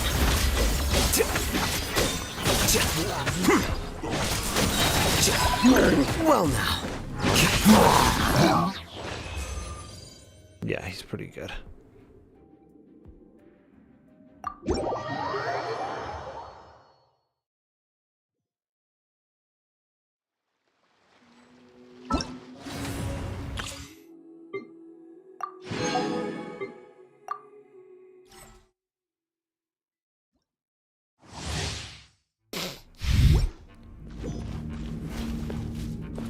Actually, let me see.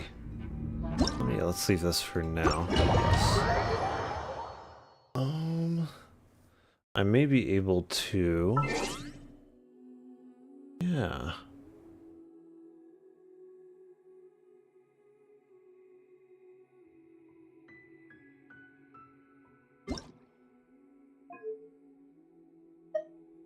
See, if I do that, I think I just have my volume normal and it shouldn't overpower things.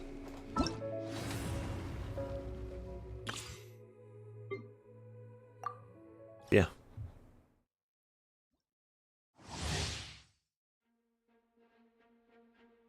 Let me have it set to like -5-ish.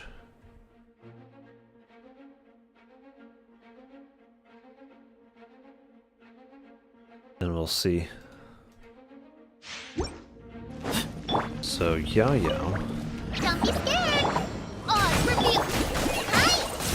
Excuse me? Glory to Al Akbar!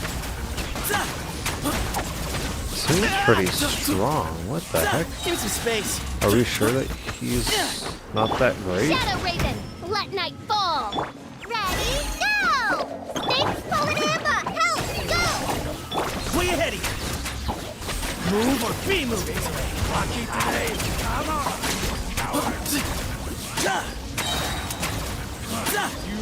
He seems pretty strong. Oops.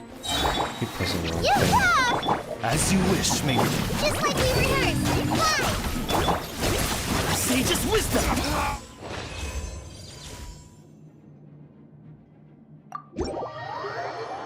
Seems a lot stronger than they seem to believe he is.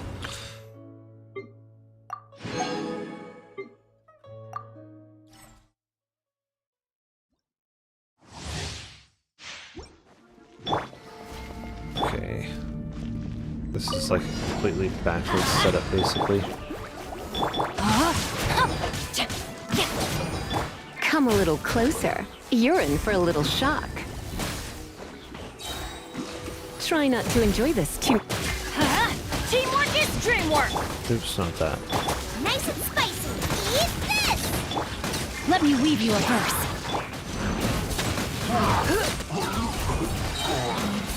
Come a little closer.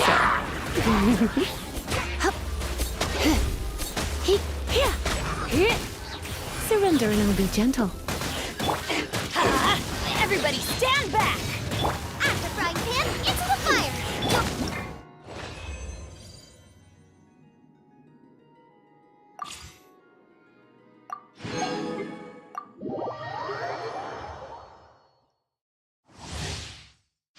He's always good. We already know this. Gooba, get them! Dodge this! I've always enjoyed playing on Invisible Faith. evidence!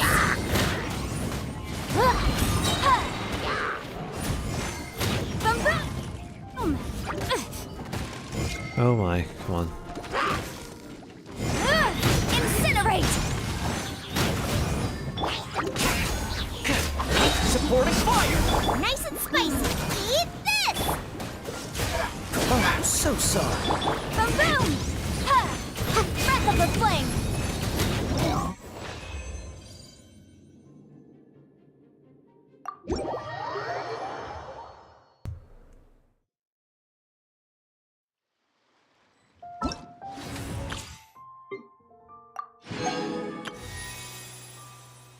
Okay.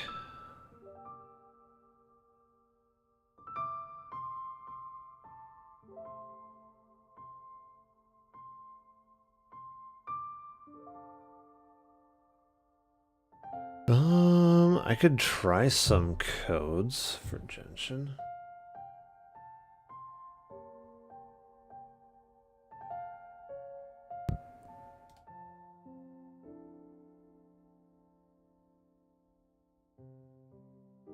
I think this is the one, right? Yeah.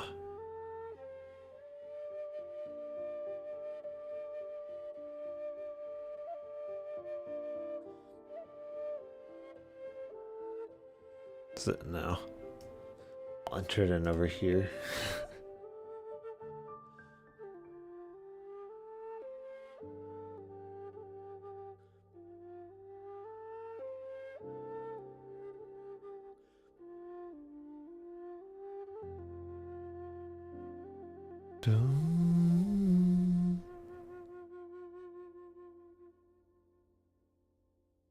Okay.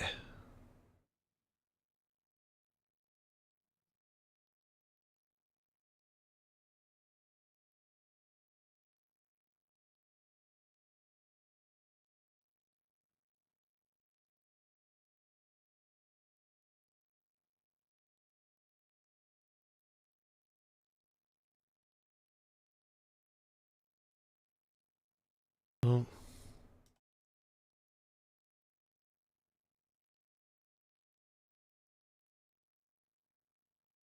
Okay.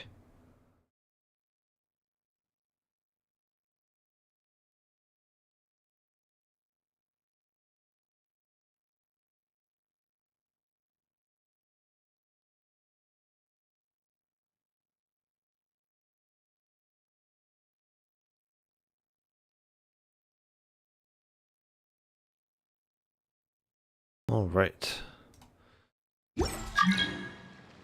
All the world holds deep.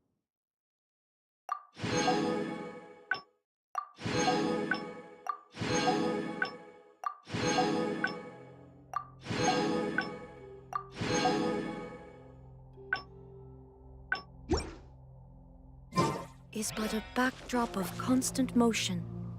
So that's all I the stand before it, codes. I'll do alone a and bit later, I unchanging. think. So yeah.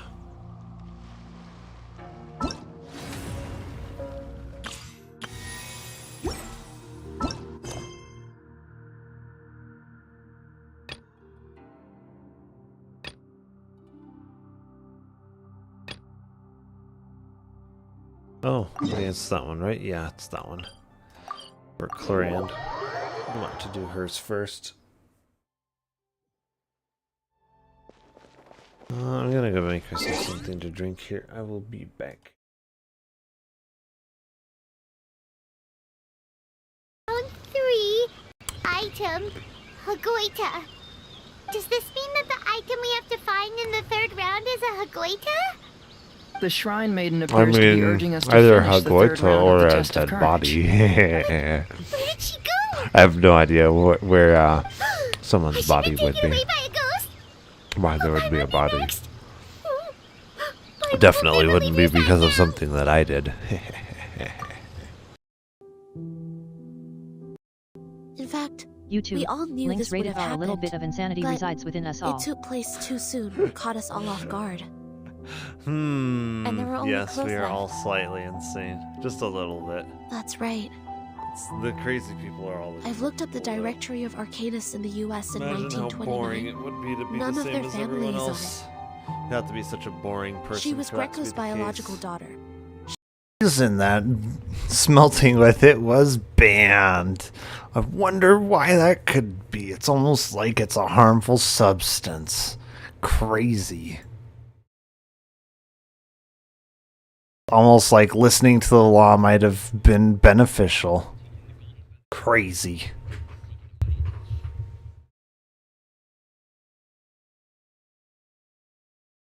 Right, let's go see if we can get ourselves some 10. trees. And we got the chainsaw. What? Council of Council of Turtles.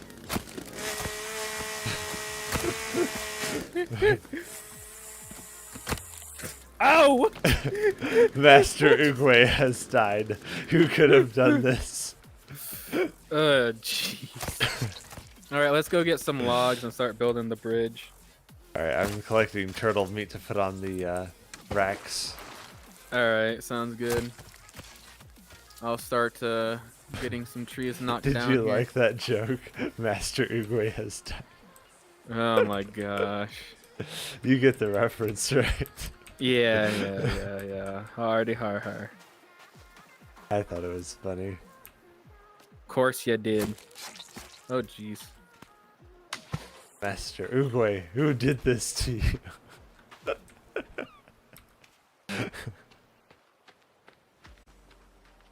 Some cannibal with a club bashed my head in. Wow, that is so much. I'll just go along with it for now. As soon as we go into a back alleyway, Scaramouche will accidentally trip and fall on his own blade, tragically ending his life. Such a tragedy. Won't be able to believe what happened, and we'll have to, unfortunately, inform Kusanali of. Which must cost the traveler a lot of mora and meal expenses. I've heard from the senior knights that the traveler rescued Paimon by fishing her out of the sea. So, that means Paimon can't swim. So if she fell in the sea, then... Glug, glug, glug. Wait! Now Paimon's doubting herself. What was the answer again? No! You're all wrong. The answer to Paimon's riddle is obviously the Jade Chamber! You know, the Jade Chamber that's always flying up there in the sky! Is that so? I still maintain that the riddle actually describes Paimon more accurately. In fact, if we just added 2 more lines to the poem, it would be the perfect riddle. Huh? What do you want to add? The traveler's companion and talkative guide, a praiseworthy presence always by their side. Aww, do you mean it? Can we really add that part? Oh, troll versus spider! Go, spider! Ooh, it's a young ice troll too. Was not your lucky day there, boy. Spider. Good spider. good spider. Look at him. He's so cute. Such a cute guy. Look at those eyes. Such a cutie. You did pretty good to have lasted this long. Oh, the fish used to jump onto my boat. Prescott's and their finance fiends snapped up harbor rights. Dang Prescott's driving me out of my fishing grounds. Man, they missed out on such a good opportunity to make him Australian. Why would they not make him Australian? It's a shame. Wait. I thought I named the stream Genshin Impact. Did it not go? What? Okay. Yeah, Final Fantasy XIV had a slight update there. Oh. That's funny. I was like, I could have sworn I changed the title. Yes, Final Fantasy XIV was looking a little bit different. Just slightly. Nurse, if you see more, send him my greetings. Goodbye, old friend. Interesting.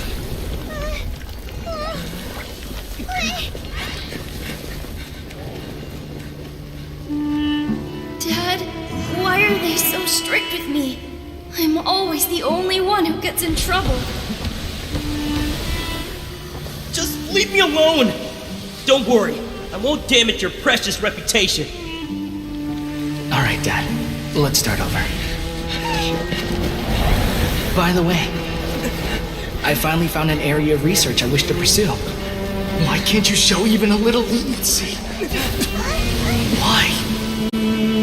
Fly faster, Paimon. Because we are Matra. Perhaps it's because I've always wanted to be like Kamai and play a Kitsuyugen with humans. Or perhaps it was because I knew I didn't have much time left, and I didn't want to be alone.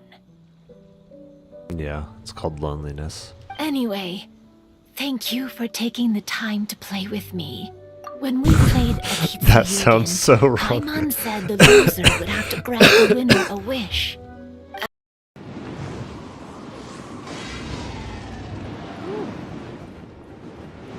Gotta love them iframes.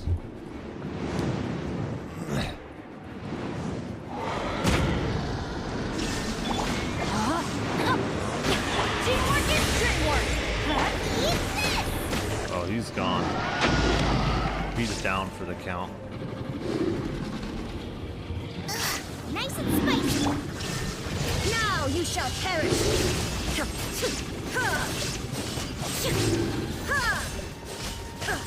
Could be, yeah, he's gone. Night night.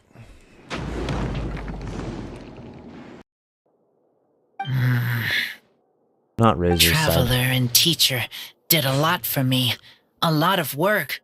Yes, we did. You are in our debt. How will you ever repay us? But me, I still can't answer questions. So useless. Well, at least you know that you're useless. Dear me, what's gotten you so upset, my little wolf cub? We can't have you being so down in the dumps. Wait, we can't?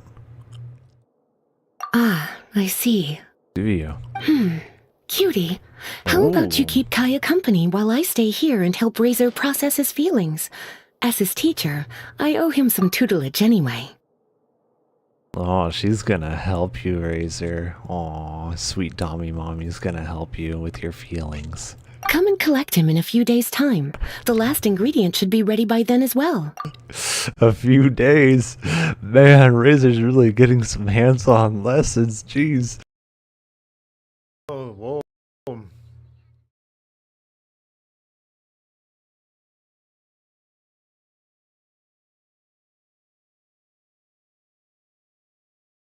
Oh, don't worry. We're gonna keep such close supervision on him. You won't believe the kind of supervision we're gonna keep him under. I mean, that is until he disappears mysteriously. Which combines these crossbones with circular AoEs under every player. Just no, I couldn't see that. Out of the AoEs and watch for the floating X's. Basically, this guide is like explaining to you, you have eyeballs. This is how you use your eyeballs and your brain together. This might be a shock to you, but you've had these eyeballs for your entire life, and you've had a few brain cells your entire life. Now here is how you use these eyeballs and brain cells together. It's like, oh my goodness. Why are you even saying any of this? My goodness. Who needs this guide? Honestly, like, this is... Oh my goodness. Anya will cast Order Oh, to I'm gonna Bombard, cry. which covers Oh, a this large is portion painful. Of the floor with AoE markers, while line AoEs follow the players. Oh, and this Julia is does pain. From Paimon's ever caught! Well, looks like you got a real knack for this. You'll be a fellow beetle fighting expert in no time. I mean, not as good as me, but still. Oh, so overall not that good then. Anyway, Oh, no. Great. With both your beetle and mine, I can tell this will finally be the one. This time, I'm gonna win for sure. Got a huge insult. Who's that way? Mr. Honorary Knight, Paimon! I'm sorry. It's clean. I'm late. Yes. That's alright. We were just chatting. Okay, we back.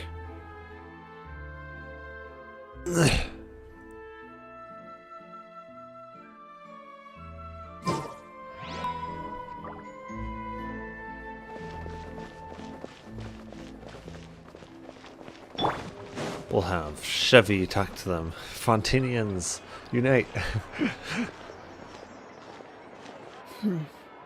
Still no dice? Not at all. And I've asked pretty much everyone in the court of Fontaine already. Lynette's ears drooped as soon as she heard that we'd have to be out and about for days on end. And Fremine, he hid himself under his helmet as soon as he realized there'd be people around that he didn't know. What about Chiori and Charlotte? I feel like both of them would be more than up to it. I've asked them already, but they're both pretty busy right now. I just gave the members of the Spina a few days off, too, so I don't want to bother them either. This is getting pretty difficult. Nadia, Cloran, what's up? Oh my. Well, if it isn't my dear partners. How are you all doing? Huh. Partners in Navia. crime. Huh? Oh, you mean... Yep. No. This is our chance. Oh no. What have we gotten ourselves into? Do you need our help with something? Oh, precisely. My dear partners, we've got a huge problem right now that only you can solve. Why do I feel Oh, like this for is real? something meaningless and trivial? Absolutely. We've already exhausted all our other options. Why do I feel like this is something that's not important? Traveler, Paimon, would you join us and play Marechaussee Hunter Judgment Day? Oh no. Marechaussee what now? It's a new game script by the Tabletop Troupe, a local roleplay adventure club. Ever heard of the Tabletop Troupe? They put out No. games that allow you to participate in a story and roleplay characters with your friends. Oh, I've loved their stuff ever since I was a kid. That sounds super interesting. Clorand and I are both veteran members of the club. Recently, someone came up with a new script and was looking for people to help playtest it for them. And when they asked, of course I couldn't refuse. I mean, come on, a brand new script? Nobody has ever played it before. Generally speaking, scripts at that level of development have a lot of issues, but I think this one is pretty solid. The author obviously put a lot of work into the story, and the world building is also quite credible. Whoa, whoa, whoa! I know I was the one that handed you the script, but some of us haven't read it yet. No spoilers, please. Anyway, the script calls for a team of 4. Ah, yes. We're missing one final player right now. What does Paimon count as? So, you're saying you'll help us out? I knew I could count on you, partner. Paimon and the Traveler are kind of a package deal. Is that okay? Oh, That's not a problem. I'll adjust the pace based on the actual number of players, and ensure that everyone has a good time. Well, Traveler, what do you think? Wanna play? Paimon will follow your lead. She just implied that you're not an actual player. Well, that solves our problem. You have our thanks. Woohoo! I'll go grab the script manager from the club right away. The script manager? Didn't you just say that you gave Claram the script? The club introduced a completely new kind of gameplay for the script. In this iteration, the Game Master's version of the script is incomplete. The script manager provides the next part of the script only after players have completed the current list of objectives. On top of that, in order to increase player immersion, the club has created some of the story's sets and scenes in real life. We'll only know where we should go once the script manager reveals the starting location. Wow, you're right! Whoever wrote this script really did put in a lot of work. And it's got a real healthy amount of suspense, right? I mean, even the GM doesn't know how the story will end. I look forward to experiencing it with you all. Why don't you go meet up with the others first? They should all be waiting at Shiorya Boutique. I'll come over with the script manager as soon as I find them. Sounds good. Remember to always watch where you're going, and don't rush. You say that like I'm 6 years old or something. Let me think.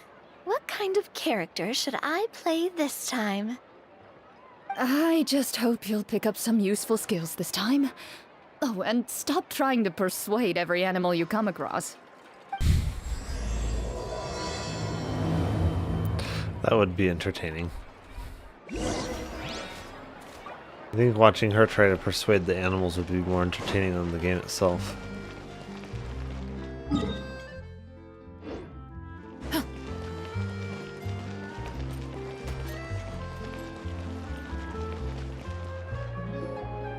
Oh. Sorry to keep you waiting. You're back! Huh? And you've got the Traveler and Paimon with you too! What a pleasant surprise. I assume you'll be joining us for the game then? Linny, Farina! Paimon didn't know you were playing too! Are you also members of the tabletop troupe? I'm more of a casual member if anything. I haven't taken part in many formal club activities. Lynette Fremine and I play something similar at the Hotel Bouffe Tété sometimes, but I'm usually the GM. Still, I'm sure it'll be fun being a player for the first time. I'm looking forward to it. Well, I'm not a member of the club at all. Claran simply woke me up first thing this morning, said there was a good script worth experiencing, and asked if I wanted in. If you're interested, I can give you a referral. That should give you a 40% discount on membership fees. I think I'll wait to see how this experience plays out first, especially when it comes to the quality of the script.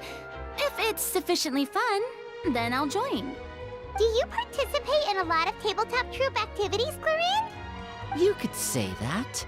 She's actually one of the few senior game masters of the troupe. Right. I knew about that even when she was still my subordinate. It's nothing. Really, just a small hobby of mine. Wow. Paimon's so used to seeing you be all upstanding and intimidating as the champion duelist. It's kinda hard to imagine you role-playing with a bunch of friends.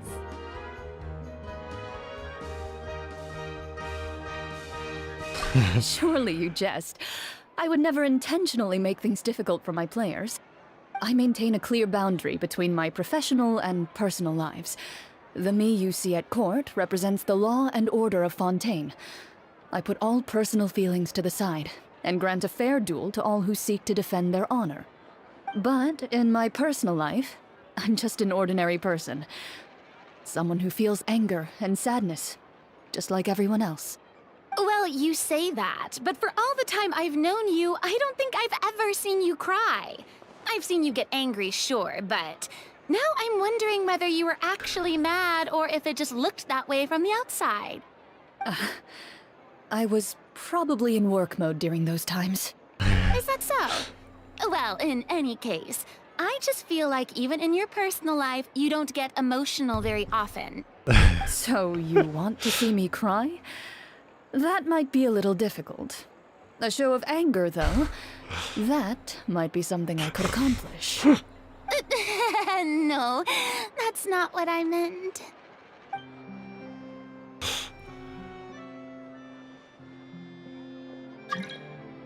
Oh, who dis? I have no idea. No idea who I'm that back. is. Here, allow me to introduce you to the script manager, Mr. Florian.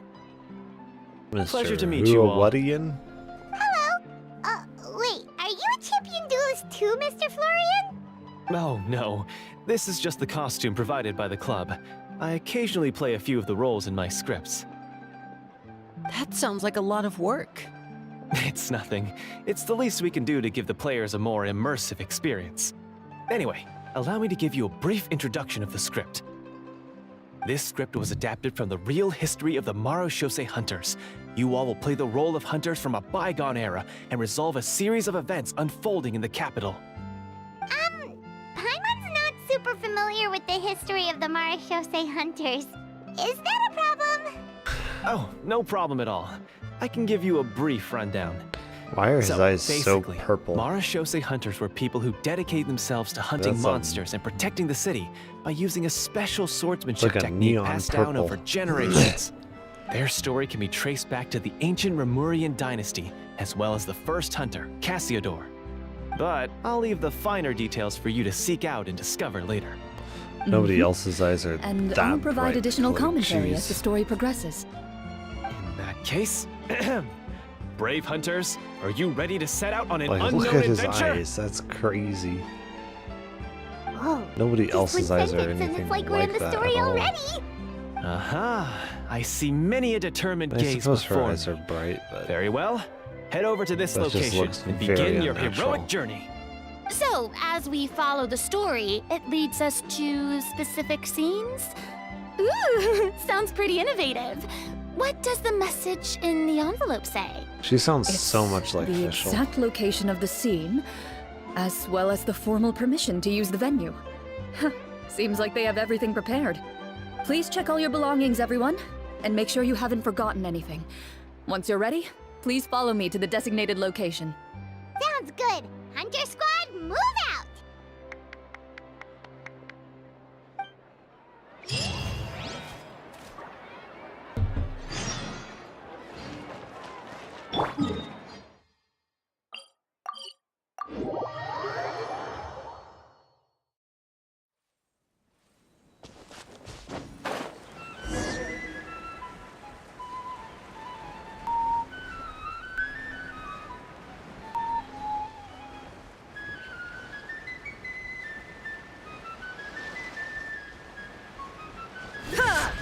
There is no escape.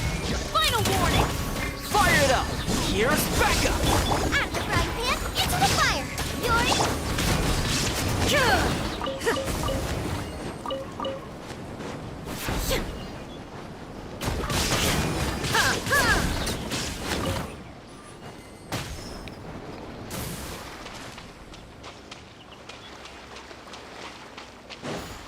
Time's up. Stop right there! Don't get too close! I got you covered!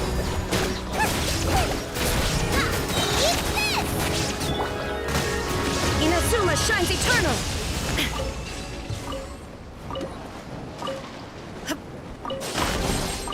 Take them. I have no need. There is no escape.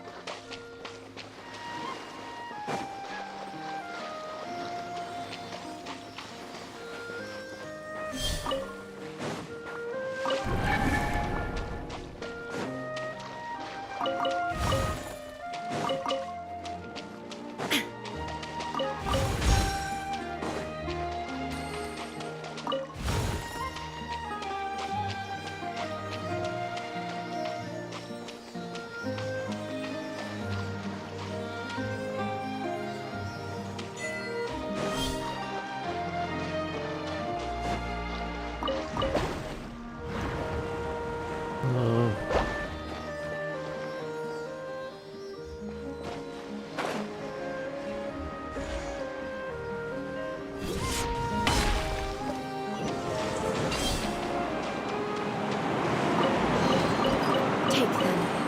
I have no need.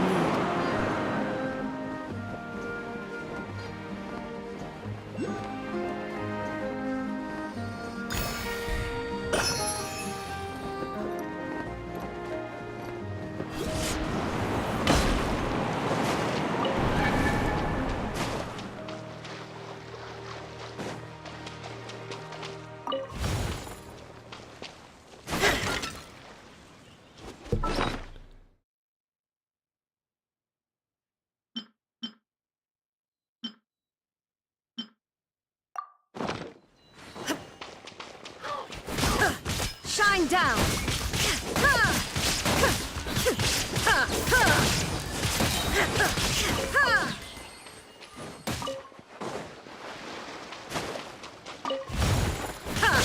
Illusion shattered!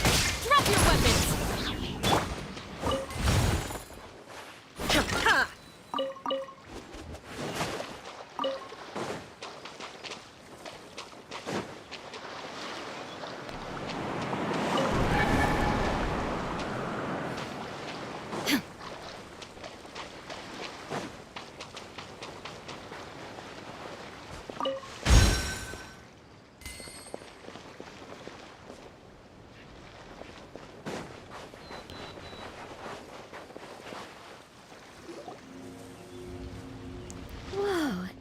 They really have thought of everything.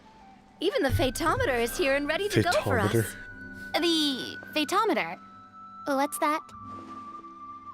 It's a card that's used to determine action success or failure. We'll need to use it when we try to use certain skills. And what about all the D20? dessert and tea? Is that for us as well? That's what the message said. D20 are such a really? cool shaped dice. That's so nice. It feels just like a tea party with friends. Those snacks have Paimon's name written all over them. It's time for her and Frina to I fight. think you might be more of a snack hunter than a Marashose hunter, Paimon. Snack Hunter Paimon reported for duty. If there are delicious snacks to be found, Paimon will track down every last one. The desserts are great, but I'm still looking forward to the story more than anything. Very fair. Then, let us begin. First, please pick up the blank character cards in front of you, and write down your name and profession. You can find an abbreviated version of the rules printed on the back of your character card. If you have any questions, feel free to ask me. In this story, everyone is a Marashose hunter. To reflect this, the club has prepared a small badge for everyone. Ooh, nice! As hunters, you have proficiency in swordsmanship and fighting by default, so there's no need to allocate any additional skill points to those areas. Swordsmanship? So there's a fighting part to all of this? Paimon's not sure she can do all that on her own. Maybe Paimon can just stick with you? Why don't you share a character card then? The Traveler will be the Marashose hunter, and you can be his little floating assistant. Kinda like in real life. So, for the name, do I fill it out with the name of my character? Yep. It can be any name you like. You can use your real name too if you want. I do that whenever I get too lazy to think of a new name. Oh, so it would be like experiencing a different life, but still as yourself.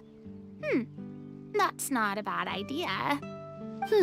In that case, I think I'll continue to use the name Linny then. Next up is the skill sheet. You have a limited amount of skill points that you can use to learn a number of skills. The more points you invest in a particular skill, the easier it will be to pass associated checks. I'll take persuasion and investigation. Those are must-haves when it comes to missions like these. Oh, those skills sound like they'd be useful for gathering intelligence. Good idea, Navia. Just as expected of a veteran player. So should we also take those skills then? Not Probably different necessarily. skills. Since we're working together as a team, we could leave the negotiations to Navia and use our skill points to pick up other useful skills. Yeah, exactly. For example, I think I'll take stealth and sleight of hand. That will give us more options if we run into any situations we can't negotiate our way out of. Oh, interesting. I wasn't thinking about it like that. I suppose it's not so different from an acting troupe. Everyone has their own role to play. Let me see. I'll take arts and performance.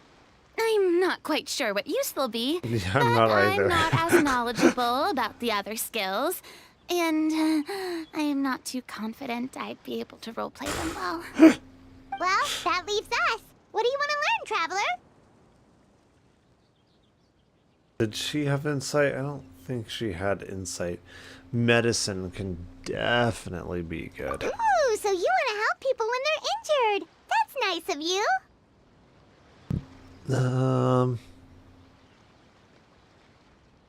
Cooking or insight?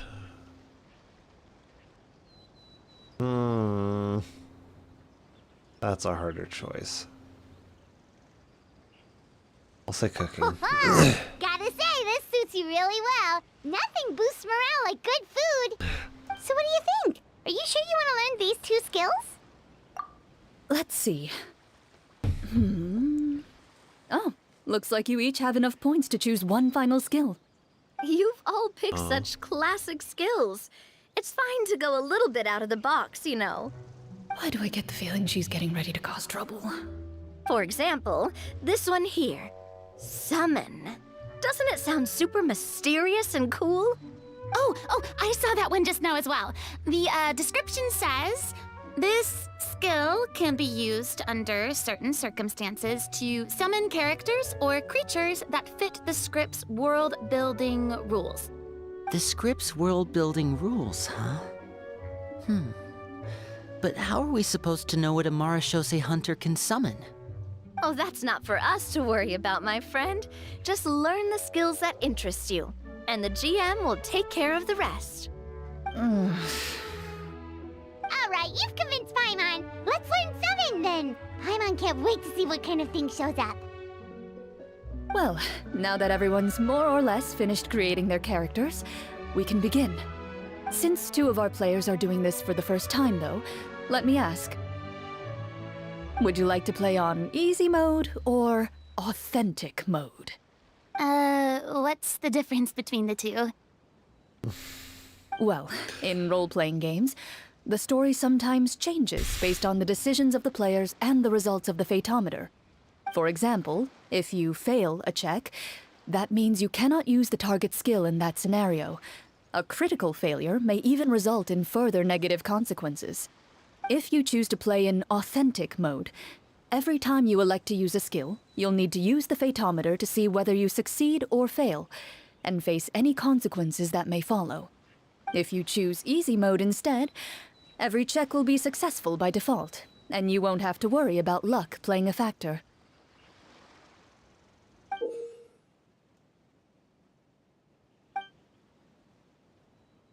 Yeah. Given that I'd like to focus on the story, I suppose I should pick easy mode. I'd feel bad if I brought the team down by failing my checks. Huh? Oh, come on. Don't worry about that. RNG is the lifeblood of role-playing games. I'm going with authentic mode for sure. Never knowing what you might have to overcome. Ugh, doesn't that sound exciting? I'd rather be mentally prepared for what might happen. All right, then I'll mark down Farina for easy mode. All her checks will be successful by default. As usual, Navia and Linny will play on authentic mode. What about you, dear partner? How would you like to play? Are you sure? Yeah. Trust me, you'll see the beauty of RNG. Honestly, I don't think Clorand would make things too difficult for us no matter what the Fatometer says. Isn't that right, Clorand? No promises. That wasn't super reassuring. Well, Anyway, enough talk. Let's get started. I want to experience at least a good chunk of the story today. Speaking of the story, why is the beginning scene on a beach? Well, that's because... a long time ago, back when human civilization was still in its infancy, powerful demons and evil sorcerers ruled over the land. They created a host of monsters and sent them to slaughter all humans in existence. Soon, a group of human rebels banded together. With their swords raised, they swore to brave the darkness, and in doing so, subdue each and every monster that sought their destruction. They became known as the Marachose Hunters.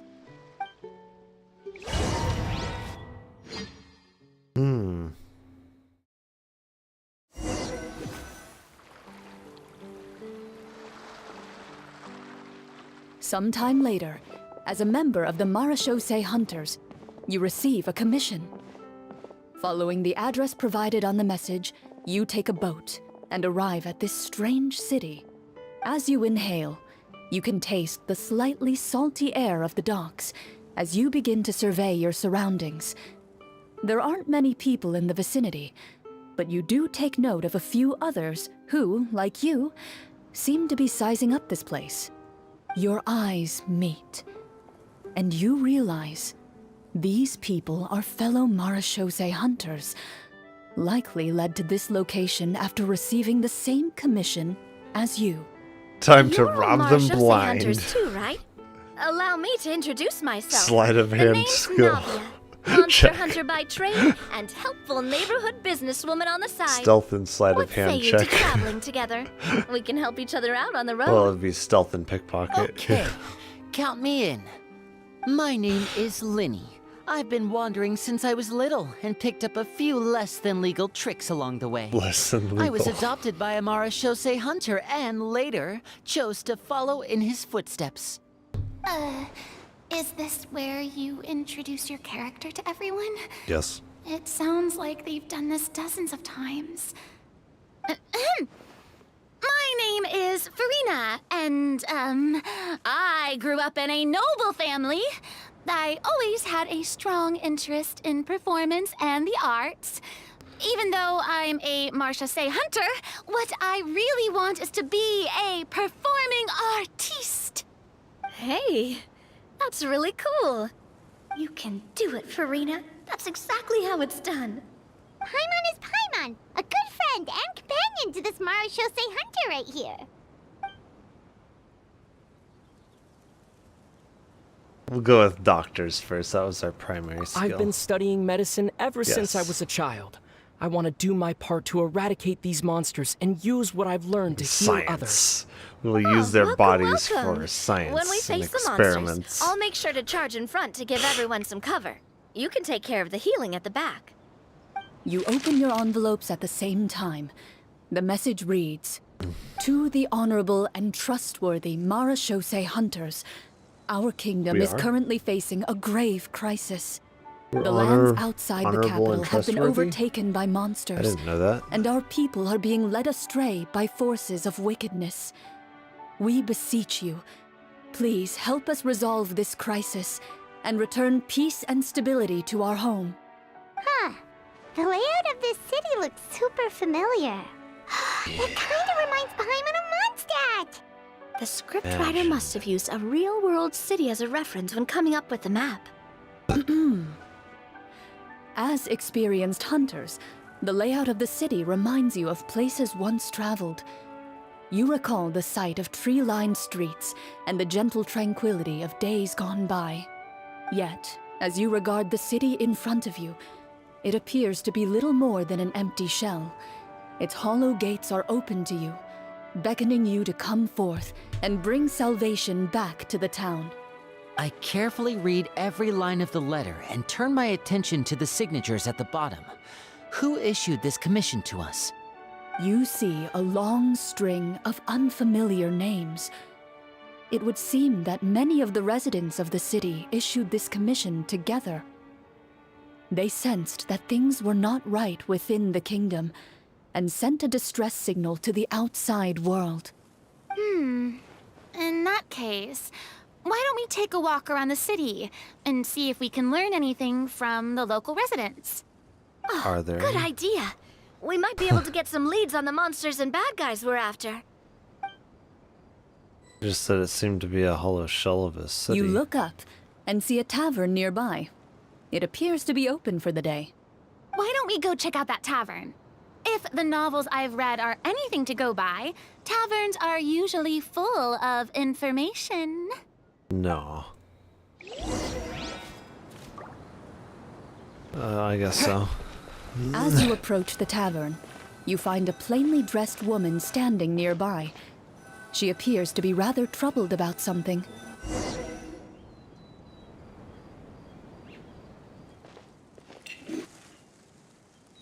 Greetings, friend. Lovely weather we're having today, don't you think? Oh, hello. I suppose you're right. The weather today is quite lovely. If only those monsters out there would stop causing trouble. It seems like every character included in the script has a certain amount of useful information to offer. No.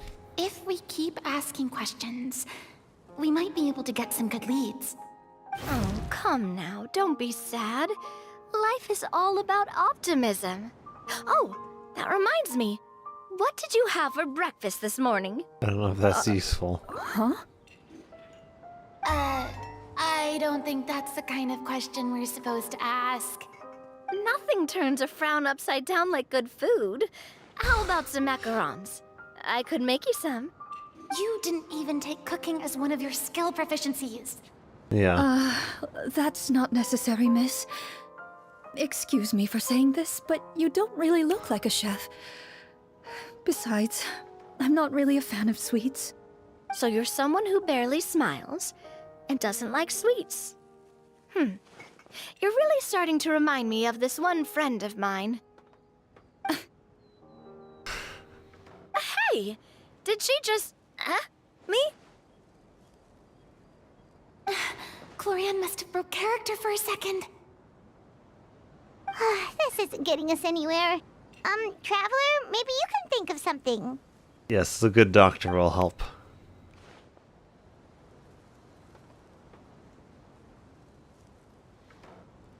Lenny's skills are like stealth and sleight of hand. He's not going to be any good. I suppose I use cooking because I think that's a little bit better than Lenny right now. Lenny's just stealth and sleight of hand. That's not going to help us. Are you sure? Yeah, it's better than the alternative, I think. I don't see what good stealth and sleight of hand are going to do us here. In that case, please refer to the phaetometer. Use cooking to boost their spirits. I don't see why. We're trying to gather information. Not really boost their spirits in the first place, but whatever. Okay. Whoa, it was You remain silent as you prepare a pot and fire to use for cooking. The woman stares at you with her mouth agape as you skillfully cut the ingredients and toss them into the pot. After some time, a rich aroma begins to fill the air. Even a passing cat can't help but stop in its tracks and look up in anticipation. I'm actually pretty good at cooking food IRL. Please have some food. Who knows, maybe you'll feel better after eating something delicious. Whoa, that's amazing. Wait, so as long as you pass the check, you can pretty much do anything? And it won't be seen as absurd? I don't know. Thank you. You were right. This food really did make me feel better. So, what had you so worried earlier? Could you tell us a bit more about it? Okay, let me fill you in. A horde of monsters suddenly appeared near the capital recently, so all the guards were dispatched to fight them.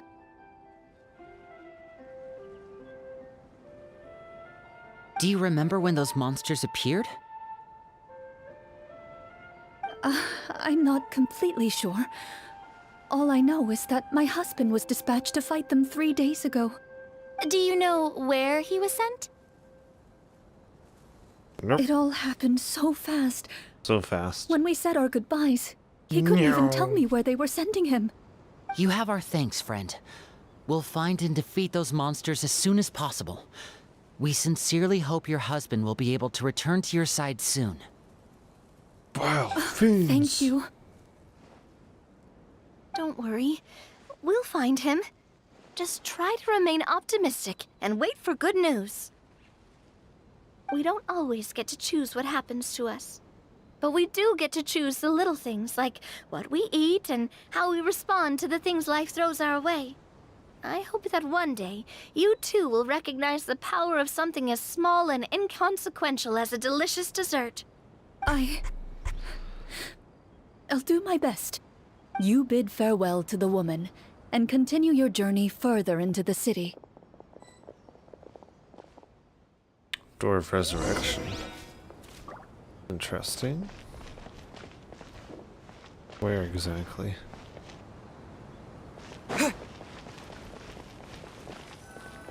As you venture further into the city, the streets appear largely empty. An elderly woman walks past. You see her shake her head as she puts away her wrinkled wallet. A nearby merchant folds his arms and gives you a disdainful look. You get the impression that he's someone who has long gotten used to the sight before him.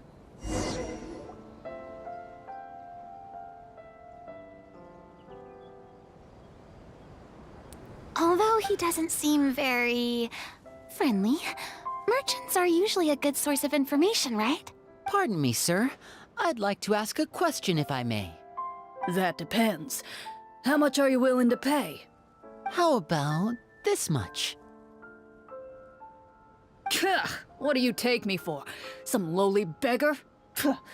You can't even buy half an onion with that amount. Surely an onion can't be that expensive, right? What do you know? War's nearly upon us. Everything costs several times what it did before. If you're not gonna buy anything, then scram. Whoa, what a nasty guy. Maybe we shouldn't even bother talking to him. But he still might have information we need. Traveler, can you think of something?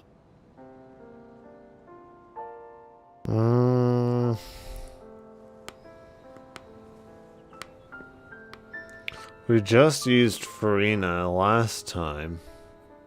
I feel like she couldn't possibly be the key again. Although it was kind of the Traveler that was the key. I don't know that he's going to be up for a performance from Farina. And Lenny, what is he going to do? A sleight of hand and stealth. I suppose he could kind of... No. He's not going to be up for a performance from Farina. I don't think Lenny's going to...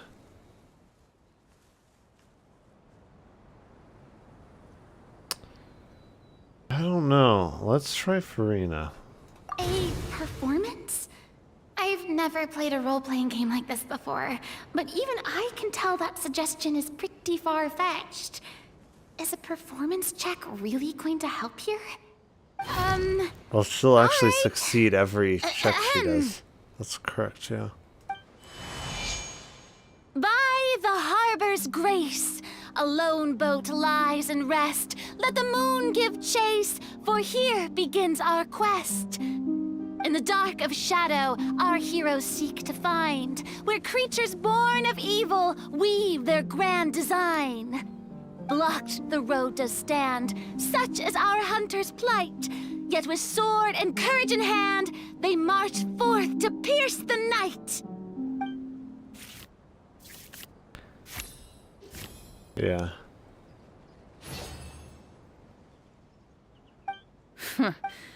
I don't recall asking for a bardic song. Don't expect me to give you any coin. But if you meant what you sang, and you are indeed some kind of hunter, then by all means, please, go out and kill those monsters for us. Those monsters are camped outside the city, and they've been destroying all our trade routes. We have limited reserves within the city, so if this continues, we're all gonna be in big trouble. Wait, you're saying no one has put a plan in place to distribute supplies or maintain order?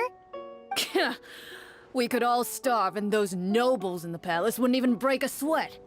Who knows? Maybe they've been in cahoots with the monsters all along. That is concerning. Yeah, alright, I think I've said more than enough. Be on your way now. Got it. Doubtful that they Thank would you, be. sir. Don't mind him, Farina. He just doesn't have enough taste to appreciate your art. No. I was just thinking about how those nobles must be so cold-hearted. It's like they don't care about their people at all. I mean, it's not that different from most governments modern day. Should we try to go somewhere with more people? Oh, how about the city square?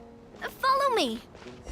Here we go this direction. Before you lies the city's central square. Boom. You see a man with a slightly anxious look on his face, pacing back and forth, his head hanging low. He doesn't seem to notice your approach. Still immersed in his own thoughts, he shakes his head and lets out a long sigh. This guy seems promising enough. Maybe I can get some information out of him. That's not one of your skills, though, right? Hello, sir. Is there anything I can do to help you? Wait, you're... I think this would actually be the place for her stuff, if anything. Oh, dear goodness! You're a Marashose hunter! You recognize us? Ah, are you one of the people who wrote the commission letter? Yes, yes! Oh, I didn't expect you to actually come! Oh, what great news! The city is saved! What Good happened deduction here? from Lenny there. Alas, we once lived comfortable, carefree lives. This city used to be free of monsters. The first Marashose hunter, Casiodor, the Golden Hunter, he was the one who drove them back. However, monsters have once again surrounded the city. Perhaps the seal that kept them at bay has lost its power. Or perhaps an evil sorcerer has been meddling in our affairs. All I know for sure is that their return has stripped the city of any chance at peace. Are there not enough soldiers to drive them out? It's not a question of numbers. The guards simply have no idea how to deal with them. Most people my age have never even seen one of the monsters, much less been trained to fight against them. What's worse, many of us don't even know the history of the Marashose hunters anymore. When I was a child, though, my grandfather would tell me stories about how the Marashose hunters drove back the monsters. So, on the off chance that something might come of it, I decided to reach out to you. To be perfectly honest, I was starting to think all those stories were just tall tales. But now that I've seen you in person, I finally know that it was true! Well, you can rest easy, friend. The righteous and formidable Marashose hunters are on the case. The man is touched by your determination and resolve. His eyes begin to well with tears of relief. Still, if we are going to hunt the monsters, we need to know where to find them. Can you give us any leads? All I know is that the area outside the city is dangerous. I'm afraid I can't point you toward a specific location. Oh, although, if you leave the capital through the main gate and follow the road, you should run into a group of guards. They might know more about where to find the monsters. I see. We'll go look for them then. All right, be careful. Oh, and one last thing. The monsters outside the city are just part of the problem. There are evil sorcerers inside the city as well, so be on your guard. They're actively working with the monsters, and have corrupted the court ministers with malicious magic. They're the reason why, even inside the city, everything has been a giant mess. Even one of our kindest ministers has turned into a boorish and unreasonable figure, interested in nothing but enacting laws that exploit the people. Who knows how much longer we'll be able to go on like this. Talk about being stuck between a rock and a hard place. I feel bad for him. Maybe we should try to cheer him up? I feel like Farina singing would be of more use than cooking. Huh? Like, now? Is this really the right time? Plus, she can't I fail a check. appreciate your kindness, but for now, it's more important to focus on the crisis at hand. Yeah, that's what I think. Brave I don't hunters, think he needs I to leave be- the future of this kingdom to you. I don't think he needs anything. If I understood correctly, there are currently 2 problems in the kingdom that need solving, right? Let me see. I think my capture volume reduction is at a good level. Exactly. We need to defeat the monsters outside the Yeah, city most of the and audio take is down going the up evil to the yellow, sorcerers so I stirring think up that's trouble pretty from good. within. But which problem should we tackle first? Well, this seems like a good moment for a break. Take some time It does. and discuss what you want to do.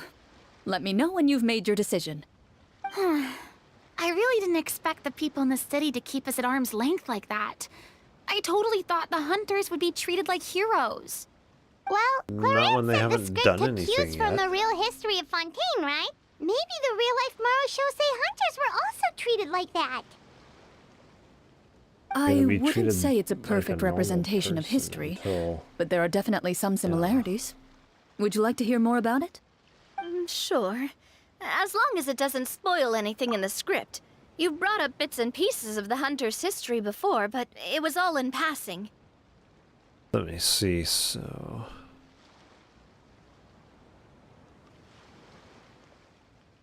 Hand speed curve.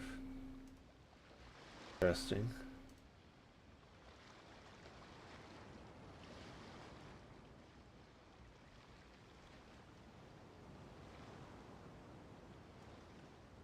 Paimon wants to know too! The hunters were super powerful, right? Were they all from a special line of supernatural beings or something? Kinda like the yokai in Inazuma? No. All Marashose hunters were ordinary mortal fighters. The only thing that set them apart were the special sword techniques passed down over the centuries. Huh? So you mean anyone could become a Marashose hunter? In theory, Sounds yes. like it. All you would need to do is survive the rigorous training and master the swordsmanship techniques required to fight the monsters. Still, most people dropped out at the early stages, and others called it quits the minute they saw a monster in person. To become a hunter, you must be strong in both body and mind. What kind of monsters did the hunters fight exactly? Oh, and the evil sorcerer the script mentions. Did they exist in real life too? The land of Fontaine once played host to an ancient dynasty known as Remuria. After that dynasty fell, monsters began to appear, intent on obstructing humans from establishing a new social order. One of the ancient sorcerers of Remuria used his power to assemble a formidable army of golems. He sought to use that force to establish himself as king. Now wait a second. Don't tell me that guy was the inspiration for the evil sorcerer in the script. We still haven't found any in-game information on him yet. So, why don't you talk about someone else for now? Well, I wasn't planning on going into anything you might be able to find out in the game. But if you want me to talk about something else, then... How about Casiodor, the Golden Hunter? Or Egeria, the ex-Hydro Archon? Wait, but those people are all from a super long time ago. Where did you learn all this, Claran? From my master. Huh. By master, you mean Miss Petronia? Someone you know? Absolutely. Miss Petronia and my father were good friends. Back in the day, she would often bring Clorand over to play, but then... Let's not get off topic. Anyway, back to what I was saying. Responding to Egeria's call, a number of warriors followed Casiodor into battle against the monsters. This group of warriors, under Casiodor's leadership, became known as the Marashose Hunters.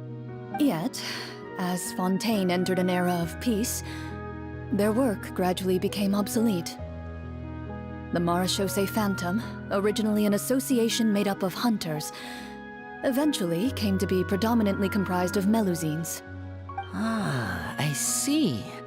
That explains why most of the people in the script have forgotten the hunters or think of them as nothing more than a legend. Is that really a bad thing, though? It can get tough always being the one shouldering everyone's expectations. Depends on who you ask, I suppose. If the name of the organization no longer commands respect, investigative work is bound to suffer. Speaking of investigations, which problem should we tackle first? Monsters or evil sorcerer? I vote monsters. That's the main duty of the hunters, right? We can come back to the sorcerer later. Well said, Miss Farina. Plus, if the sorcerers really are the masterminds behind this whole thing, defeating the monsters could give us some clues on their intentions as well. What about you, partner? What do you think? It's decided then. All right. After some discussion, you decide to turn around and head out of the city.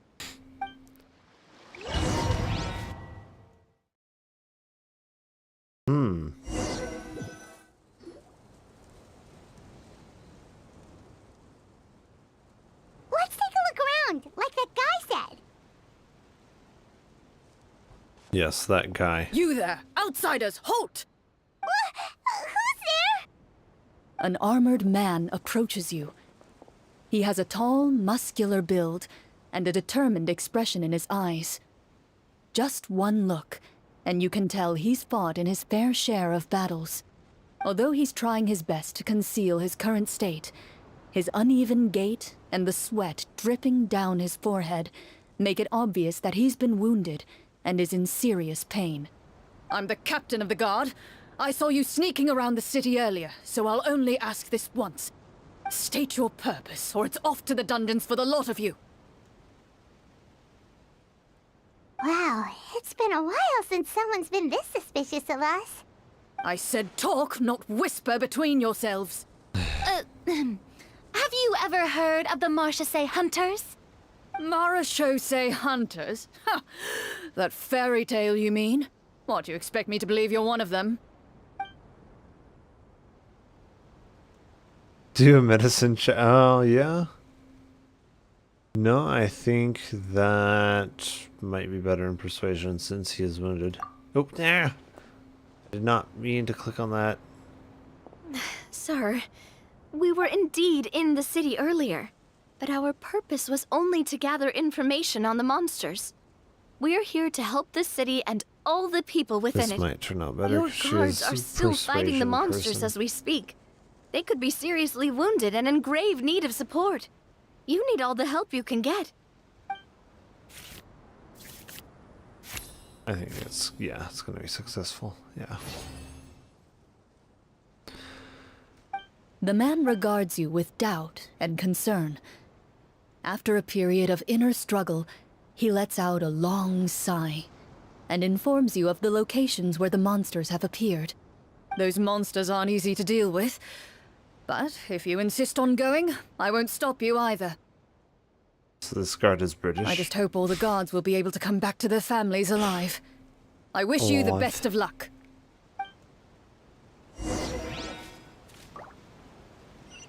It's a British guard. Based on what the captain said, the monster should be right up ahead. Let's go. Hopefully we're not too late. As you approach the battlefield, you see numerous people lying by the side of the road. Oh well. They appear to be dressed like guards. Their faces are filled with desperation and terror. Some are screaming and cursing in vain, as if still trying to banish the monstrosities they saw from their minds. Wait, we can't help them with our medicine abilities. A Okay. few of the wounded look up at you in shock and disbelief. Who was him? Quick, leave this place.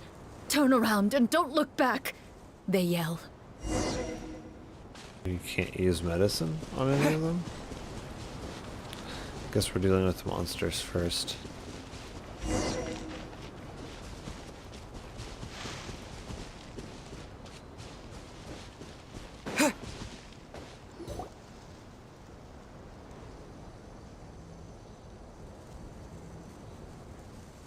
This is the place he mentioned, right? You see broken iron swords scattered all around you, and downed trees riddled with terrifying claw marks. All the signs point to one thing. A truly devastating battle just took place here. Bum, bum, bum. Be on your guard, everyone. The monsters might still be around. Before you can finish your sentence, you hear rustling sounds from the surrounding bushes. The monsters have emerged. Oh. They close in on you without fear. You get the impression that, in their bloodthirsty eyes, you're just another meal for them to devour. Nom nom. Here! This thing wants to eat Paimon! Your battle round begins now. Mm.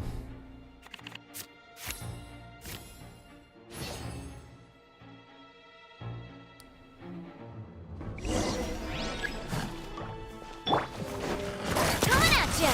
Attack! That's the way. Watch out! And voila! Let's get this show on the road! The next battle round begins now. Propagate! Germinate! Coming at you! Umbrella warfare, I guess! The monsters let out a terrifying roar of anger and resentment before dissipating into thin air. Oh, thank goodness it's over. We're lucky the Marashose Hunter class came with all those preset skill points. Otherwise, we would have been in some real trouble. I never knew the Fatometer even determines the amount of damage you inflict. If you get unlucky, isn't it just game over right then and there? That's part of the fun. The uncertainty of fate is what gives these games their appeal. Just as you begin to celebrate your victory, a suspicious lump on the ground catches your attention. A suspicious lump? Wait, could it be the thing that appears after every battle? I walk up to it, crouch down, and begin to carefully examine it. I've still got my right glove on, so it should be fine for me to touch it, right? As you investigate the mound, you discover that the exposed portion appears to be made of wood. It was previously obscured by the large form of the monsters. With the monsters gone, the small protrusion now awaits your discovery, poking out of the ground like a shy flower bud. Whoa, it's a treasure chest!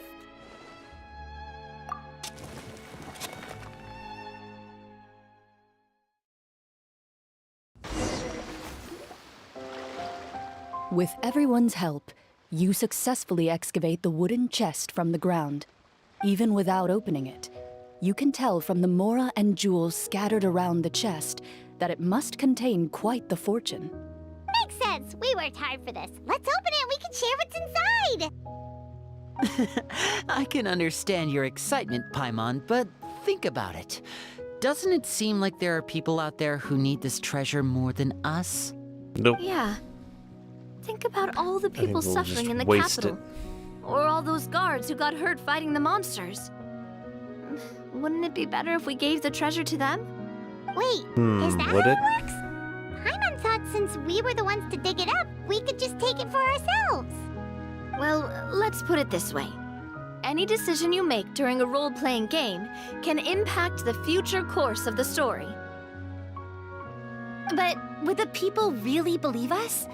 It's hard enough for us to prove we're Marashose hunters.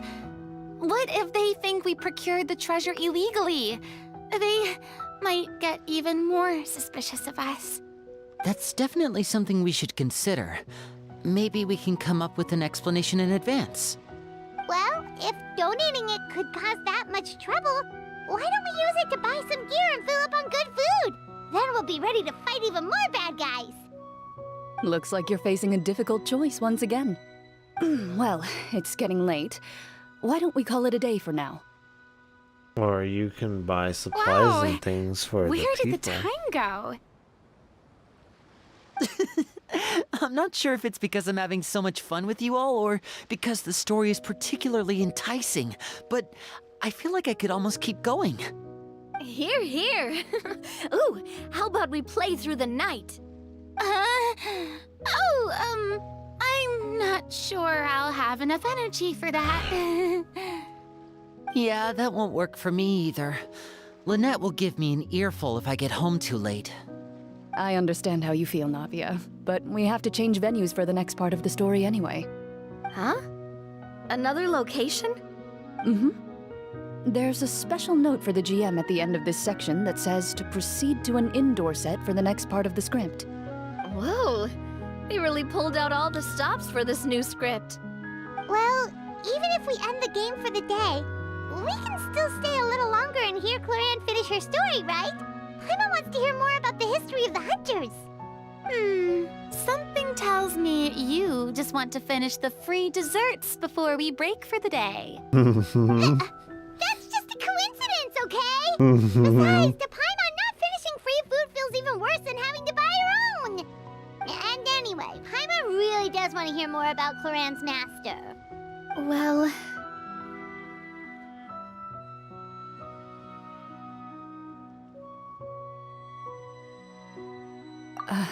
It's nothing. I appreciate the concern, but it's all in the past. It won't do any harm to share these things now.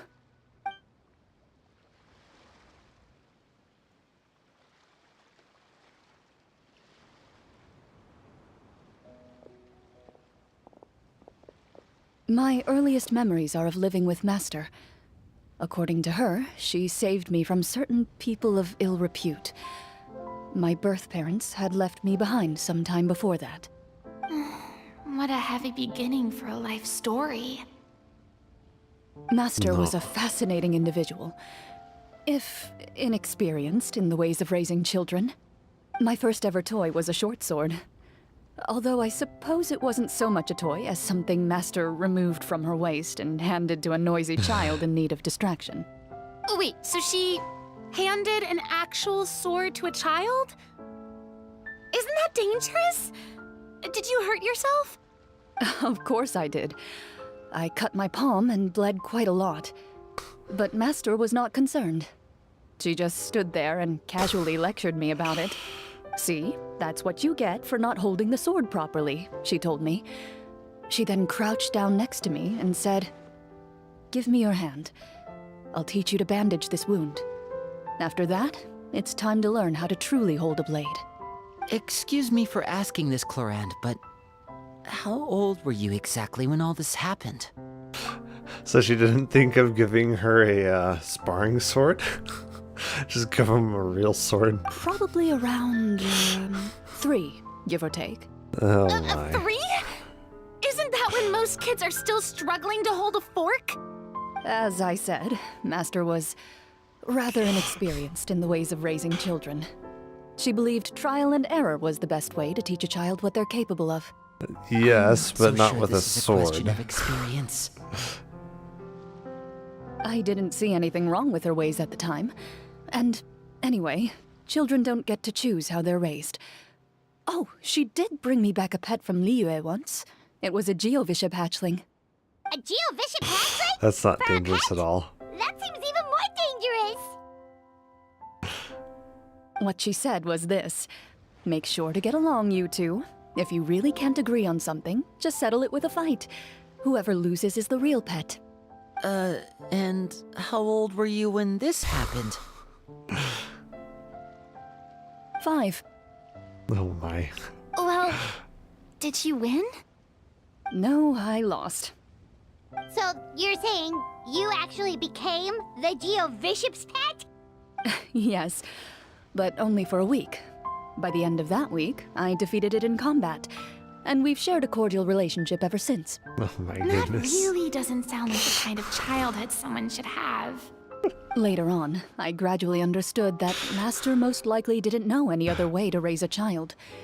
She was a Marachose hunter, but I never heard her bring up her own parents. Thanks to her, I learned how to navigate the forest by the age of 6, and could hunt monsters in the wild by myself the year after that. Even though the training she subjected me to was strict, she always made sure to take me traveling when she had the time. We met many of her friends during those days. That was also how I met Mr. Callis and his family. I still remember the first time we met.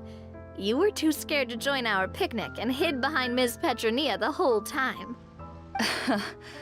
I still So she hadn't was really met many Petronified. children my age at that time, so I didn't know how to interact with others.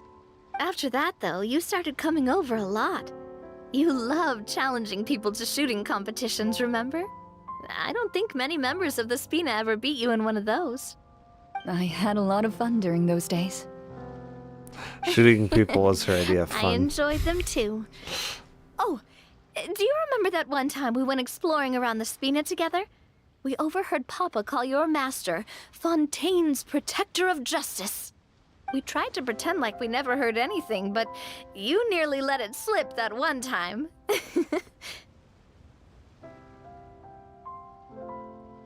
Protector of Justice?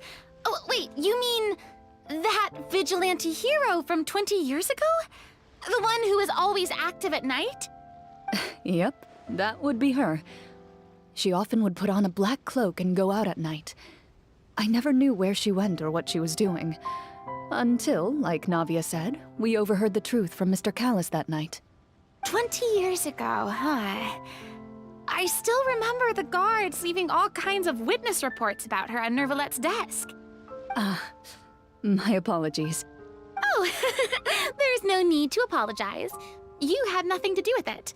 And anyway, everything she did was for a good cause. Although, calling herself the Protector of Order was a bit much. Especially when she deliberately operated outside the law. Huh? When did the Protector of Justice become the Protector of Order? Oh, she had a bunch of code names. I heard she would just come up with a name on the spot whenever she was asked. Later on, she probably got sick of answering those questions and decided to stick to just two. The Protector of Justice and the Protector of Order. That sounds like her, all right. I bet she forgot which of the two she'd use by the time she got back each night. Well, she certainly sounds like a fascinating individual. With her strong sense of justice, it's no surprise her student followed in her footsteps. It's true. I always wanted to become like her. Someone powerful, independent, and with a strong sense of conviction. But...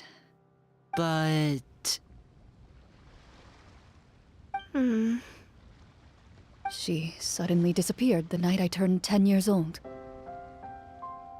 Disappeared? What happened? I have no idea. She didn't even leave a note. I was never able to find out where she went. That night, I was celebrating my birthday at Navia's house. But Master never came to pick me up. When I returned home on my own, it was to an empty house. When she still didn't appear after a few days, I went to Mr. Callis's house to ask about her whereabouts. But he only shook his head. Papa probably didn't know either.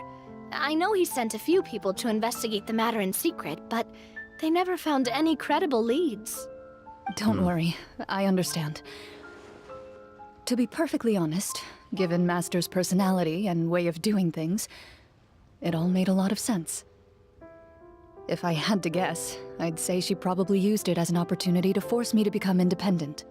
Just like how, when a litter of kittens reaches a certain age, the mother willingly leaves them behind. Were you upset, Clorand?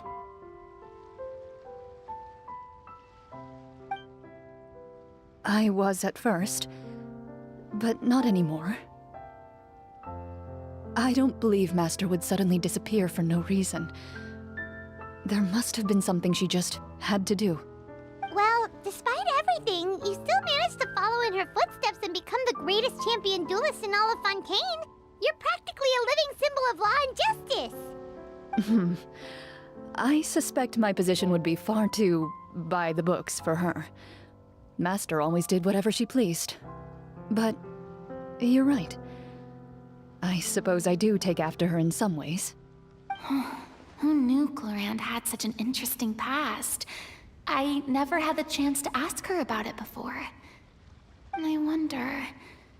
if Clorand's master were the champion duelist back then, Would that duel against Mr. Callus have gone differently?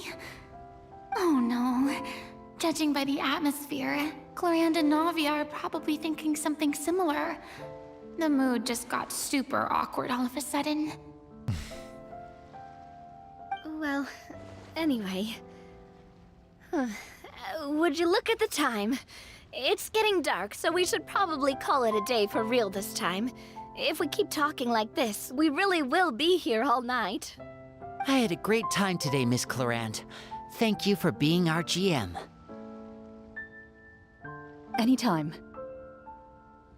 The script was good, but I've got to say, your childhood stories were even better. Hey, you should tell us more about that fight against the Geo-Bishop sometime. Maybe your master was onto something. You could be right. What does she mean, onto something? I certainly don't know any 5-year-olds who want to fight a bishop in their spare time. Guess I'll head back as well. I need to save my energy if I want to continue enjoying the story tomorrow. You're that excited to hear about my fight with the bishop? I was talking about the script.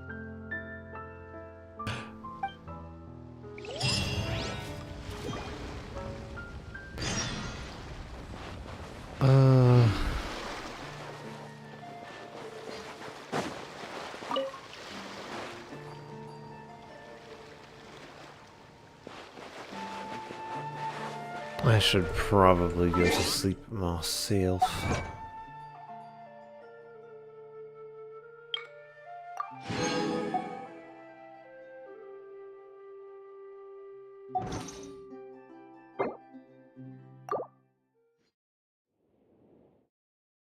Alright, let's see if there's someone that we can raid.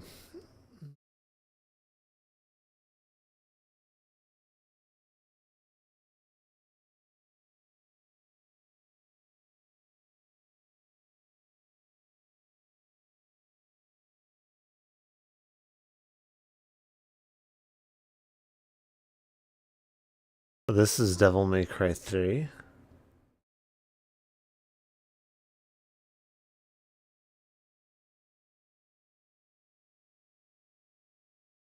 Yeah, this seems like a good one to raid.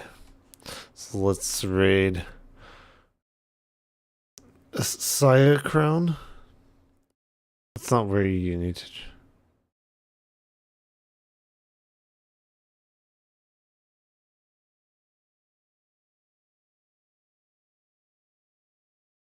Oh man, she is failing really hard.